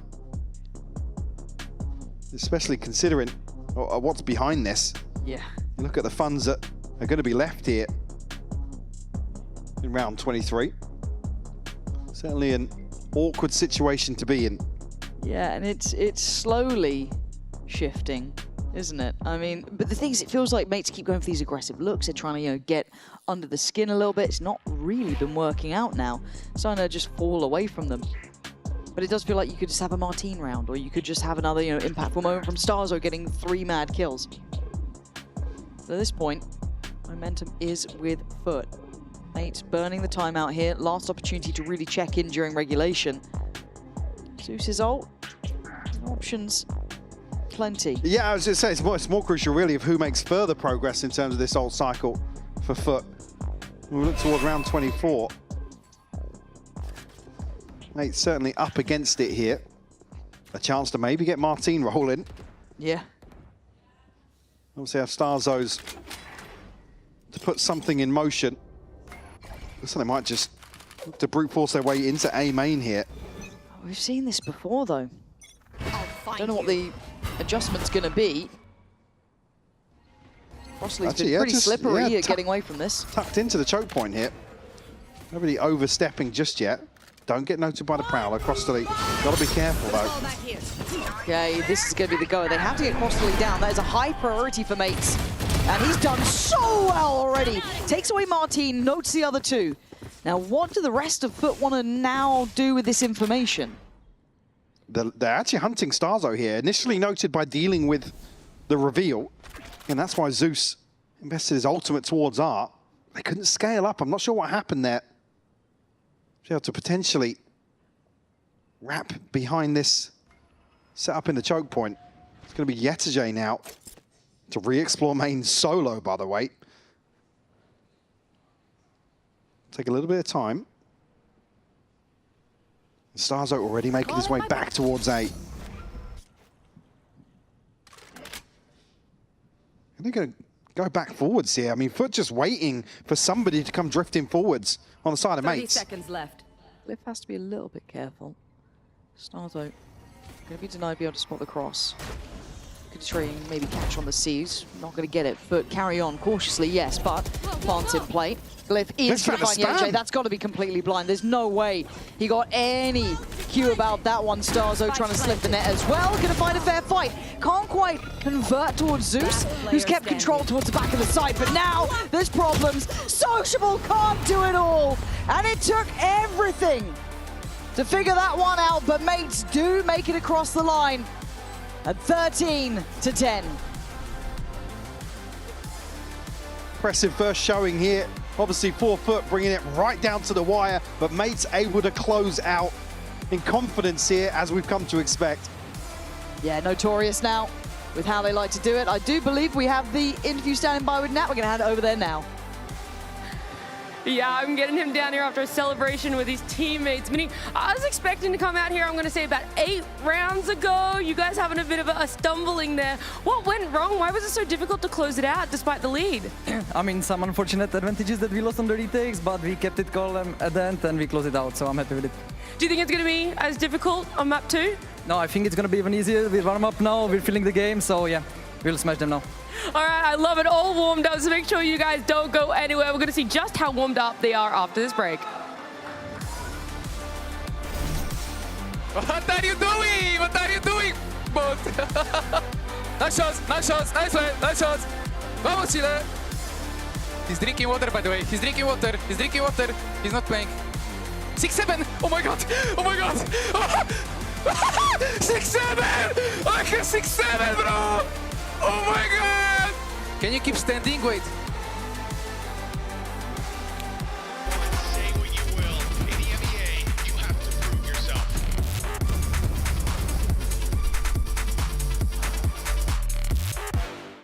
Hey! Hey, Tom. Alberto was looking for you, by the way. Really? Yeah, you better get that Okay, quick. I'll go check.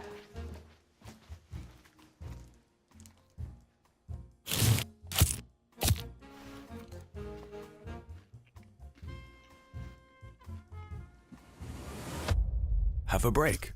Have a Kit Kat. Tom Biz. You've had your fun. It's my turn. At Carmine Corp, we demand the best. This is what backs us up. The Razer Iskor V2 New Gen.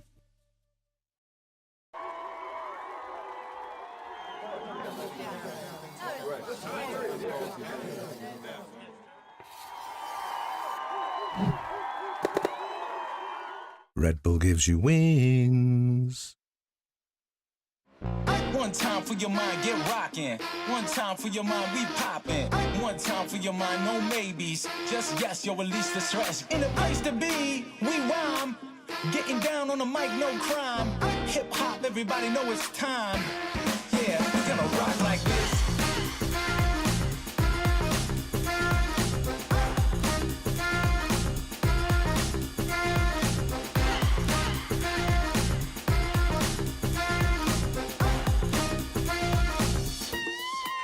We're gonna rock like this. Yeah, we're gonna rock like this. We're gonna rock like this. Yeah, we're gonna rock like this. We're gonna rock like this. I just can't stop. No, no. Yeah, you got me, yeah. Ooh, no, I just can't stop. No, nothing you could do. I just can't stop. I just can't stop. I just can't stop. Rock the party, not stop like this. Gonna rock the party, not stop like this. Gonna rock the party, not stop like this. Gonna rock the party, not stop like this. Yeah, we rock the party, not stop like this. Rock the party, not stop like this. Gonna rock the party, not stop like this. Gonna rock the party, not stop like this. Yeah, we rock the party, not stop like this. Run it up. We got the fire. Run it up. We got the fire. Run it up. We got the fire. Run it up.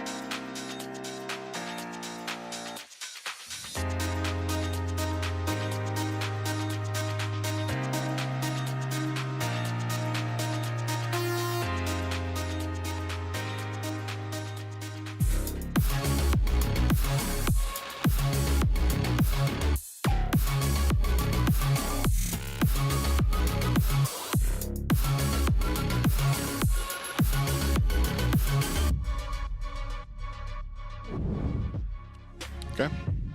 You have switched to Phoenix on Pearl. What does he offer in this meta right now? Question for me? Yeah, Phoenix on Pearl brings what Yor was bringing overall with the flashes. I believe that is important thing to have on the Pearl.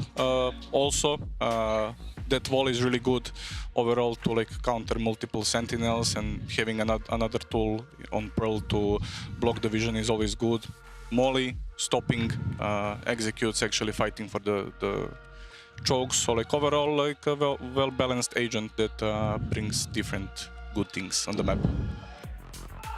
Some great insights when it comes to seeing the Phoenix instead of the Yoru this time around. But that was a great performance coming through from the side of Gentlemates. A little bit of back and forth as well. FUT Esports showing us what they got in their pockets too. So all in all, I'm happy with the outcome of how this first map went, because I feel like we got to see best of both worlds. We got both teams went aggressive. We got to see Martine off the Yoru, and we also got to see FUT. So I can't complain.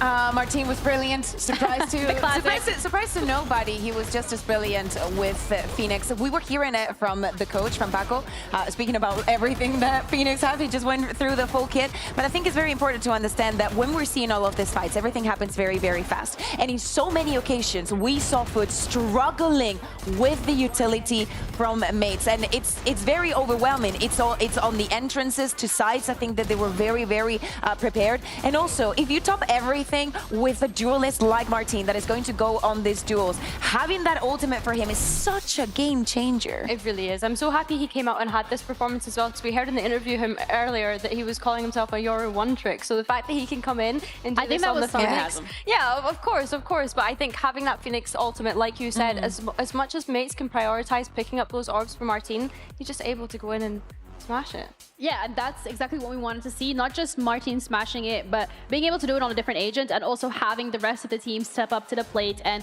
assist him with that firepower. From the FUT side of things, they did deliver that aggression that we were looking for. Unfortunately, it wasn't enough. So we also had to check in with their coach to see what went wrong this time around. Okay, you lost some tough rounds there on Pearl. What does the team need to focus on cleaning up going into Bind? It's just, it was a debut day for us. I mean, it's never easy for the first game as a brand new team. We were shaking up a bit, but it's our map selection. We're gonna restore ourselves with the confidence. I think it's gonna be good. Yeah. You? What do you think? Yeah, I mean, I think we were a little slow to adapt to the Phoenix stuff. They surprised us a bit with the pick, you know. And I think, you know, some first game jitters, things like this, but Bind's a map we're pretty confident in, so let's see what happens.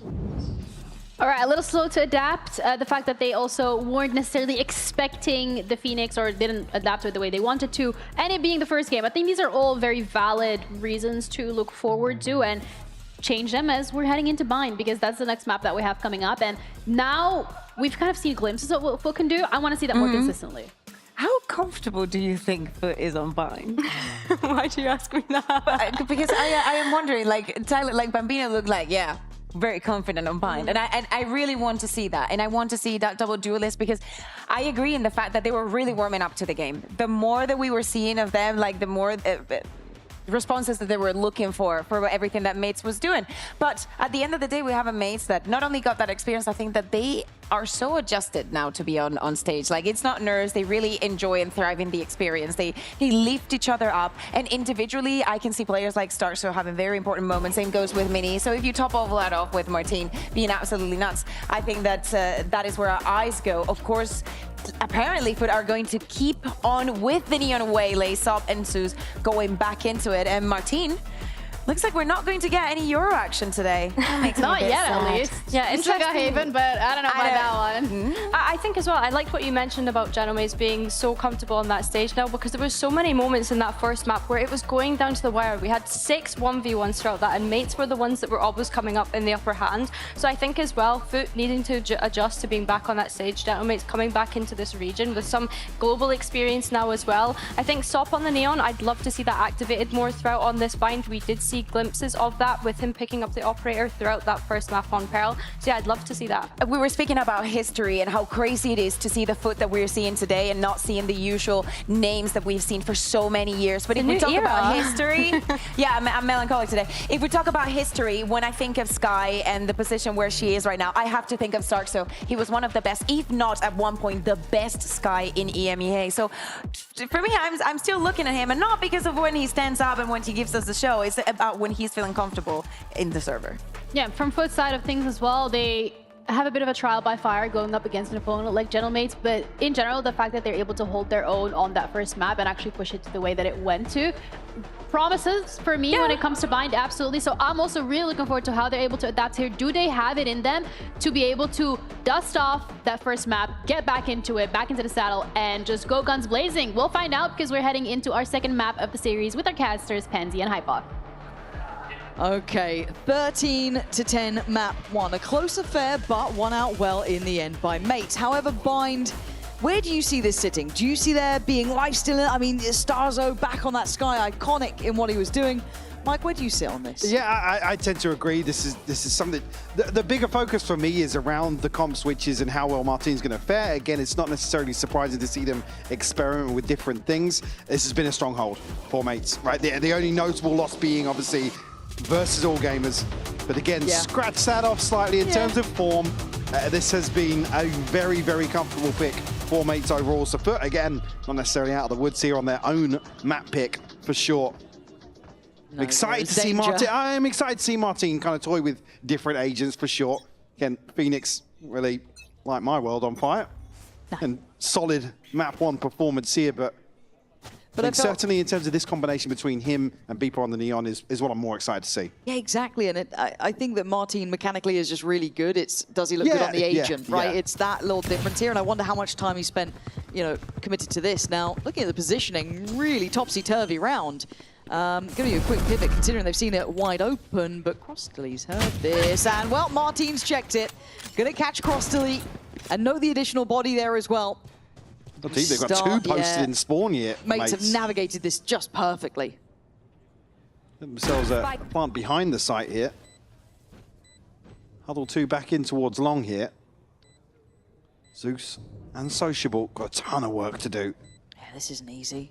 Martin here with that Sheriff too is going to make it really difficult. Zeus does manage to pick apart Mini at least and try to break the sight line there. That was quite well done actually. Sociable! That's 3 in the round already. And Stop wants in on the action. That, considering how it started, is an unbelievable outcome. Flipped this on their head. Fantastic conversion here from FUT. Like I said, they had a ton of work to do, get themselves across the line here in long. Zeus finding the first and then setting Sociable up here to break the crosshair placement. And even that double hold deep towards spawn falling short as well for Mates. Certainly going to be happy with that one. Beepo throw a Bucky in the mix here. A couple of other pistol upgrades for Mates to try and make something work in round 2. Gotta go. Be a turn of pace potentially here. Let's see what we can do with this one. Beepo, we've seen a couple of Neons with shotguns in this sort of area, looking quite good. Don't know if I'd quite put you in the same category, but you've got yourself towards the site. So do you get a plant? That's the next question.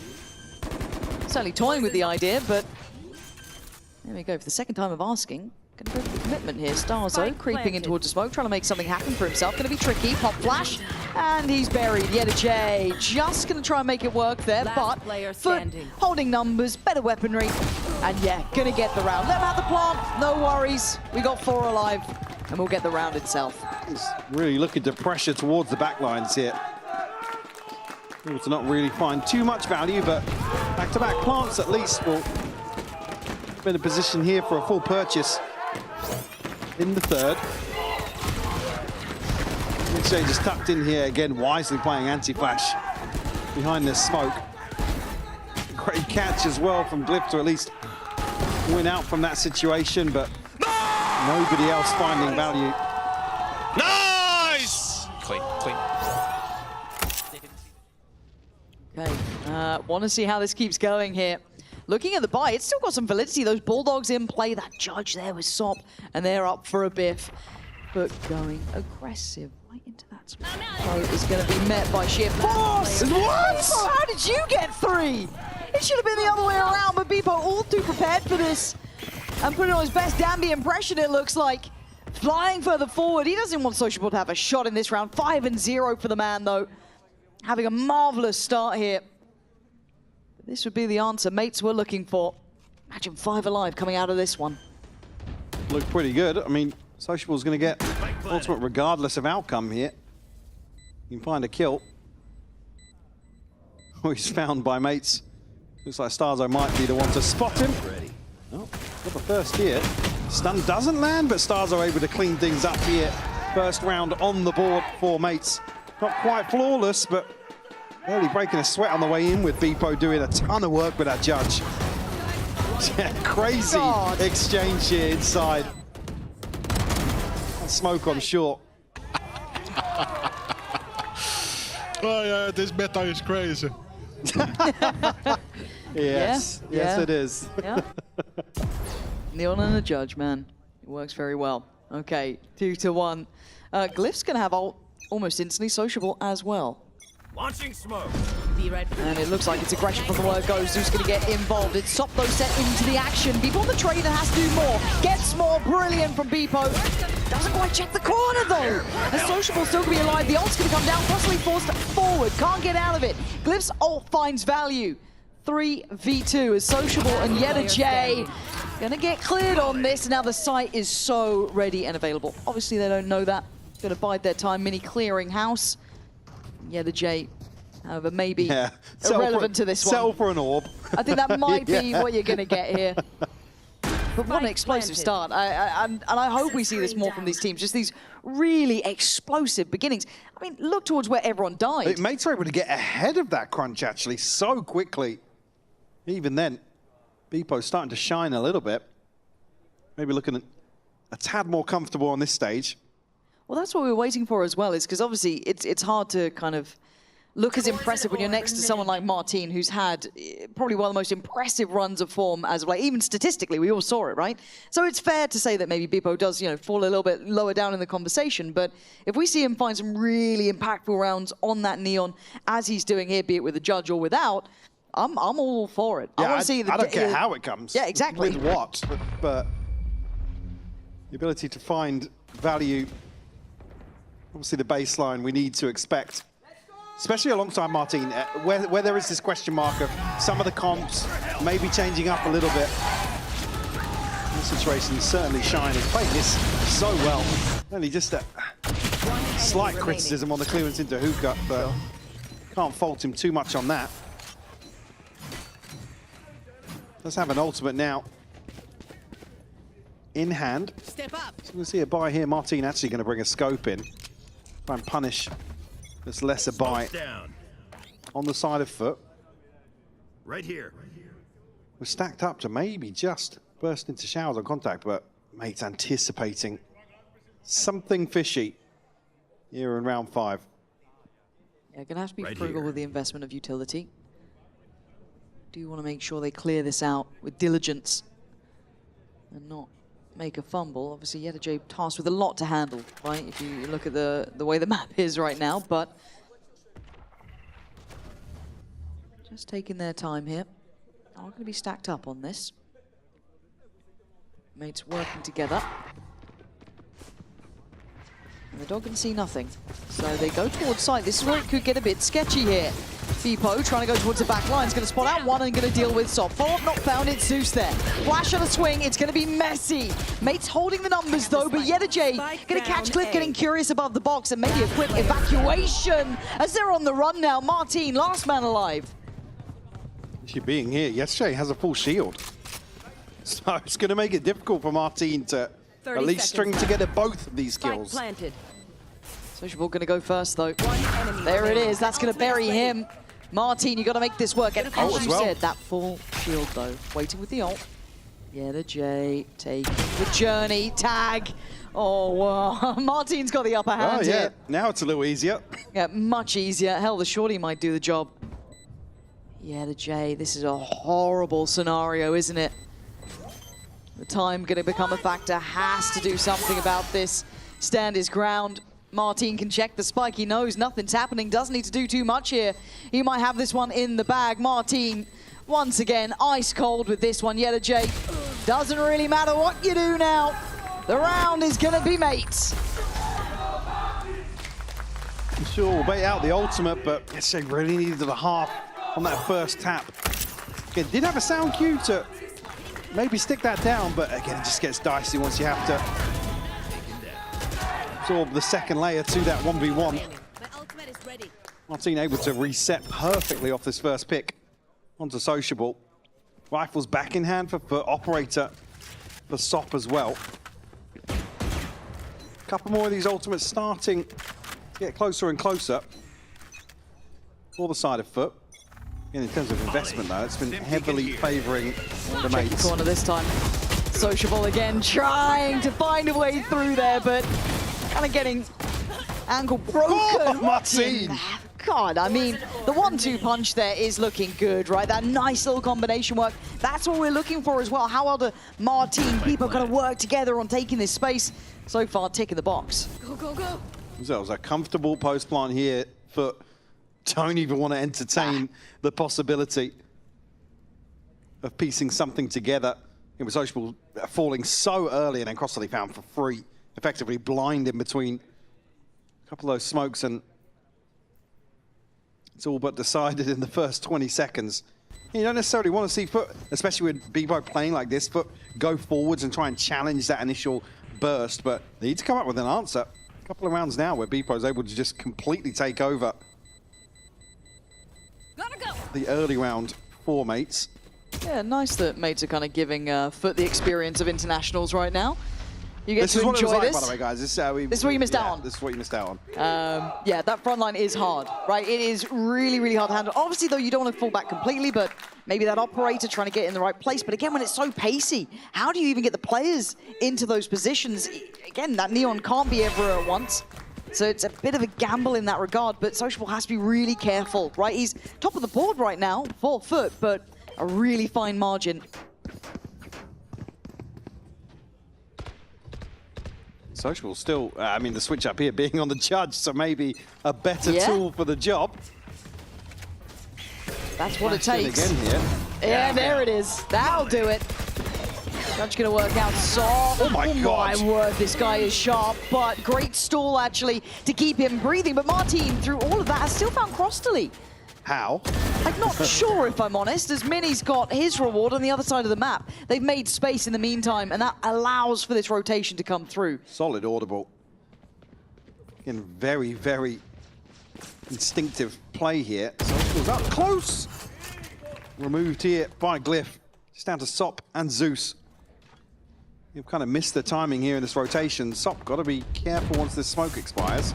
Spike planted. Just lovely. Another one laid on top. The manipulation of the map, if I can get my words out, has actually been marvelous from Mates. That's a lot of M's to say. Yes. I shouldn't have gone for it, if I'm honest. And then there's Mini getting the kill just to make it worse. Yeah. But no, it was really, really impressive to watch, considering how chaotic it looked. The way they were able to still get that progress going on, he's still able to kind of cancel, hit that rotation. This is where Mini shines, right? You talk about him having a quieter time in Santiago, but these are the sort of value rounds that really, really show just how impactful he is for this roster. Alongside some of the information that I'm sure Starzo is feeding across to him. Flash didn't catch here, so not going to have a decent understanding of where Sop could be. Be able to hold on, hold on to this operator. And the buy's not going to be there for FUT. So Mate's going to be teed up to maybe find a sixth to follow. Again, Martin, so good with this. One enemy remaining. Yeah, for FUT, this is starting to get frustrating, I'm sure, right? It's how many times we're going to lose on these sort of fights. We had, a bit of a back and forth at the beginning. Maybe this is the one that, like I said, it's the audible after Bepo's fallen. So it's one of the ones that you got to say they get over the initial hurdle. Can't really piece together anything else. Can't maintain that anchor on a site. So plenty of things to discuss here in this timeout. Well, no, it's going to be a different approach here, and again, because versus a team like Mates, the way they play, you never want to just resort fully to kind of a retake. They're happy to go aggressive in some of these post plants. And we saw it there, pushing CT. Get a little weird. Yes. Which just it makes it so risky to kind of commit one way or the other. It rides and dies on pretty much how much value you can find in terms of map control outside of a first engagement. You're not necessarily looking for first bloods, but FUT haven't really got a chance to figure out what Mates are going to do before it's happening. Yeah, it's live in the moment, and it kind of arcs back a little bit to what Yedajay was saying on that first half break that we had, discussing how hard it is to play against Mates. They play in a weird way almost, right? Their own style, and it works for them very well. So it has been a hard game. Now we've gone into the thick of it, you can see how that timeline's gone drastically in favor to Mates, and I want to give a lot of credit to Bebo here, again, holding his own towards the top. And for FUT, they've got to learn on the fly, right? Bring that operator in somehow if you can. If not, find a new answer. Already adjustments being shown here. Bebo going to be denied a quick springboard and a crunch for FUT. That'll do the job. That denies Bebo completely. Glyph actually gets away with it. Not going to be cleared, but then the ult going to come down. They've invested everything to this. Put themselves 2 to the good here. A couple of upgrades as well. Stars are actually going to catch the stun here, but not going to be picked off. This is towards Sop, though. Martin is going forwards through pipes. He's trying to find them an X Factor, a way back in, maybe some security through CT at the very least. Martin, how long do you wait? Not quite long enough. Sop faster with it. Starzo on the swing, gonna spot them out still. Down to 2, they can get surrounded and they know it. You can see the discomfort. Mini trying to find a corner to play from. Look for some security. Starzo might just have to shoulder this one off angle. Yeah, only going to be good if you instantly landed the first. Not to be. Outdone, outrun. FUT back to the wall. Come out swinging. Flawless conversion here on a lesser buy. But didn't feel like that with the investment outside showers for sure. A fantastic crunch. The back of both Zeus and Sociable investing here.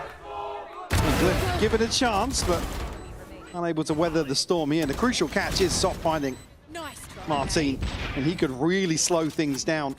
Sop being the only player on that side of the map, and everybody else forced then into showers. They have to readdress short, and at that point, the time becomes a little concerning.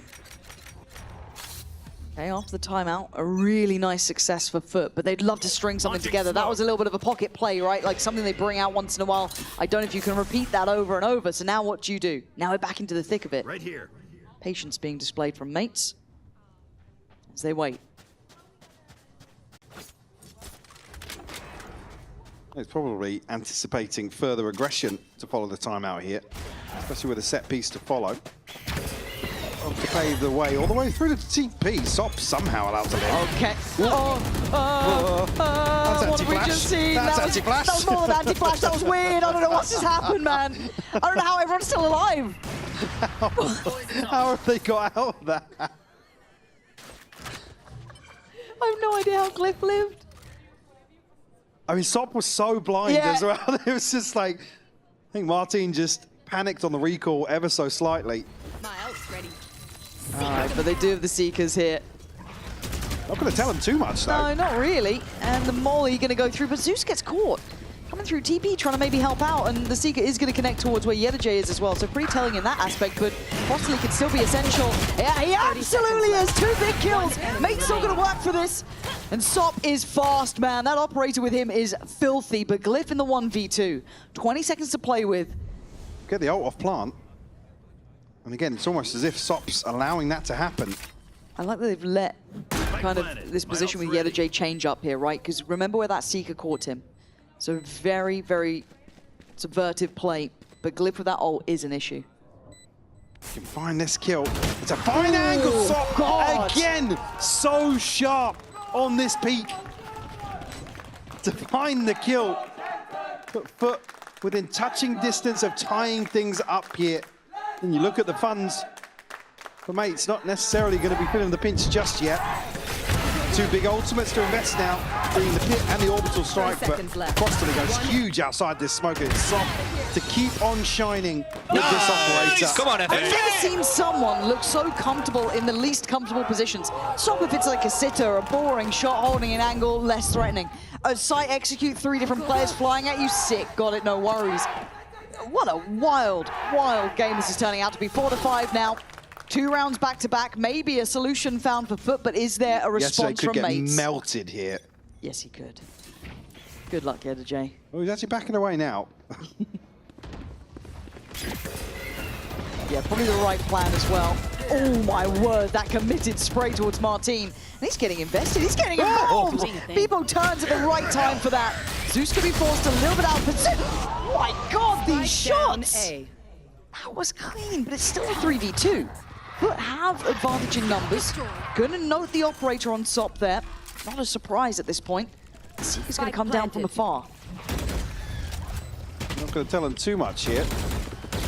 Beefo actually going to go forwards here, will challenge the dog. Does he continue on that path? I mean, Crossley's actually pathing up toward heaven. I'm looking at Sociable's position, though. That could be such a nasty late-game surprise. I quite like what I'm seeing Starzo attempting to do, though. Take a fight that he could maybe win, but Sop is just being the distraction. And Crossley the one to strike, but Beepo again, still in the fight. 2 bullets. Beepo. Where's the confidence? Beepo. Oh, Beepo, you got... Yeah, okay, there we are. Hit the reload, fair play, but he's still buying the time. Eats the flash as well. That might get Crossley towards half. He's got him. Beepo with 4. There's the man we wanted to see. Starting to shine in his own right. Could only take the second one as well. Hold on. Gone for the style points. The SJ just, I mean, a bold maneuver. Nearly pays off for him, but One enemy. there's still security in that sort of situation. Nice! Let's go! From mates. Crazy guy, what are you doing? Probably towards the SJ. Do you think so? Yeah, maybe. Maybe. I'd like to know, though. Yeah, we'll get clarity afterwards. Okay, ult off rip. Gonna pop Sop in there. Does have a judge. So I wouldn't want to go through that. Dipping his toes, at least. And testing the water. Not very inviting, though. Starzo with an operator in hand here. Try and work a pick, potentially. Sop's now in control of this space. Go clear. Yes, it does. I mean, Judge still controlling the position. Starzo trying to draw all eyes and let Martin try and go forward here. You're looking at the slip through the ult. Yedajay just playing on the outside of it. Beautiful connection on Mini as well. Punishing perfectly. Oh! Yedajay on 3. And even Starzo and Glyph already noted Sop trying to hunt them down. Going to be surprised by Glyph, but to clear 4 more, that's a lot to ask. Glyph? Make that 3. Spikes and showers, though. He needs a kill and... Sociables. I mean, that's... Spotted him. Yeah, I guess he does only have the judge otherwise, so it was going to be the classic to put him to bed, but scoreline recovery here from FUT, up to 5 now. Ults-wise, I'll have to check in. Beepo and Mini. There's available here for the next. It's a great hold from Yetijay. Catching the third onto Martin. Just can't get onto that angle quick enough. Nice!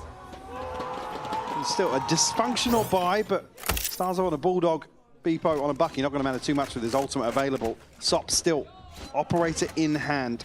It's only Zeus with an ultimate here for round 12. I quite like that they posted Sop to this position, considering this was really working for mates earlier on. Oh! He is a delight to watch, and so's that on the right! Sociable, outdoing them all! Maybe even another! Oh my God! Finishing with pizzazz! 6 apiece! Clean from Social here to tie things up on the half. Fantastic stuff from FUT. Oh, that is brilliant. What a bit of confidence to them. Speaking of confidence, the crowd is getting fired up. We're going to hand it over there to hear how it's going down on the stage.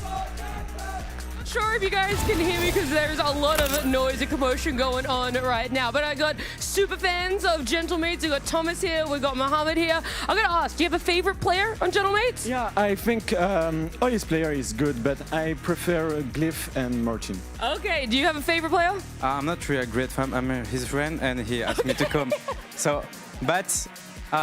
You're a super fan of Thomas. Thomas is a super fan of Gentlemates. Yeah, exactly. All right, I get that then. How are you faring, Gentlemates, right now? It feels like they've let a couple rounds slip. Are you still happy supporting them? Yeah, I'm so happy. I'm come from my vacation school trip, and it's incredible. Yeah. So this is your first time in the studio, loving it, seeing Gentlemates? Yeah, it's my first time in Berlin and in this studio. Me too, you know, we're pretty much the same person right now. Do you have a prediction for how this map is going to close out? Because it's a close race right now. I think it's close, but all player is good today, and I think we can win this game. Okay, all right, I could believe that as well. Now, you guys have been super, super loud, all right? Tell me, what is the chant you guys are doing to rile up all the Gentlemates fans? Gentle! Gentle! Gentle, gentle, gentle! Way!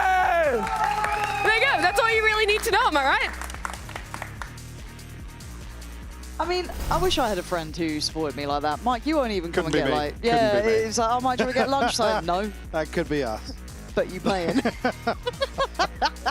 Okay, 6 apiece, focus on the game. And I guess, yeah, if you're a Mates fan, you are getting, I guess, your money's worth now, right? A bit of a turnaround. FUT starting to show a little more something towards the end there. whatever that timeout was, it worked really well. Age-old Vlad timeout. The classic. The classic. But yeah, switch up in terms of the overall approach here really started working for FUT. That home stretch of the first half, a string of rounds. Obviously, now eyes go back towards the mates. Martin going to go forwards with this flash. The outside showers here. To recall all the way across here. Can FUT catch the other side of this though? We're going to find out. Starzo's also hoping for something there. A shot in the dark. Bloody hell, he's still pretty clean with it. Does get outdone, but it's Starzo bailing him out, right? Soften targets, but he's going to find his value. Bloody hell, Sop, you're not meant to clutch this one out. There we are. Mini just going to push him across the line. Almost in a position to get back behind this crunch. See, Martin gets himself into a position where, I mean, he has to try and stand his ground. A bailout round from Starzo. It just comes out swinging, man. Yeah. Lovely timing on that push through the smoke. Couldn't really ask for more. Sop tries to get it done with the frenzy, but and just too many bodies to overcome here. So that might be a similar approach once more for FUT here with a couple of pistol upgrades. What's that? Almost like they know. Like, something feels yes. weird. Nobody's swinging hookah. There's going to be a judge in there. Good read. Good read. Away we go towards the other side of the map. Mini passively holding up from heaven. Obviously, we do have the position toward Shower as well for Martin, who's already actually made really good progress. Dog going to come down and clear. That is going to be pretty indicative that there will be presence. So, spurs them on. Why not? Mini.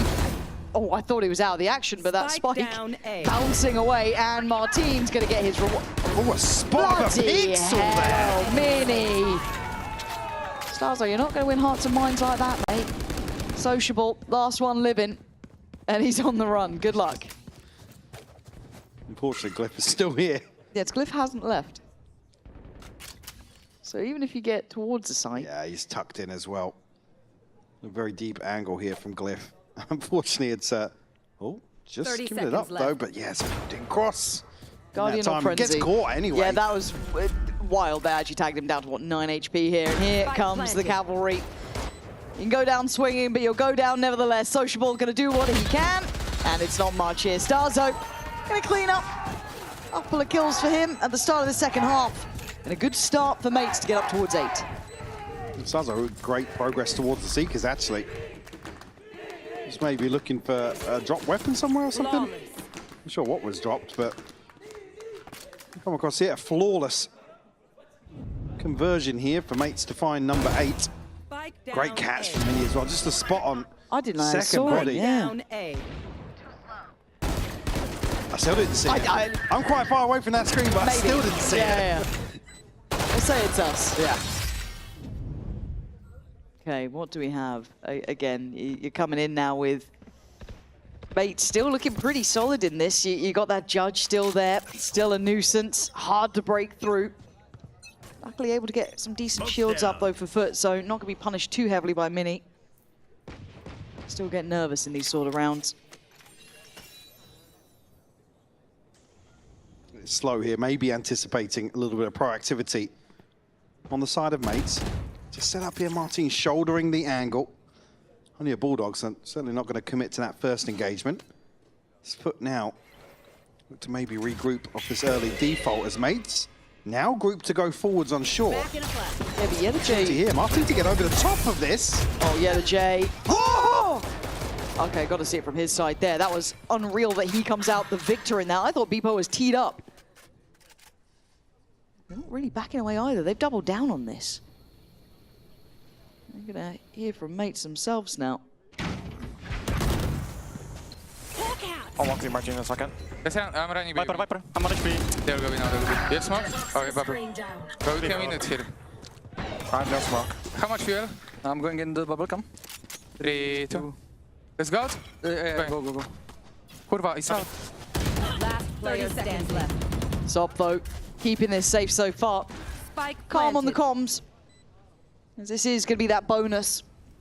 And again, only really catching Yedajay, who hit, must have been a worldy shot. So I thought it looked like he just missed and then just hit like a mad straight bullet. But again, for Glyph, not sure what else you're going to really get from this. And I think he knows that this one is pretty much done for here. You're giving a chance at a consolation here. I mean, we're going to want to protect their buy going forwards regardless. I mean, it's only really SOP that's going to benefit in terms of progress. We will get the 7th round on the board. Starzoat Seekers in hand. Good progress elsewhere. Really, you're looking towards Mini to his pit online to maybe set something in motion for Mates if they want to continue with the sort of proactivity we saw previously. Give me that replay, surely. So the bait and switch is perfect as well. But yes, Jay still shuts it down. Finds a follow-up as well. One enemy remaining.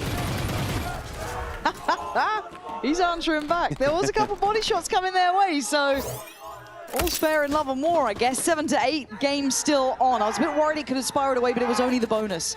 Now we get into the buy, things get a bit more serious. Thanks. You've got to be tough as nails to get through this one. Absolutely. Clawing their way back into this. Oh no, that could be torture in there though. That judge. Oh, the punish on the pace. Look at this. People gets overwhelmed. The scaling the FUT just pulled off was absolutely divine. Glyph with a worldy shot, but it doesn't really matter. Sights could be in the hands of FUT. They've got the plant ready to go. They go forwards early here. Minion, Glyph post ringing out. Oh, and it wasn't clean enough from Zeus. Mates making something out of nothing. And now we look at the post plant. What's remaining here? Molly still with Sociable. Yedajay, no stall really left here. Gonna have to put his body on the line behind this. Martin head first, goes and body checks. Ooh. Oh my god, that Molly may not be usable, but why need it now? You got Yedajay on the case. Gonna get you 2. Unreal from Yedajay there. Crazy approach towards Hookah here, and just the timing, maybe a miscommunication about who was going to deal with the dog, maybe some util in hand. But this 2-man hold completely ripped to shreds between Zeus and SOP. As you noted, Yes! Come on. That's it, man! That's it! To swing things back in their favor.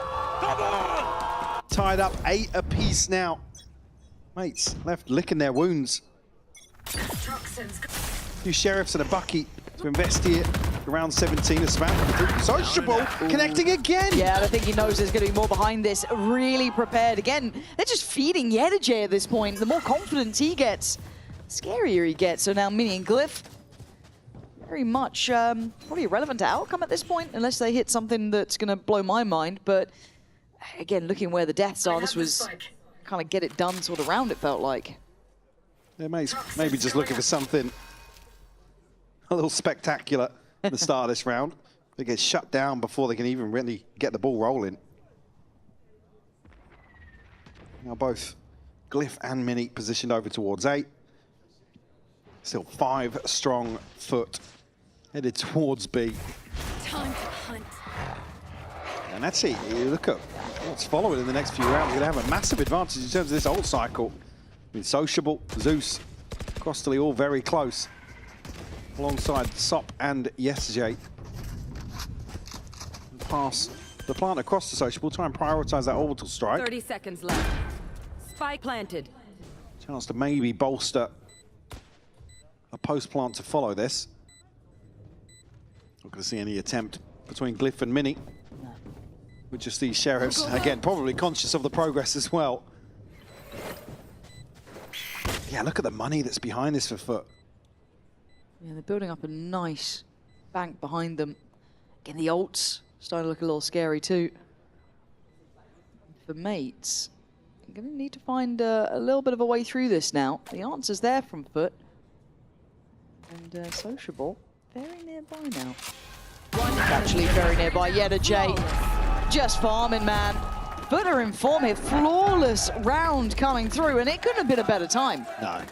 Well, the pit, the orbital strike available now to them in a very, very solid position now. That's probably why we're going to see Mates call a timeout here to consider what's to come. XJ just delivering once more to shut down this aggression.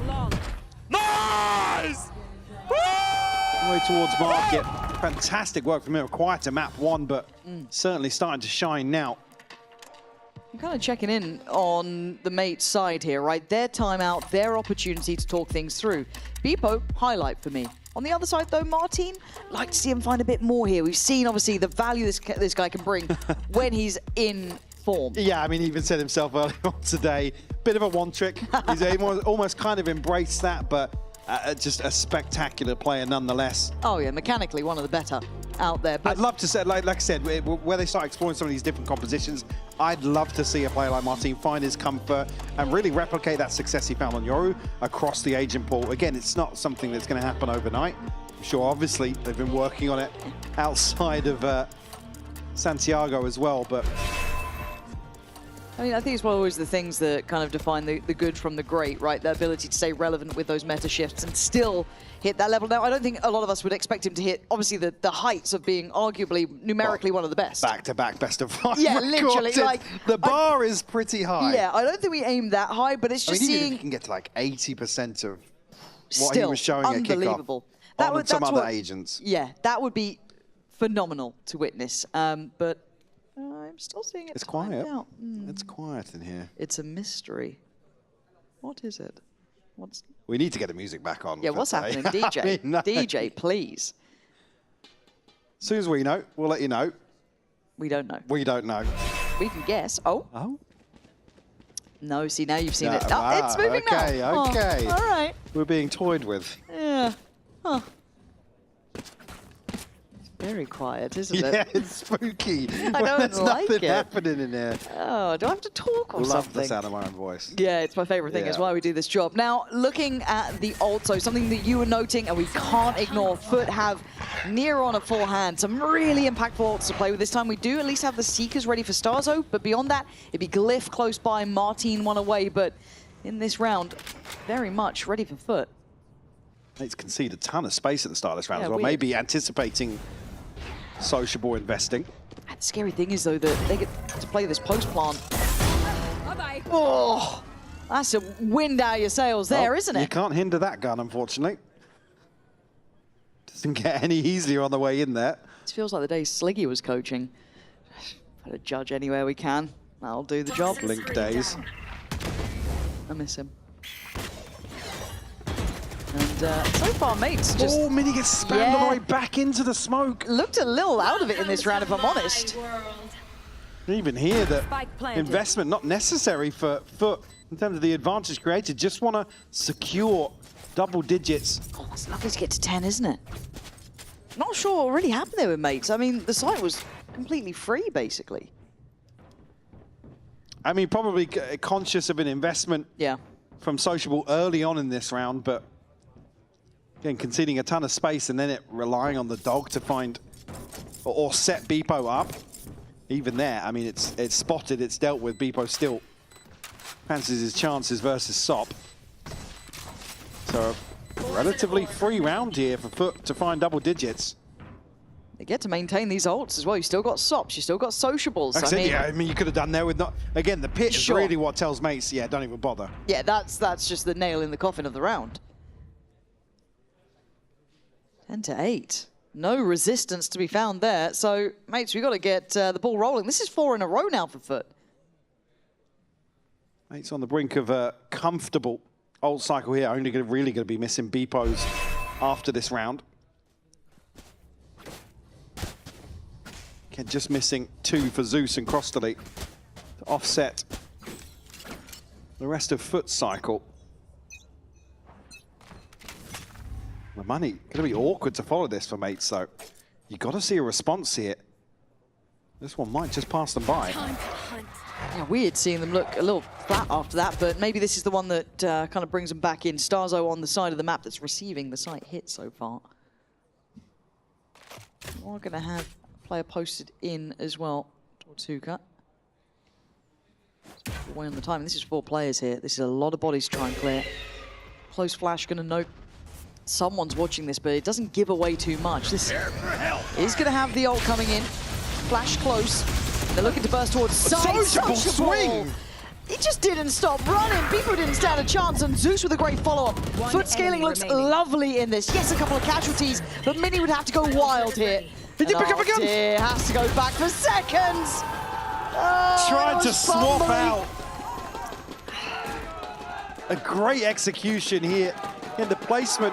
Not sure if even that was a little bit off. There was a gap between the orbital strike and the molly, but perfect execution here onto a 4-man strong site for Mates. And that's the part that matters to me. 4 players were here. It was known. This, it didn't look like Sociable stopped running in my book. I don't know. From his side of things, it looks very different, but he was moving. Nice. Tranquilo. No, be excited, be excited, be excited. Bamir said there's still a chance that we lose this. Ever the optimist. Yeah, this still does get scary though, even if there's like a timeout here or something for Mates. The problem is that they've got loads of ults to bring in themselves as well. And it is of the tactical variety. Yeah, I was waiting. I was having a look. Lots to consider here. Like I said, they were on the brink of a very, very strong cycle. I mean, it's going to be the advantage in terms of the weaponry here. Sop looking to punish that, potentially with a scope. We'll see how he settles. But a string of 5 rounds for Foot to get up to 11. Ton of pressure now on the Mates to try and piece together a response. I mean, a Guardian and a Bulldog to round this out. Still, yeah, weaponry here, but Sop an opportunity to farm. Yeah, he absolutely could. I got yous, okay? All right, high flash, fight down long. Sop's there. Blinded. High flash, fight down long. Sop is there, but he's only going to be at 1. But the trades are better for Foot so far. They come out with a man advantage. Good information, I guess, and the bodies are in the right place. But look at the progress from the other J. Do they turn? Do they back away from this, or do they continue going? No respect shown. Sociable is having a game here. Top of the board. And he's not stopping, man. It looks too easy. It looks too easy. To finish. What? Sociable is playing a lights out right now. 23 and 10. Single-handedly delivering this one for Foot. Absolutely insane. Get the catch here, just catches a glimpse. It feels like the last bullet that he actually fires in that spray. And again, besting Mini at the end there of the classic. So are they pointing and laughing? Oh yeah, they are. Are they pointing? There's a tech pause. They're pointing and laughing. Oh! Who pulled out the headphones? I think he was probably pointing at Mini as well at the end. That's who's on either end of the PC bank. That is actually wild. That in your basically. I mean, it's what you got to do versus Mates. They've already do. established their identity very early on this year. Yeah, they will. Look, they give it as well, right? It's all fair in this sort of format. If you're going to do it, you get it back. As BBL found out against G2, for example. But now, though, are we back underway? Yeah, we are. Quick one. All No good. music needed there. DJ's asleep, man. Still ultimates to invest here for Mates, but need to find 4 to get themselves back into bind here. Just missing 1 point for Beepo. Not seen on the recall already. Mates continuing to go forwards here. And it's all heard. Crossley and DJ are here. Martin is on a rifle, and again, he can slow things down with his ultimate if needs be. He's just jump spotting towards showers. Could you imagine, though? You imagine if Sop. If Sop. Oh, yeah. No more. No more. No more. No. No mas. Tranquilo. Okay. For now, Mates trying to get to the right side of the map here. Stop still holding this. This feels a bit tense, doesn't it? A lot of ults here for Mates, and they are on the right side of the map. Still 48 seconds. There could be a pivot, but it looks like Foot ahead in this way. It's just waiting for the right timing to invest his smoke to cut the sight lines. Actually trade off here with the smoke investment from Foot, but you know, hold on, maybe just waiting to crunch on the 30 seconds left. tap of the spike. Zeus could be on for a heater here if him and Sociable can actually pressure these back lines, and the hot flash is going to affect. But Stars are going to clear Sociable. Zeus still waiting. all that noise and all that commotion. He is going to go down, but Saab swings in. The spike's still not planted, though. There is still a problem here. And 8 seconds ain't much to play with. There's no way you're doing that! Stop!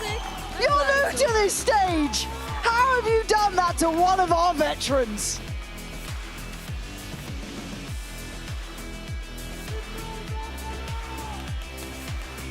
Enjoying the win for themselves. Zeus, you could quickly join me here. I mean, what a way that you guys win that one. But coming back into this map entirely, how was it? Like, what were the comms with the team? How were you keeping yourselves calm to be able to take map 2? I think they were just picking us like with courage. I mean, we talk about we need to pick them like they doing to us. So that was the reason why we can come back like this. All right, a bit of taste of their own medicine. Just I'll let you go. I know that you go to map 3 comments. Thank you for joining me. You guys stick around right on the other side. We'll see who's going to win now that it's a 1-1 between the two teams.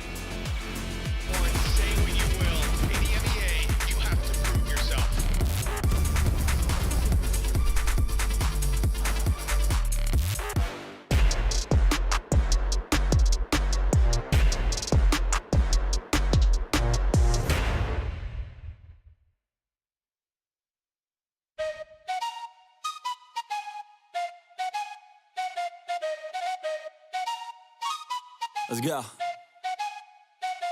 I got big dreams, I'ma do big things. Yeah, you see me on the big screen looking so clean. I don't move slow, I move fast, right past anybody taking life for granted. Yeah, that's too bad. I'd be grateful for everything that I have. You only got this life, you don't get it back. Make the most of it, become the best that I can. Everybody look at me, I got a plan.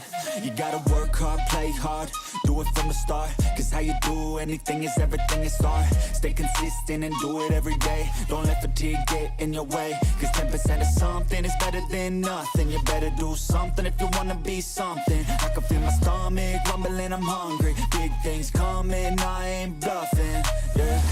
No, I don't wanna stay the same, yeah. So I keep pushing through the pain, yeah. That's the only way to make a change, yeah. So I fight every day and train, yeah. It'll all be worth it. One day it'll all be worth it. So I keep pushing through the pain, yeah. That's the only way to make a change, yeah. I've had enough, I'm making my own luck. Adrenaline, my drug, I'm sick of feeling stuck. I got this, will not quit to the top, I promise. Cause I've had enough.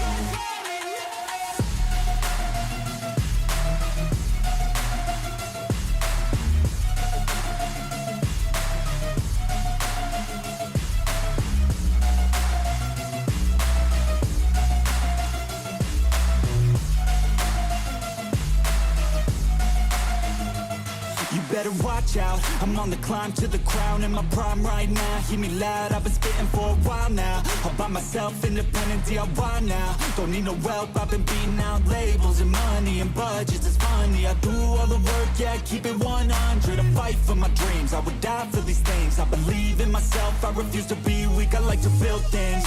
Empires out of buildings, I wanna leave a legacy of helping others find they feel things. Of motivating and killing, depression, exhaustion, we need some healing. I work through the pain, I like seeing gains. I keep my head down, buried, walk through the flames. Yeah, I do this every day, even when I feel drained. A true man pushes through, you don't hear complaints. No, I don't wanna stay the same, yeah. So I keep pushing through the pain, yeah. That's the only way to make a change, yeah.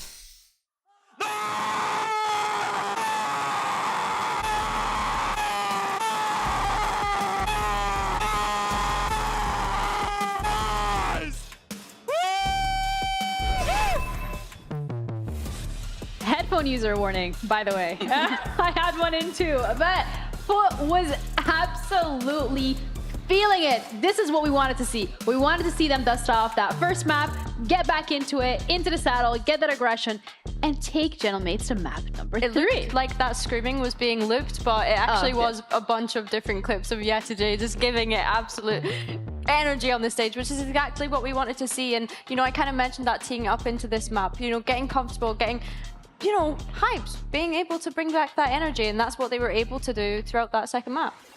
Yeah, that energy was there also on the attack, I feel. Like, they had, like, the double duelists were just going in, farming. We had Sociable unlocked a little bit too, but the kind of win condition of that double duelist just going in fast and aggressive, that kind of deathful, Eternal Fire style, maybe seeing a little bit of that here too, because of Vlad.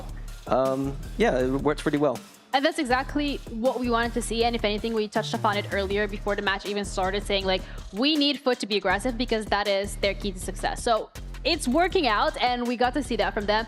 But for FUT specifically as well, something that you wanted to highlight was when we come out from that timeout, and they just have not just the aggression, but a very clear plan as well. Yeah, they were 5-2 down, and I think that Vlad took the timeout here, and we see that they had one away from Brim ult, so they planned to take it towards long, and then they had this huge trap ready with the Waylay ult and the Brim ult, and it's just a really nice idea. I think that when I see a timeout and then I see a very clearly executed plan, that's what I want to see. Like, the plan's not always the best, like a Shower's Crunch, you know, whatever, but like, all the pieces made sense. Like, they got the orb, got the ult, there's a very clear direction for the round, and able to get a 5v3 immediately, and then from then on, it allowed them... They're happy with the timeout. From then on, it allowed them to get momentum back into the game. And that momentum led them all the way to here. But you can see as well, Billy, how much it means to them. Because yes, the players are fired up on the stage. The coaches are fired up backstage. The fans are fired up in the zone as well. So if anything, like, it feels like everything is coming together. And we're seeing that also in individual players being able to step up and give us crazy performance after the other. Yeah, for sure. I mean, we're speaking about Vlad here, but we also have Sociable coming in as that IGL, right? So a complete rework of the leadership here for FUT Esports. And the numbers that he's managing to put up as an IGL in Tier 1 is kind of insane. Because let's not forget, this guy came in as a rookie last year at the age of 28, I believe it was. And now he's moved on to FUT, come IGL of their team, and he's just putting up the statistics. So 313 ACS, honestly, bro. Honestly, BBL might have been holding him back, right? And then Navi, maybe, like, he's on FUT now. It's great. Yeah, I have no idea. I rated him fairly highly. Like, I thought he was decent in the BBL, but he wasn't like the shining light to me. He was just kind of a bit more of like a utility player, I'd say. Here, like, if he's able to do this on the IGL role, like, I don't understand how you can IGL. I don't know how he's doing it. And be unlocked like this. It's very confusing to me. Well, sometimes it's okay to be wrong. And that's fine, Sure. right? Yeah, Absolutely. yeah, Yeah, that was really mean. But we do have a coach confession as well. We're just out of FUT to see what we can look forward to heading into our final map of the series. What was the key to turning things on Bind, and what do you want to carry forward to Heaven? Personally, not being scared of fighting, because like there's nobody on this opponent that would kill us on 1v1. Yeah, and this confidence is what makes us win the rounds. Yeah, totally. I agree. I mean, it's like, I think we showed more of our identity this map, you know, like Gentlemates are a team that want a team fight and they want to fight together, but we want to do the same, and we back our firepower more than this. So yeah, I think that was it. I think we found our confidence, and we're going to take that forward going into Haven. No one on the other team that could kill us one-on-one. You're going up against Martine. Like, that's a bold statement to be making, but that mentality that they have right now, Billy, like the confidence, it's showing and it's paying dividends. I mean, it's not just Martine on the other side. You've got Mini, you've got Starzo, like you've got so many mechanically great players on the other side. But like FUT said, they have that extra level of firepower, I think, coming into this one with that Turkish talent, right? Let's not forget that they have a full Turkish roster here. And I think that that's perhaps helping with this IGLing as well conversation that we were having just before we threw to that coach confession, is Sociable being able to make those calls in his native language, I think is what's helping, and building confidence around the rest of his team to take those team fights, as the coach has said. Yeah, fundamentally, I'm enjoying the identity shift from FUT. Like I said before, like traditionally a little bit more of a EMEA kind of slower team, like not quite slow as some other teams, but not quite a Turkish team in the sense that they just run at you and overwhelm you.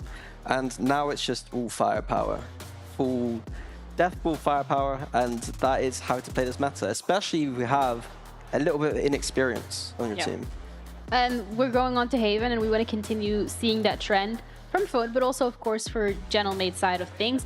This is a map that we touched upon a little bit earlier when the map video came through, Mini, and we were like, what are we expecting to see here from the side of Gentlemates now that Yoru is, by the looks of it, off the table as well? I think Phoenix is becoming the pick in EMEA that people are going towards to replace that Yoru on a lot of these maps, and Haven is one of the areas which he's quite popular and fairly strong. You have the orb towards C where you're going to farm that a lot, and it looks like we got a spoiler there that the Phoenix might be played I mean, it by... was mixed earlier, now it's Tova, and like, that was locked in, though. Yeah. I saw that locked in. So yeah, Phoenix looks like it makes sense to me. I think as well, a continuation of this Mini on Cypher. I think he played that so great on the Pearl. I think that anytime FUT were trying to get into that A site attack, he had it on lock. So I think a continuation of that is nice to see. I think the big thing I'm looking at on the defense side for both teams is that they were struggling a little bit with that Yoru. Double Jordis is now very hard to play on that defense side when you don't have immediate access to a teleport agent that's able to be one side of the map and then the other side of the map. So I think both teams need to kind of step up that defense, and Gentlemates are starting there, and I want to see how that translates. I think that's where I look towards Bipple, right? He had a very quiet first map. Second map started to pick things back up again. I think as well, I need to see that confidence with the op, because we know that SOP for a fact is going to be able to pull that out and get away with menacing things. What we've seen a lot from the double duelist compositions on the defense is always pushing one of your duelists very aggressively out on that A side. Is that what we want to see? Do we want to see more than just one of them?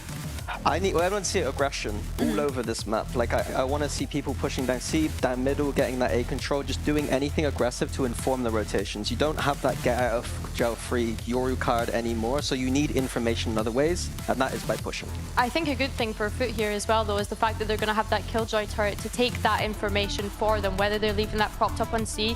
And I think Gentlemates can build a plan around finding out where that Killjoy is to then figure out where these double duelists could potentially have pushed elsewhere on the map. In terms of both of the compositions of these teams, do we have one that we favor? Because they are pretty similar. Not really. I think it's down to your comfort on the agent specifically. I think both suit them respectively. I maybe wouldn't change anything for either of them. In terms of like their duelists, there's other things on the Sentinel role I might change. Like, I'm a big Vice believer, but that's for another day, I think. Which we haven't gotten to see just yet. But this is the final map between FUT and Gentlemates. Both of them fighting for that first win here in Stage 1 of VCT EMEA, but which one can do it? We'll find out as we're heading over to our casters, Pansy and Hypox, to walk you through it. Yeah, it is down to the final map. Now, if we look at both maps individually, Mike, do you see a forerunner here? Someone maybe toward the front of the pack? Because I thought maybe it could be like a fall off now after seeing what was a generational level of performance from Sociable there, but do you see repetition on third map? I mean, it's tough to replicate that here versus Mates on Haven. It's again, you come back to the comp change though. In terms of the defensive protocols, that's where Mates really shone. We saw them actually not completely abandon that sort of ethos in Santiago, but certainly stray away from it. Now with the comp change on top of that, that's where my eyes go towards. Is how much success Mates are able to create for themselves on this defensive half. And it feels like that's becoming a more common conversation, right? Those defensive sides, how competent, how many rounds you can get, and how much you can do with it. So already, Zeus going to be testing towards C-Long. Bebo's been noted. He's lucky to be alive, and actually a great bit of stall. Yeah. And the Molly just to make sure nobody paths forwards here. So no harm, no foul. Mini disconnected from A site here. Ton of bodies ready to get behind this for the Mates. Oh, just catching Yetajay, transitioning back towards window and mid control. Now firmly in Mates control. Yeah, they are not backing away from this either. A nice amount of pressure to begin with, and then look at Martin's reposition as well. They've already drawn that first blood on towards Yetajay. They know they've got them pinned in here. They haven't really been able to work it out at the moment. Zeus gonna have to try. Ooh. I mean, come on. Okay, Zeus. One enemy remaining. Putting on a show. Zeus with a reminder of how good he is. Beautiful pistol round. And the reset is completely removed from FUT in terms of catching Yetajay when they did. Mates, like I said, firm control of the middle of the map here. It's only Zeus to offset that. catching every single person. Clean, crisp with the headshots. Fantastic start. And look, there's a lot of names to talk about when you have Martin in a server. Beepo's having a bit of form there, hit towards him on bind. You have obviously now Sop joining the equation, but Zeus was one of the originals who drew a lot of eyes towards his capabilities, but Sop instantly wants to start building up himself here. The start of this map just be about the momentum carried across from bind. It certainly could be. Oh! They're just taking turns, man. If this duo really aligns, there is problems for everyone else in EMEA. Now, we don't know the potential of them. We don't know how high they can really work together, but I'm a fan. I'm already on board. Absolutely. Let's see how far they can go with this. A team that we are asking for success, finally. I mean, to be honest, like I said, the bar was pretty low. Yeah, it was. Coming into today, it's not a criticism at all. Especially coming up against the mates. Already going above and beyond in my eyes. Blowing me away. Going to be a consolation to be found here. Well, maybe you'll catch one. And that's about it. Stop on the clean up. Bro, let someone else have a little moment here, dude. You're good. You're good. You had a great couple of maps. It's just the battle at the top here between Zeus and Sop. Zeus currently on 5, Sop on 4.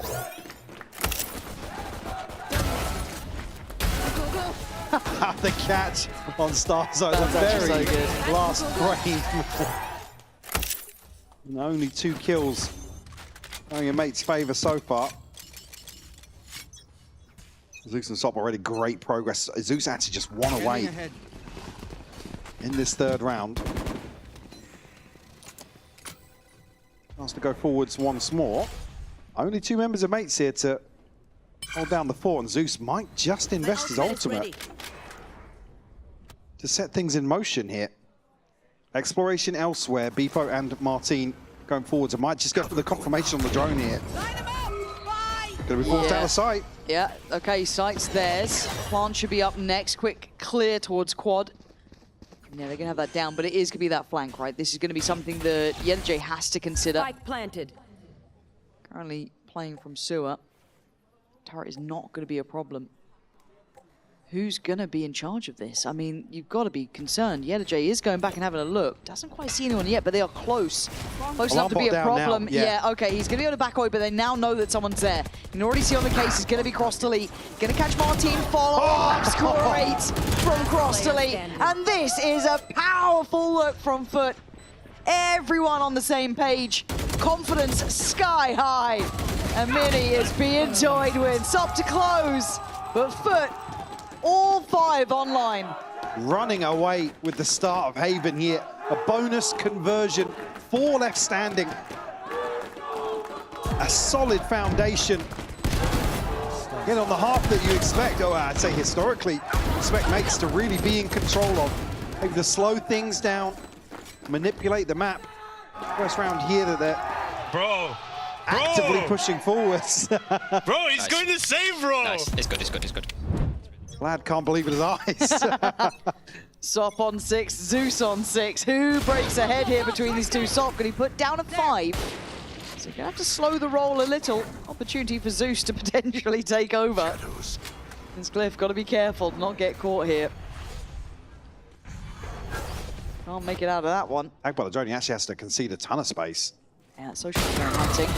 He's going to cop a tag, but drops the body anyway and gets out of there, draws the paranoia as well.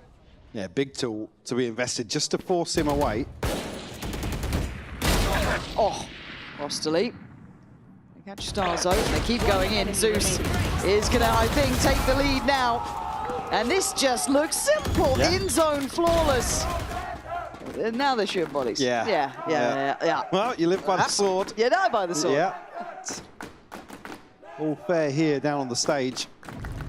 Cross delete, Hunter's Fury in hand here. I was considering the transfer. I thought he might even go for the sway onto the second, but it's just looking so clean here in this anti-eco. Mates have to pump the brakes pretty early on here. Yeah, they need to. Ooh. I mean, they haven't even got the ball rolling. Nah. Again, you look at the board right now, if you could. I'll explain it if you don't worry. 7-1 for Zeus, 6-0 for Sop, 5-1 for Crossley. The others on 1 each, basically, for Sociable and J. How dare they? But on the other side, Mini's got 2 and Martine's got 1. That's it. They haven't really had a say yet. They haven't been able to slow it down. They haven't been able to control those starts. And just quickly as well, when we're talking about the switch up here for Mates, they're used to being given a bit of time because people would respect some of these Euro setups, fish out where Martine is, anticipate that rotation. Here, FUT are just addressing that perfectly in terms of the aggression and controlled aggression. Yeah. Very well good orchestrated synergy, by everything there. FUT. But this is something key that Mates have to kind of adjust to. You don't get that kind of 1 in 3 pacey rounds. A lot of these rounds are just going to keep coming now. They're not going to rely on Mates' comfort to have an extra body towards a site quickly. And really, you look towards both extremities, particularly A-Long here, where Starzo's going to be tasked with controlling. Doesn't have that ability to say, Martin can be here in the blink of an eye, effectively. It is very different now. This new look coming back in. And if you're Starzo, you're getting a little bit worried because you ain't got much to really fight this back with. Obviously, weapon in hand, a couple of shock darts, but you've got to give up the sight. The best you could hope for is to control a little bit closer on CT, but... Concede to space, don't read into it too much. The confirmation from the drone, not going to see anybody else either. This is a really good read coming out from Mates, and actually this reclear in middle could be divine. Now, there is going to be the alarm bot there. That is the only kind of saving grace if they try and sit window. Okay, Yedajay's going to catch Martine, and they know about the alarm bot being triggered too, so they should have a good idea of what's going on, but Yedajay's got to be careful. Could easily be overwhelmed at this point. Yedajay, oh my god, he could be on for another. He's seen them. He's absolutely seen them. And Mates are being absolutely outdone. Bebo's done really well there, but by now the site's got, spiked down. Ton of time being burnt up here. These players still have to transition back towards spawn. And the 2 scary prospects of Sop and Zeus, now joined by Crossley, who has his ult, are on guard. Sociable the one to find Starzo. Put his name in the equation as well, I guess. As Bebo and Glyph, you're saving. And so much respect given to Sop just running it down towards Starzo. Last player standing. Great trade. Off the bait here from Zeus. Kill. Bebo a second, a consolation, but he's going to be hunted down here. They do not want him to keep this rifle. Oh, actually, still gets it there, Bebo. Another one, maybe one more. And about as best a consolation you could ask for. A round of applause from the other side of the stage, but still FUT a clean sheet here on Haven.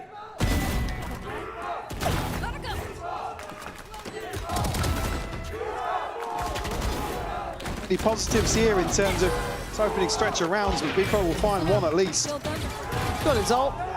Got 5. Those are his first 5 kills. Now you got to do it when it matters. Fairly clear on the turret at least, but by now you can see where FUT are aiming. They fancy that C site. We haven't seen them fully commit towards this yet. A couple of early testers. Possibly get a tag off this as well. Ooh, okay, yeah, towards back flat. I'm looking to see this, and Mini's already dead. Zeus, this layering is so oppressive. Actually get themselves up. Marty's still swinging though. Bebo's going to get a kill. Starzo's found one too. Lovely re-clear there. Taking that space right back away from them. Yesterday finally making his way up towards site. How far does he go? You've seen basically everyone there. Yeah. Absolutely does. Crossley going to be able to get an open plant here, so plenty of options for FUT, but it is still a 2v3. Planted. Shock darts available for Starzo. Still got a drone as well. Looking a little dry elsewhere in terms of util. This is a necessary round for Mates. Got to convert this advantage, yeah. See if they can trade in well. Read into this post plant. I think Crossley's playing. Yeah, he is. Nobody's going heaven. Oh dear. Well, that does open up a chance, doesn't it? Crossley still has that dart and a shock dart to play with. And, well, no one's even checking it. Oh, he's going to get spammed out! Yedajay made a bit of a meal of it, but now the information's there. Can Crossley make up for the bit of a problem that was beginning? Ignoring the shock dart, trying to play it forward. Has to deal with it. Oh, my God, look at Martine's HP. 5 HP in a dream time. He's got him! Crossley with a clutch to remember. absolute heroics here. The last two standing 4 foot. Again, trying to play ahead of this recon in heaven doesn't quite suit YetJ, but across the lead. C just takes his time, so well composed. Absolutely fantastic conversion, 4 foot. To find number 6. Ooh, this is starting to feel like a different game now. Challenge is set, bar is there. Flawless thus far from FUT. Mate's trying to recover something now. Up towards long. They're droned out. Yeah, they are, but the stun's very good. At least gonna stall out a second, maybe allow them away. Zeus is trying to hunt. Doesn't quite get what he wants, but I don't know if that's gonna stop him now. No, it doesn't stop at all. Solo spotted. Oh my god, it looks so simple. How are FUT making Gentlemates look like they're barely in the server? Absolutely running rings around him. Mates just can't piece anything together in some of these more postured forward rounds. Again, lesser buy here for sure, but you'd hope for a victory here and there. Still 4 standing for FUT. As finances started to swell even more so. Step heard. Across the lead. Cage triggered. Cool, slipping forwards. And you're looking at silver linings now. If you're Mini, really, that's silver it. linings is I get a gun. Pretty much it. Again, and this is always the thing. If FUT can never do this in other maps consistently, right? It's all that what if. They are a terrifying team. I mean, Sop and Ton Zeus. of firepower, yeah. If they can piece together this sort of approach to the game, I mean, they are barely missing a beat here. No, they are really in step, right? And to do this against Mates, because when you talk about firepower, right, it's all good and well to say it like the other team is not in the server, they're not, be able to fight back. You have Martin, who was a record setter. You have Beepo, who's had a great series thus far. You've had Mini, who's been super clutch. I mean, again, these are one of the teams we sent to an international right now, unable to get around. So much! Come on. They're feeling it so much! It's really good. It's really good. Vlad's right. They are feeling it. You can see the approach round by round here. Really tapping into that momentum, the confidence alongside.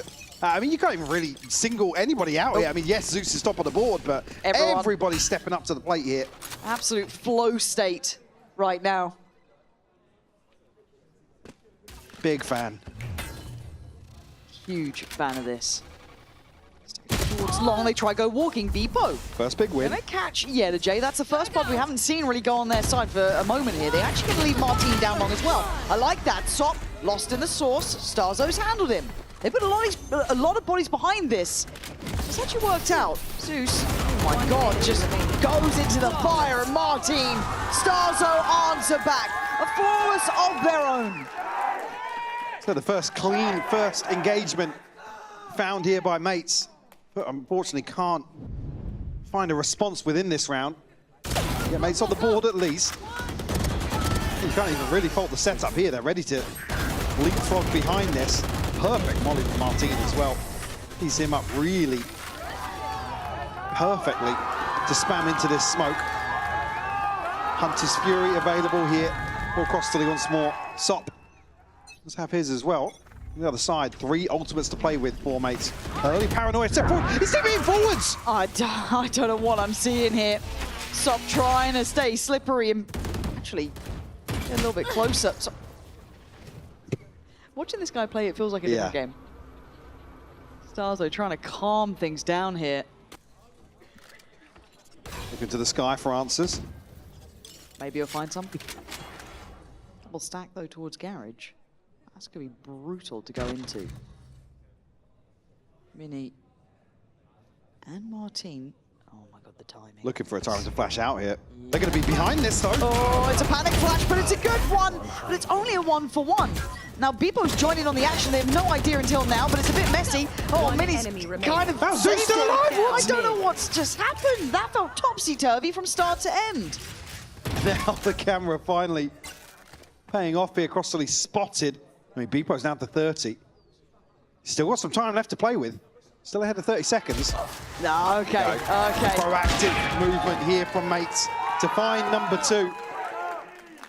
Again, a very strange back and forth here. It looked as if Martin's flash was going to be a little shallow, but still catching well enough.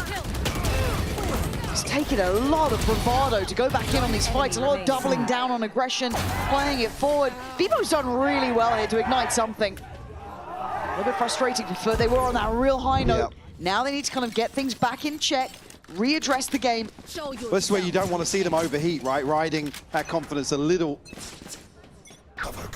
too fast and loose. Only missing Zeus's ultimate here, so very good position to be in. Oh, popped here from Martin. Not what he wanted. Yeah. There's some space at least. Necessarily get a confirmation on the other side of that.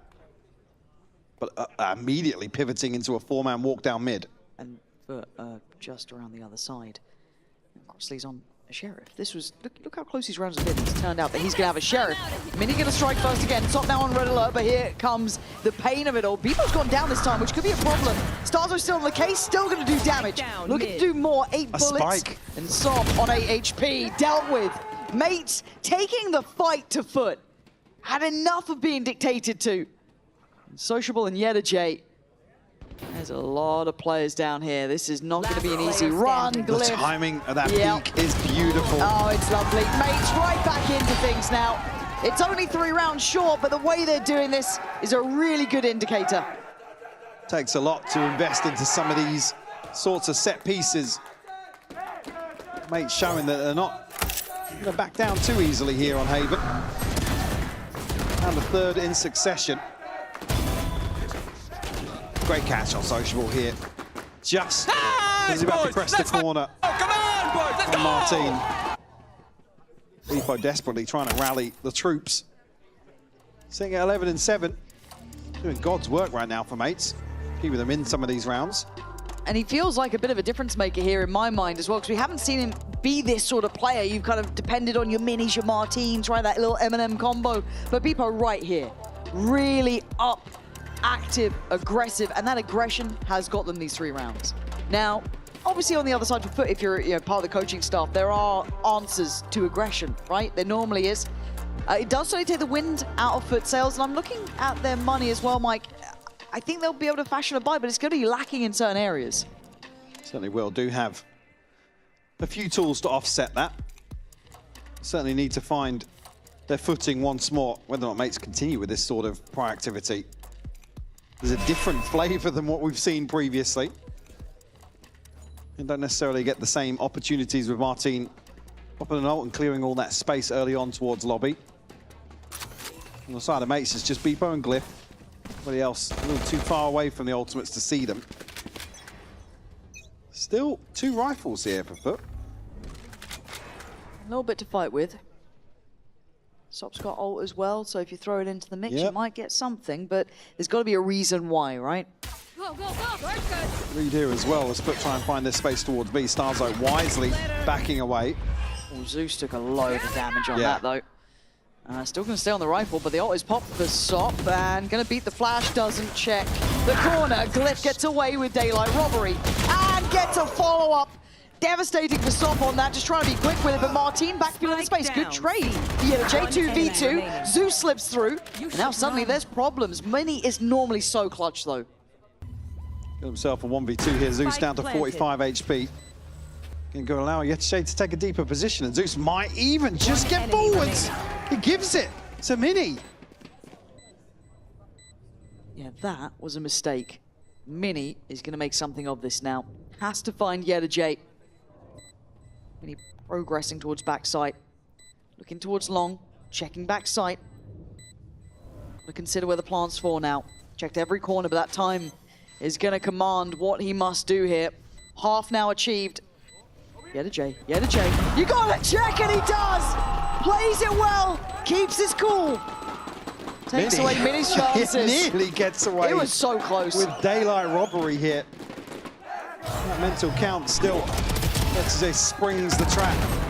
Great take here from FUT. The ability to trade in here. I said just off the 2 rifles. Look at the time. Doing so Nice. well. Oh, he's sticking it. Oh my god. He was sticking it. Oh my god. It was a nice try from Mini. Again, such a clutch player, but he's just not had really many chances, it feels like, in this to kind of play that style he's pretty solid at. But good answer back from FUT, breaking the trend. The comeback from Mates. Now, Bebo's always got a judge. Glyph's got his, maybe not the most influential, but possibly you've got to look at that post-spawn. Zeus gonna get ult online now. Big tool to bring into round 12. Now Mates have to be conscious of the fact. You'll look for the confirmation here off the drone to maybe invest.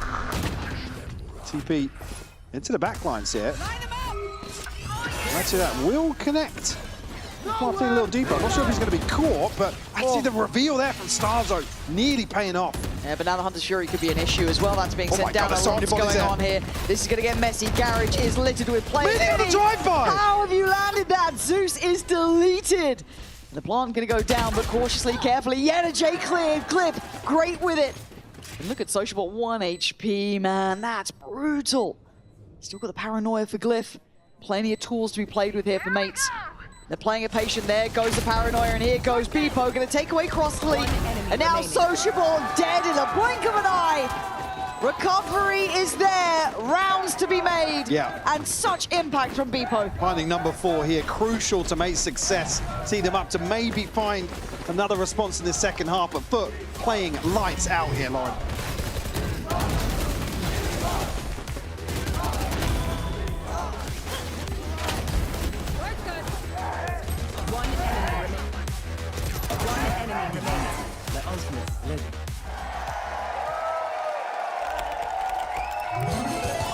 Red Bull gives you wings.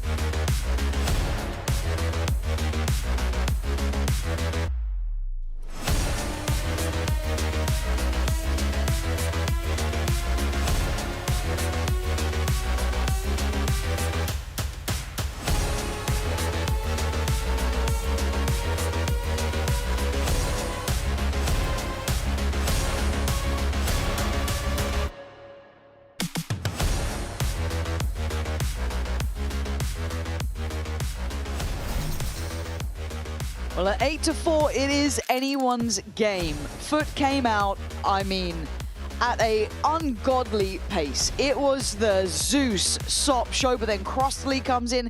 Everyone was there. Mates, it took everything to come back through, and it took that man on the screen to really change how things were going. Certainly was, and one that I think fairly people would have questions coming out of Santiago. Certainly making a case for himself here on Haven in a decided ways, much needed for Gentlemates. They were being run over by FUT. They certainly were.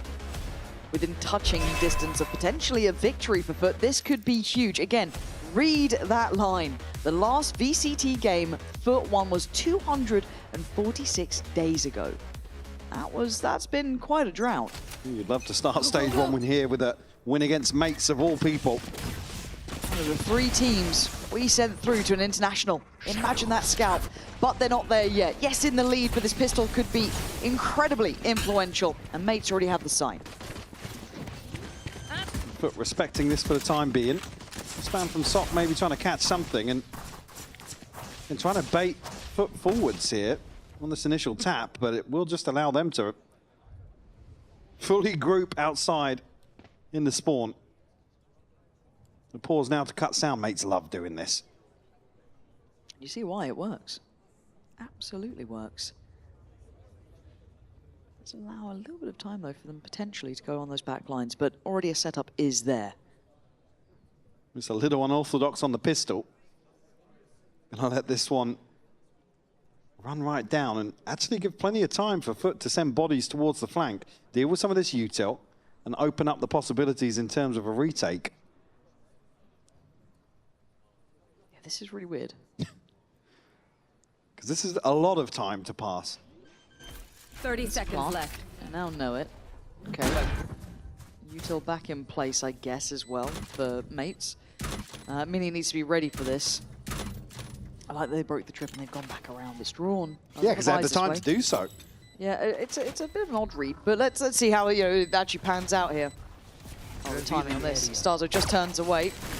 And now the stun comes in. He could be in a world of trouble here. Mates, though, handling it well until now, but here comes the flood. Starzo and Mini, the last two alive, and they're trying to hold the side here. YellowJ on a heater. It's Mini in a 1v2 now. Diffuse is happening. You got to deal with it. You got to try and deal with it. This time you can't.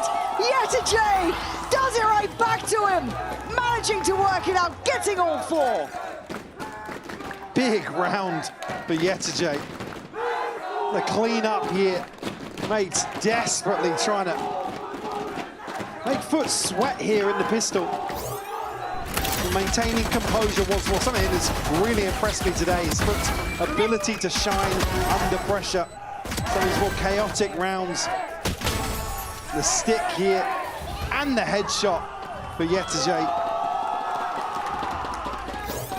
Something's broken. Yeah. It's, I think, just an in-ear issue, so hopefully that'll be fixed up nice and quick. At least it looked like it, right? I think we all saw it.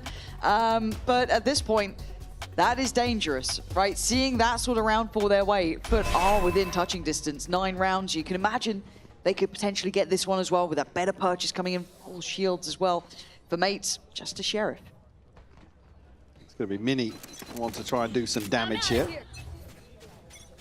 And FUT certainly want to use this round to maybe set the tone for themselves here. YellowJ has to burn the molly to slow things down. Turret will be identified here as well. Under a ton of pressure. Conscious somebody slipped the net already, but as we can see, still huddled in. That's the sheriff removed here. Glyph, got to be careful as well. YellowJ and Sociable finding everything. Zeus going forwards.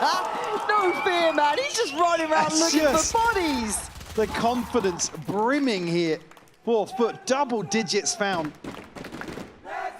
Mates unable to get off the starting block in that second. I mean, what a feeling for the FUT side as well. After what's been a drought to potentially, it's not there yet, potentially have a chance. And as you said, it's momentum, it's confidence, it's all of those intangibles really lining up. Now the buy is in place for mates. They need this one and they need it bad. Zeus! Look at the damage this man's done, and already they are behind this. It's not just a singular effort. Sociable takes away Starzo. Martin and Mini in reply. There's still Sot. The unknown quantity. Played in potentially by Crossley. I need a little help on this. Deploying drone. Enemy tag. Gonna see at least one. He doesn't know about the other. Didn't quite see Glyph on that Great close coverage corner. there from Martin, yeah. Slow things down now. YellowJ still tucked with a judge. I'm very happy to see Beepo not heading that way.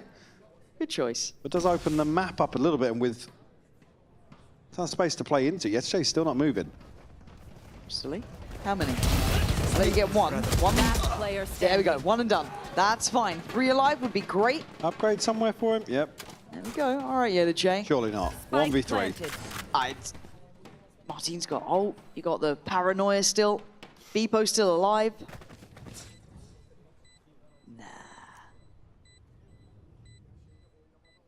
I mean, even here, damage would be... I mean, any more than they've lost, yeah, right? Pivotal for YellowJ to find.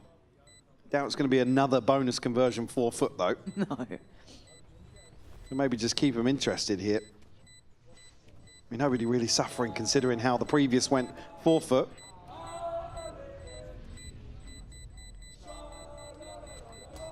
Well, he's even given a chance to catch somebody. Well, there we go. Was given. 3 alive. Clean there. Up to 5 now for Mates. Well, we know that was just a bonus attempt here from FUT, and I love the proactivity again. Yeah, why not, man? Mates really shining in this situation to shut that down. Ults-wise, Yetajay just one off the lockdown. Martin, ready to go. Is in hand. Mini just one away from the neural theft as well, so Mates in a good position to answer back here. It's all eyes on Mates for me now. Show what you can do. FUT have rounds to play with. Can't leave the window open for too long, but willing to put a body or two behind this. A-long aggression established. In the meantime, the reaction from Mates. Get towards Garage, get towards B. Try and catch that cross, apply the pressure. Martin going to invest ult. Not going to find what he wants here, but does get to clear sight and allow Vipo to then scale in. The nice attempt there from Sociable to try and catch that secondary player. Not going to happen though, and now they have sight, and they should have plant. So, spike planted. Looks as if he knows. Oh my God, he's good Ready with this. for it. Yeah, okay, gonna get out of there. Burns Paranoia and at least a shock dart as well, so not too bad. The rest of FUT now getting ready. Oh my God, Top's back in. This guy willing to be a little bit audacious about it, trying to keep their eyes on him. But the post plant should be solid. You got 2 towards Long, 2 towards Garage, and Sop looking to just put his body on the line. Fight me anyone, I dare you. Yetajay, cross to Lee, still doing it. Defuse is happening! The defuse is happening! And it's happened to Mini! 11 for FUT. They can't believe their eyes. Dealing with both players on Long here allows them to just tuck behind the corner and stick this through. And the early half defuse is really what sets that up. Who got that half? I'm not even sure. I didn't even catch it. FUT flipping another round on its head. I think it was just cross to me, right? Maybe, yeah. Yeah, the whole way well through. done.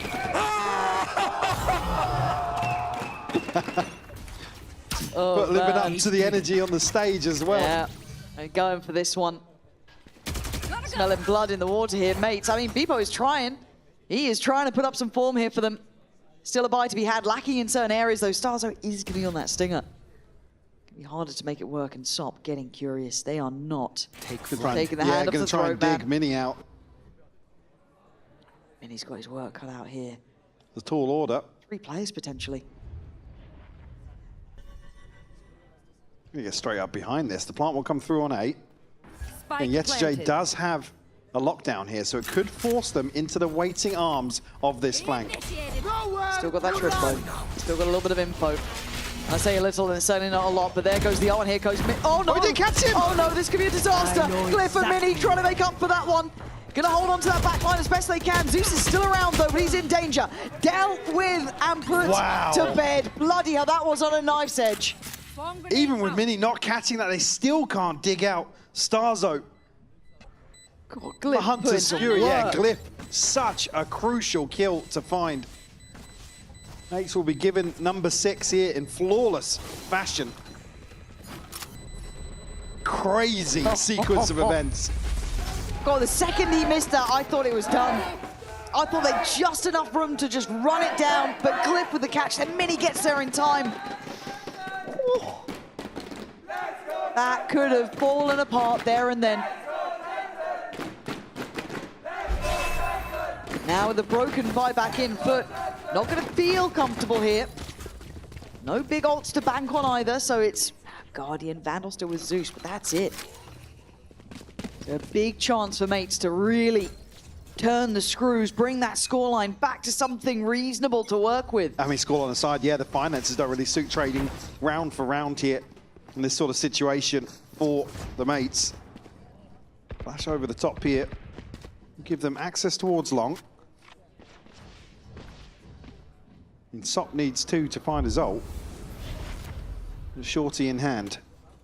That could really turn this round again on his head for FUT.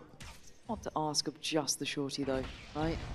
Well, I mean, I was going to say, Glyph looked as if he was considering. There might be Starzo to go forwards here. He doesn't have the Aldrone anymore or any dart. It's all about timing, really, isn't it now? Crossley knows, so he's going to back from sight. Smoke up. Does anyone check? I'm looking at Mini here potentially, but it's Sop waiting and does get his That's an reward upgrade as well. and out of there. That's big work from him.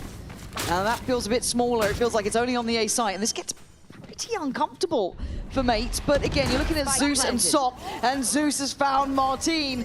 This is an issue, and it's getting worse here. Zeus and Yedajay putting Mini now under the gun. How many times does this man have to try and clutch here? He's got players left, right, and center, and Yedajay again gonna find his man. FUT just excel once more. Around they are set up so poorly in terms of the inventory. It's Starzo to be caught here, and to be fair to Mates, they're already pinched on this position.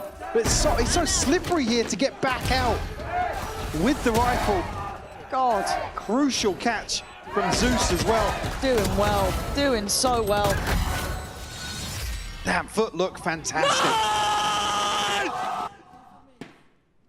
God, I hope this isn't a flash in the pan. If this is what FUT look like going forward, I'm so up for it.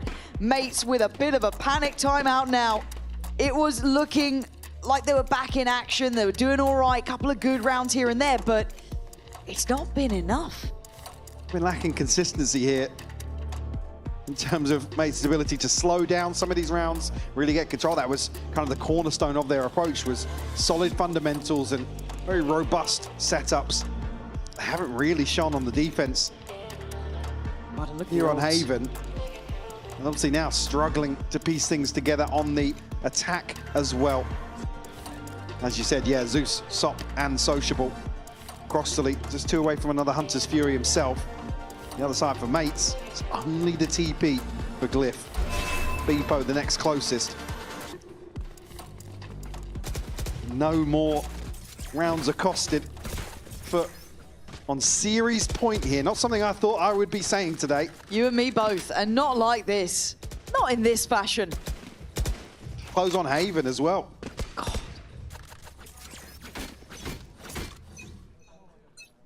Take one more round, but Mates, they have a bite. Had their timeout. Should all be on the same page here. You don't get to do it again. So.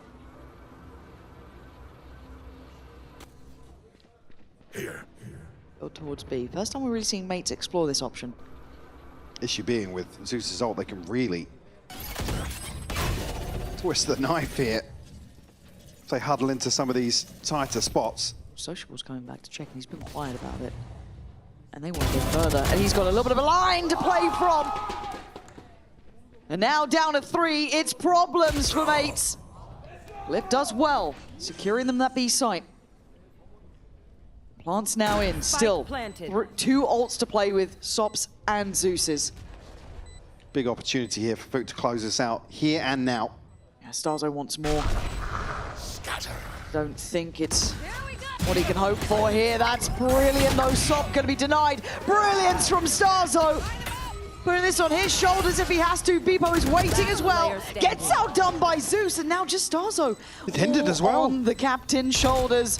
He's got to deliver. He has to be the man to make the difference. Zeus stealing away the win. 13-6. It's been a drought for FUT.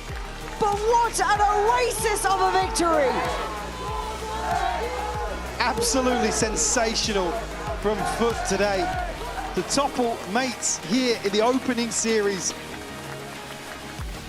Again, a big name to topple considering the start of this year. You're gonna be loving that if you're FUT. And what a debut for that man, Sop. I mean, he looked solid as well. Really a talented player, but it was a team effort. Absolutely, yeah. Every single player had their moments. It was a race to the top of the start between Sop and Zeus in that map 3, but then you had Yedajay with the clutches, Crossley climbing the board, Sociable right there as well. I mean, that was fantastic from them. And if they can replicate that going forward, my, it's been some time since we've seen them at the front of that stage, but that has got to feel so damn sweet. Absolutely. Like I said, there's no better name right now than Mates, who came out to the stage flying at the start of this year. They did. And to look this confident, in control of some of these rounds. But got to be absolutely loving that. Oh, it's got to be Cloud9 for them. truly. And again, on the other side, you can never doubt the amount of firepower on mates. I mean, we've seen it statistically, we've seen it at Globals. They have done, you know, so much to prove their quality. But as it stands, this moment is all for those boys on the screen. And it was a map 3 victory. It took the longer road to get there. If I'm not mistaken, the interview will be ready, so we have to hear what it feels like to walk away in that sort of victory. Yeah, it wasn't just the fact that it went to a map 3 there. You got the crowd going there, Jay, but how exactly did that final round play out for you? Like keeping calm, seeing your teammate defusing the spike? Actually, after sociable kill 2, he was just shooting to us like, guys, where are you? Come on, come on. And then we just tried to do something. Zeus tried to do dash bubble. I try Omen. I try to kill him, but after that, when I get valued, I say GG. This round is over. We can't gonna do it, but then we do it. Yeah, somehow you guys pull it out for yourselves, but you're in a great position. Map 3 starting off so strong for you. What was it about Map 3, about Haven, that you guys had that advantage? I think we are just better team. Okay, all right, there really isn't much to it. Despite the fact that Map 1 and 2 were so close, you're still like, we're better, we just needed a warm-up? Yeah, I think so. Okay. So no, it's just like that. How much confidence have you gotten from winning against Gentlemates, right? They make it to a global and you guys take a win against them in the opening series. Actually, on global event, we saw them not that much good. The people who win against them, they always counter the Gentlemates, so we understand what are they doing in the map. After that, because of our coach squads, Bambino and Vlad, we just destroy them. Yeah, we're talking about that. How has it been for you to have a new coach and new teammates and everything kind of change around you? Actually, we didn't just change the players or coach, we just changed our identity. Now people should care about us. All right, I love it. A new identity. Everyone out there has to be scared. They're coming in strong here. FUT with the win. Let's head on over to the desk for our post plan. Thank you. Okay. Thank you. Welcome everyone to the post-flight minute. Champions. Hi. Oh, sorry. You're good. You know what? Continue the conversation. Let's hear it. What do you have to say? Why did you lose the first map, Sub? First map because my settings was different. You know, my sense was way lower than usual. So now that you're used to the stage, you're ready to pop off. I mean, this was incredible. The fans behind you as well were really loud. How was that to be on the stage, hearing people cheer for you? I mean, it's good to have like supporters like these guys. On my like old organization, we had like 0 org and we were getting hate watched every time. So it's good. It's good. I mean, Cross City also welcome. Thank you. A win for you as well. How's it to be back? How is it to be on the stage, to have the fans, to have this whole atmosphere going on today? It was really good. Also, it was my first match with fans. Also, on kickoff, there was no fans, and my brother were here, so I'm really happy to win. That's it. What can I say? I don't know. Good. That's good. Anything you want to say to them? Because they're here, you can just turn around. Anything you want to say? I always thank them, and also here, thank you. I'm happy. I don't know what to say right now. No, that's good. I mean, you're happy, you're excited, and on the server, you guys looked so incredible. Like, I think that first map, we saw glimpses of the aggression, and then map 2, map 3, you guys are so dominant. So in the last couple of weeks leading up to stage 1, what has been the focus for the team? I'll start with you, Sab. We just worked really, really hard. Like past 2 weeks, I think we're spending our like 24 hours to like, I'll say 14 hours to Valorant, like theory stuff, practice stuff, and outside of the game, we're trying to have like some activities as a team as well. So it's just hard work, I guess I can tell. How is the preparation different across the league now with the new team compared to the old team? How does it feel different now? Now our team has more firepower and we are just more younger and we are just aggressive, really aggressive right now. Before the roster change, we were a bit defensive. We are not trying some moves in maps, but now if they coming to us, we are going us also. We are just fighting with them, and we adapt the game really well. Yeah, our firepower also really go up maybe. Yeah. Did you know about Sok when Sok joined the team? Did you know about him before? Of course. We played. I played against him also. He was insane entry. How did the games go when you played each other before? I don't remember, but I win, he win. We just beat each other in Turkish league. But I always remember him. He has really good firepower and entry, and now I am happy to be with him. Nice to hear. You're talking about now the whole team is playing more aggressive and you guys are playing in people's faces. You're not scared anymore of your opponents. Where did you find that confidence? How did you find it? When the roster change happened, we talked with each other what was the problem on kickoff, and we just discussed about it. After that, we found this solution. When we watch our previous games, we were just sitting in sides and wait them to come on us. But now we are just making moves. We are just making moves, maybe go aggressive, do something. When they, it's like chess. We are just playing like chess now. When they make move on us, we are just making one more move against them. But in previous roster, we were just waiting them to play. Just they were playing always. Much more proactive. Yeah, we are just proactive now, and our firepower also well. So we are just shooting people and winning. When you came over, I asked you guys if you were happy, and you said, "Oh, it was okay." And then you said, "You know, our goal was playoffs." Like, where do you guys see yourself in the groups? Like, you think you're the best team in the group? Yeah, when I joined the team, I instantly say we can 5-0 the group because the other group is way stronger, way harder. But this group is like 5-0 easily for me. Who would you want to play if you did make it to playoffs in the other group? I said it earlier, at if they qualify. Okay. If they qualify. But what about the team? Like, I presume you're talking about maybe some other teams when it comes to the teams that are like... I don't know. Like, you mean in our group? No, so who would you want to play from the other group? Not just the other Fire. Wait, let me see. Like, it's BBL, like Fnatic, BBL. Vitality. It's probably BBL. Yeah. So you're saying, looking at your group right now, you're saying you're top one. Who's number 2? Who's number 3? Who's number 2? Liquid might be number 2 or 3.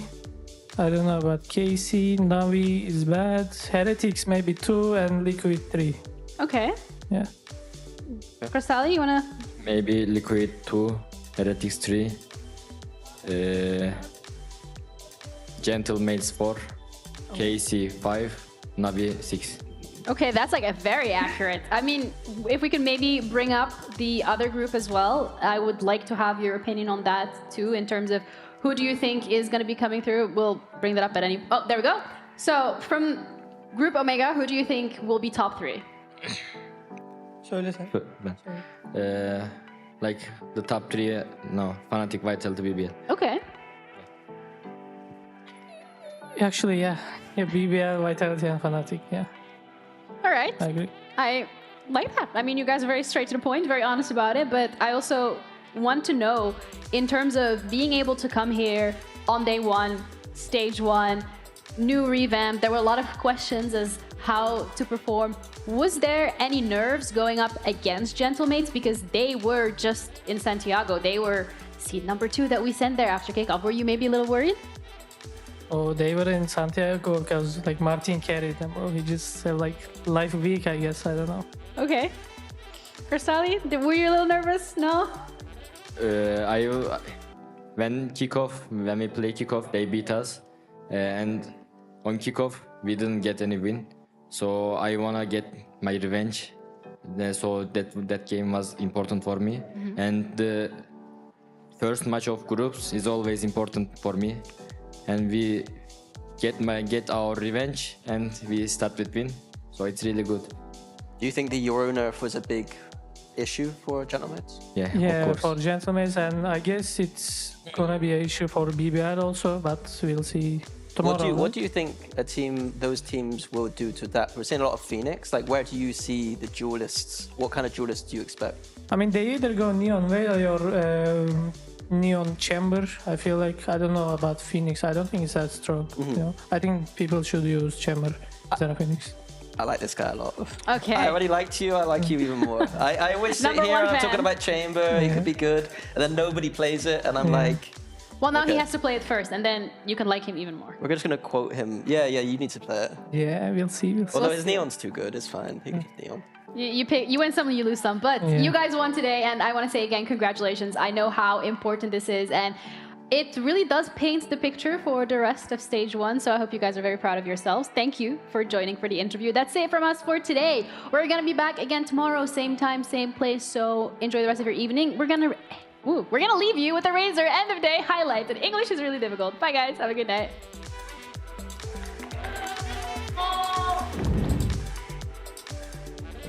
Which agent is the most annoying to look at?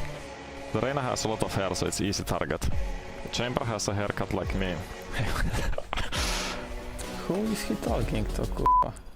Side just gonna try and stick this one out, but yeah, there is no way he's gonna go away with that. Don't ask about it. I'm trying to back out. I can't even fault that.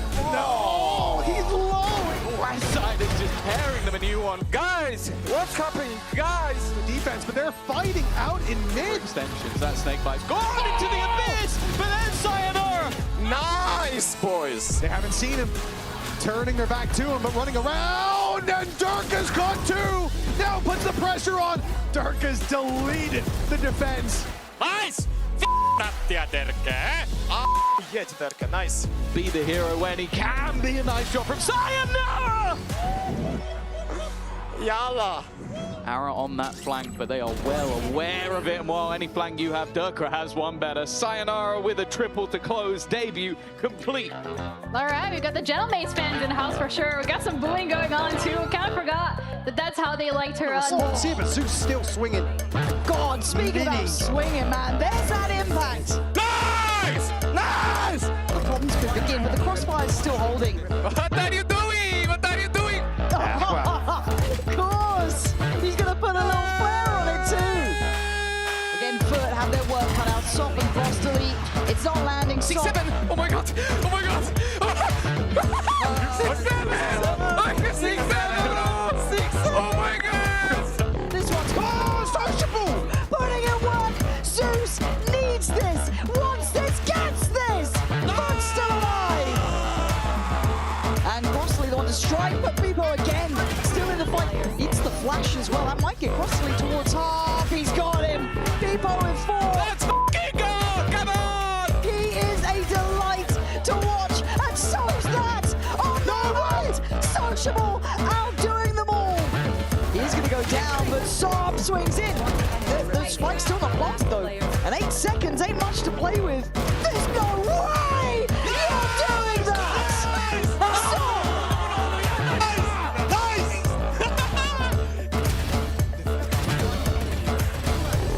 6-7 start zone. Look at the scoreboard. Someone spotted. Oh my god, it looks so simple. They're feeling it so much. Gets outdone by Zeus, and now just Starzo hindered as well on the captain's shoulders. He's got to deliver. He has to be the man to make the difference. Zeus stealing away the win. 13-6. It's been a drought for FUT, but what an oasis of a victory.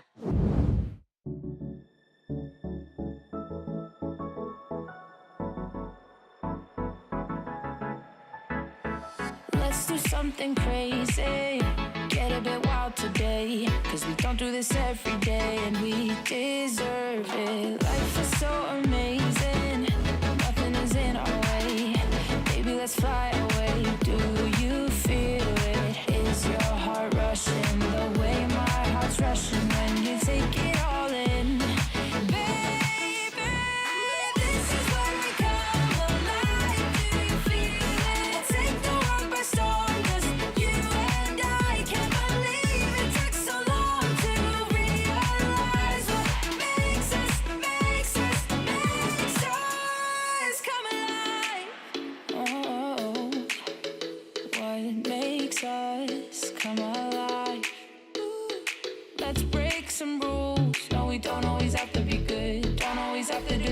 we should. We'll feed the fire. Let's see it through and let go of what's holding us back. Just light it up and we'll burn through the past and take it higher.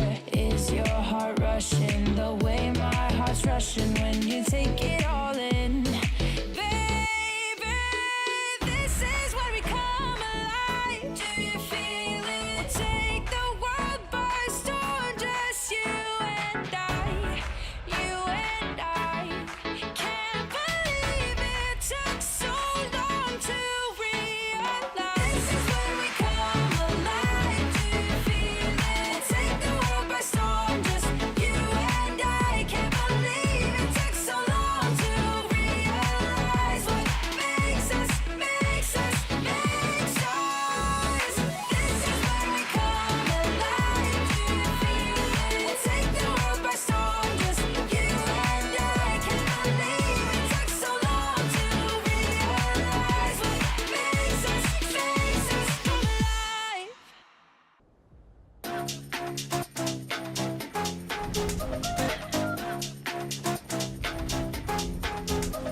나의 속도가 돈이라면 벤소미 더 세게 괴롭혀봐 나를 rain on me 다가서면 뱅뱅 전부 걸어 게임처럼 너의 고개를 떨굴 때는 댄서니 모두 몸에 걸어 눈이 빛나는 걸로 전부 걸치고 나니 노리는 것들일 거야 발밑에 쫓아와도 너는 절대 못 껴 넘어질 배포도 없는 애들은 no 따라오지 못하는 건 얄바가 아니지 그래서 the voice not my type 아니 거리동이 틈에 판이 바뀌지 이기는 건 당연하니 cause my type 시시하게 겉으로만 판단하겠지 웃는 얼굴로서 저렇게 잘 봐 날 멍청한 애들이 여기 차고 넘치니 바가게 선이 목숨 내 못다 짜증나면 질러 I don't like being cool At least night to night girl들만 불러 money on the fool I'm a boss be or she 와 뭐든지 다 내게 cruise 말하잖아 내가 뱉는 대로 내가 다시 look nice Told to myself I'm so bossy I'm so bad I told to myself I'm so bossy I'm so bad I told to myself I'm so bossy I'm so bad I told to myself told ya 느리게만 보여 눈이 핑 돌아가는 놈들을 한 곳으로 모여 Shall we ride 머리 위로 투 그래서 이거 누가 대신에 money dance on a private jet 여긴 닿을 수 없는 곳 올려 넣어 bus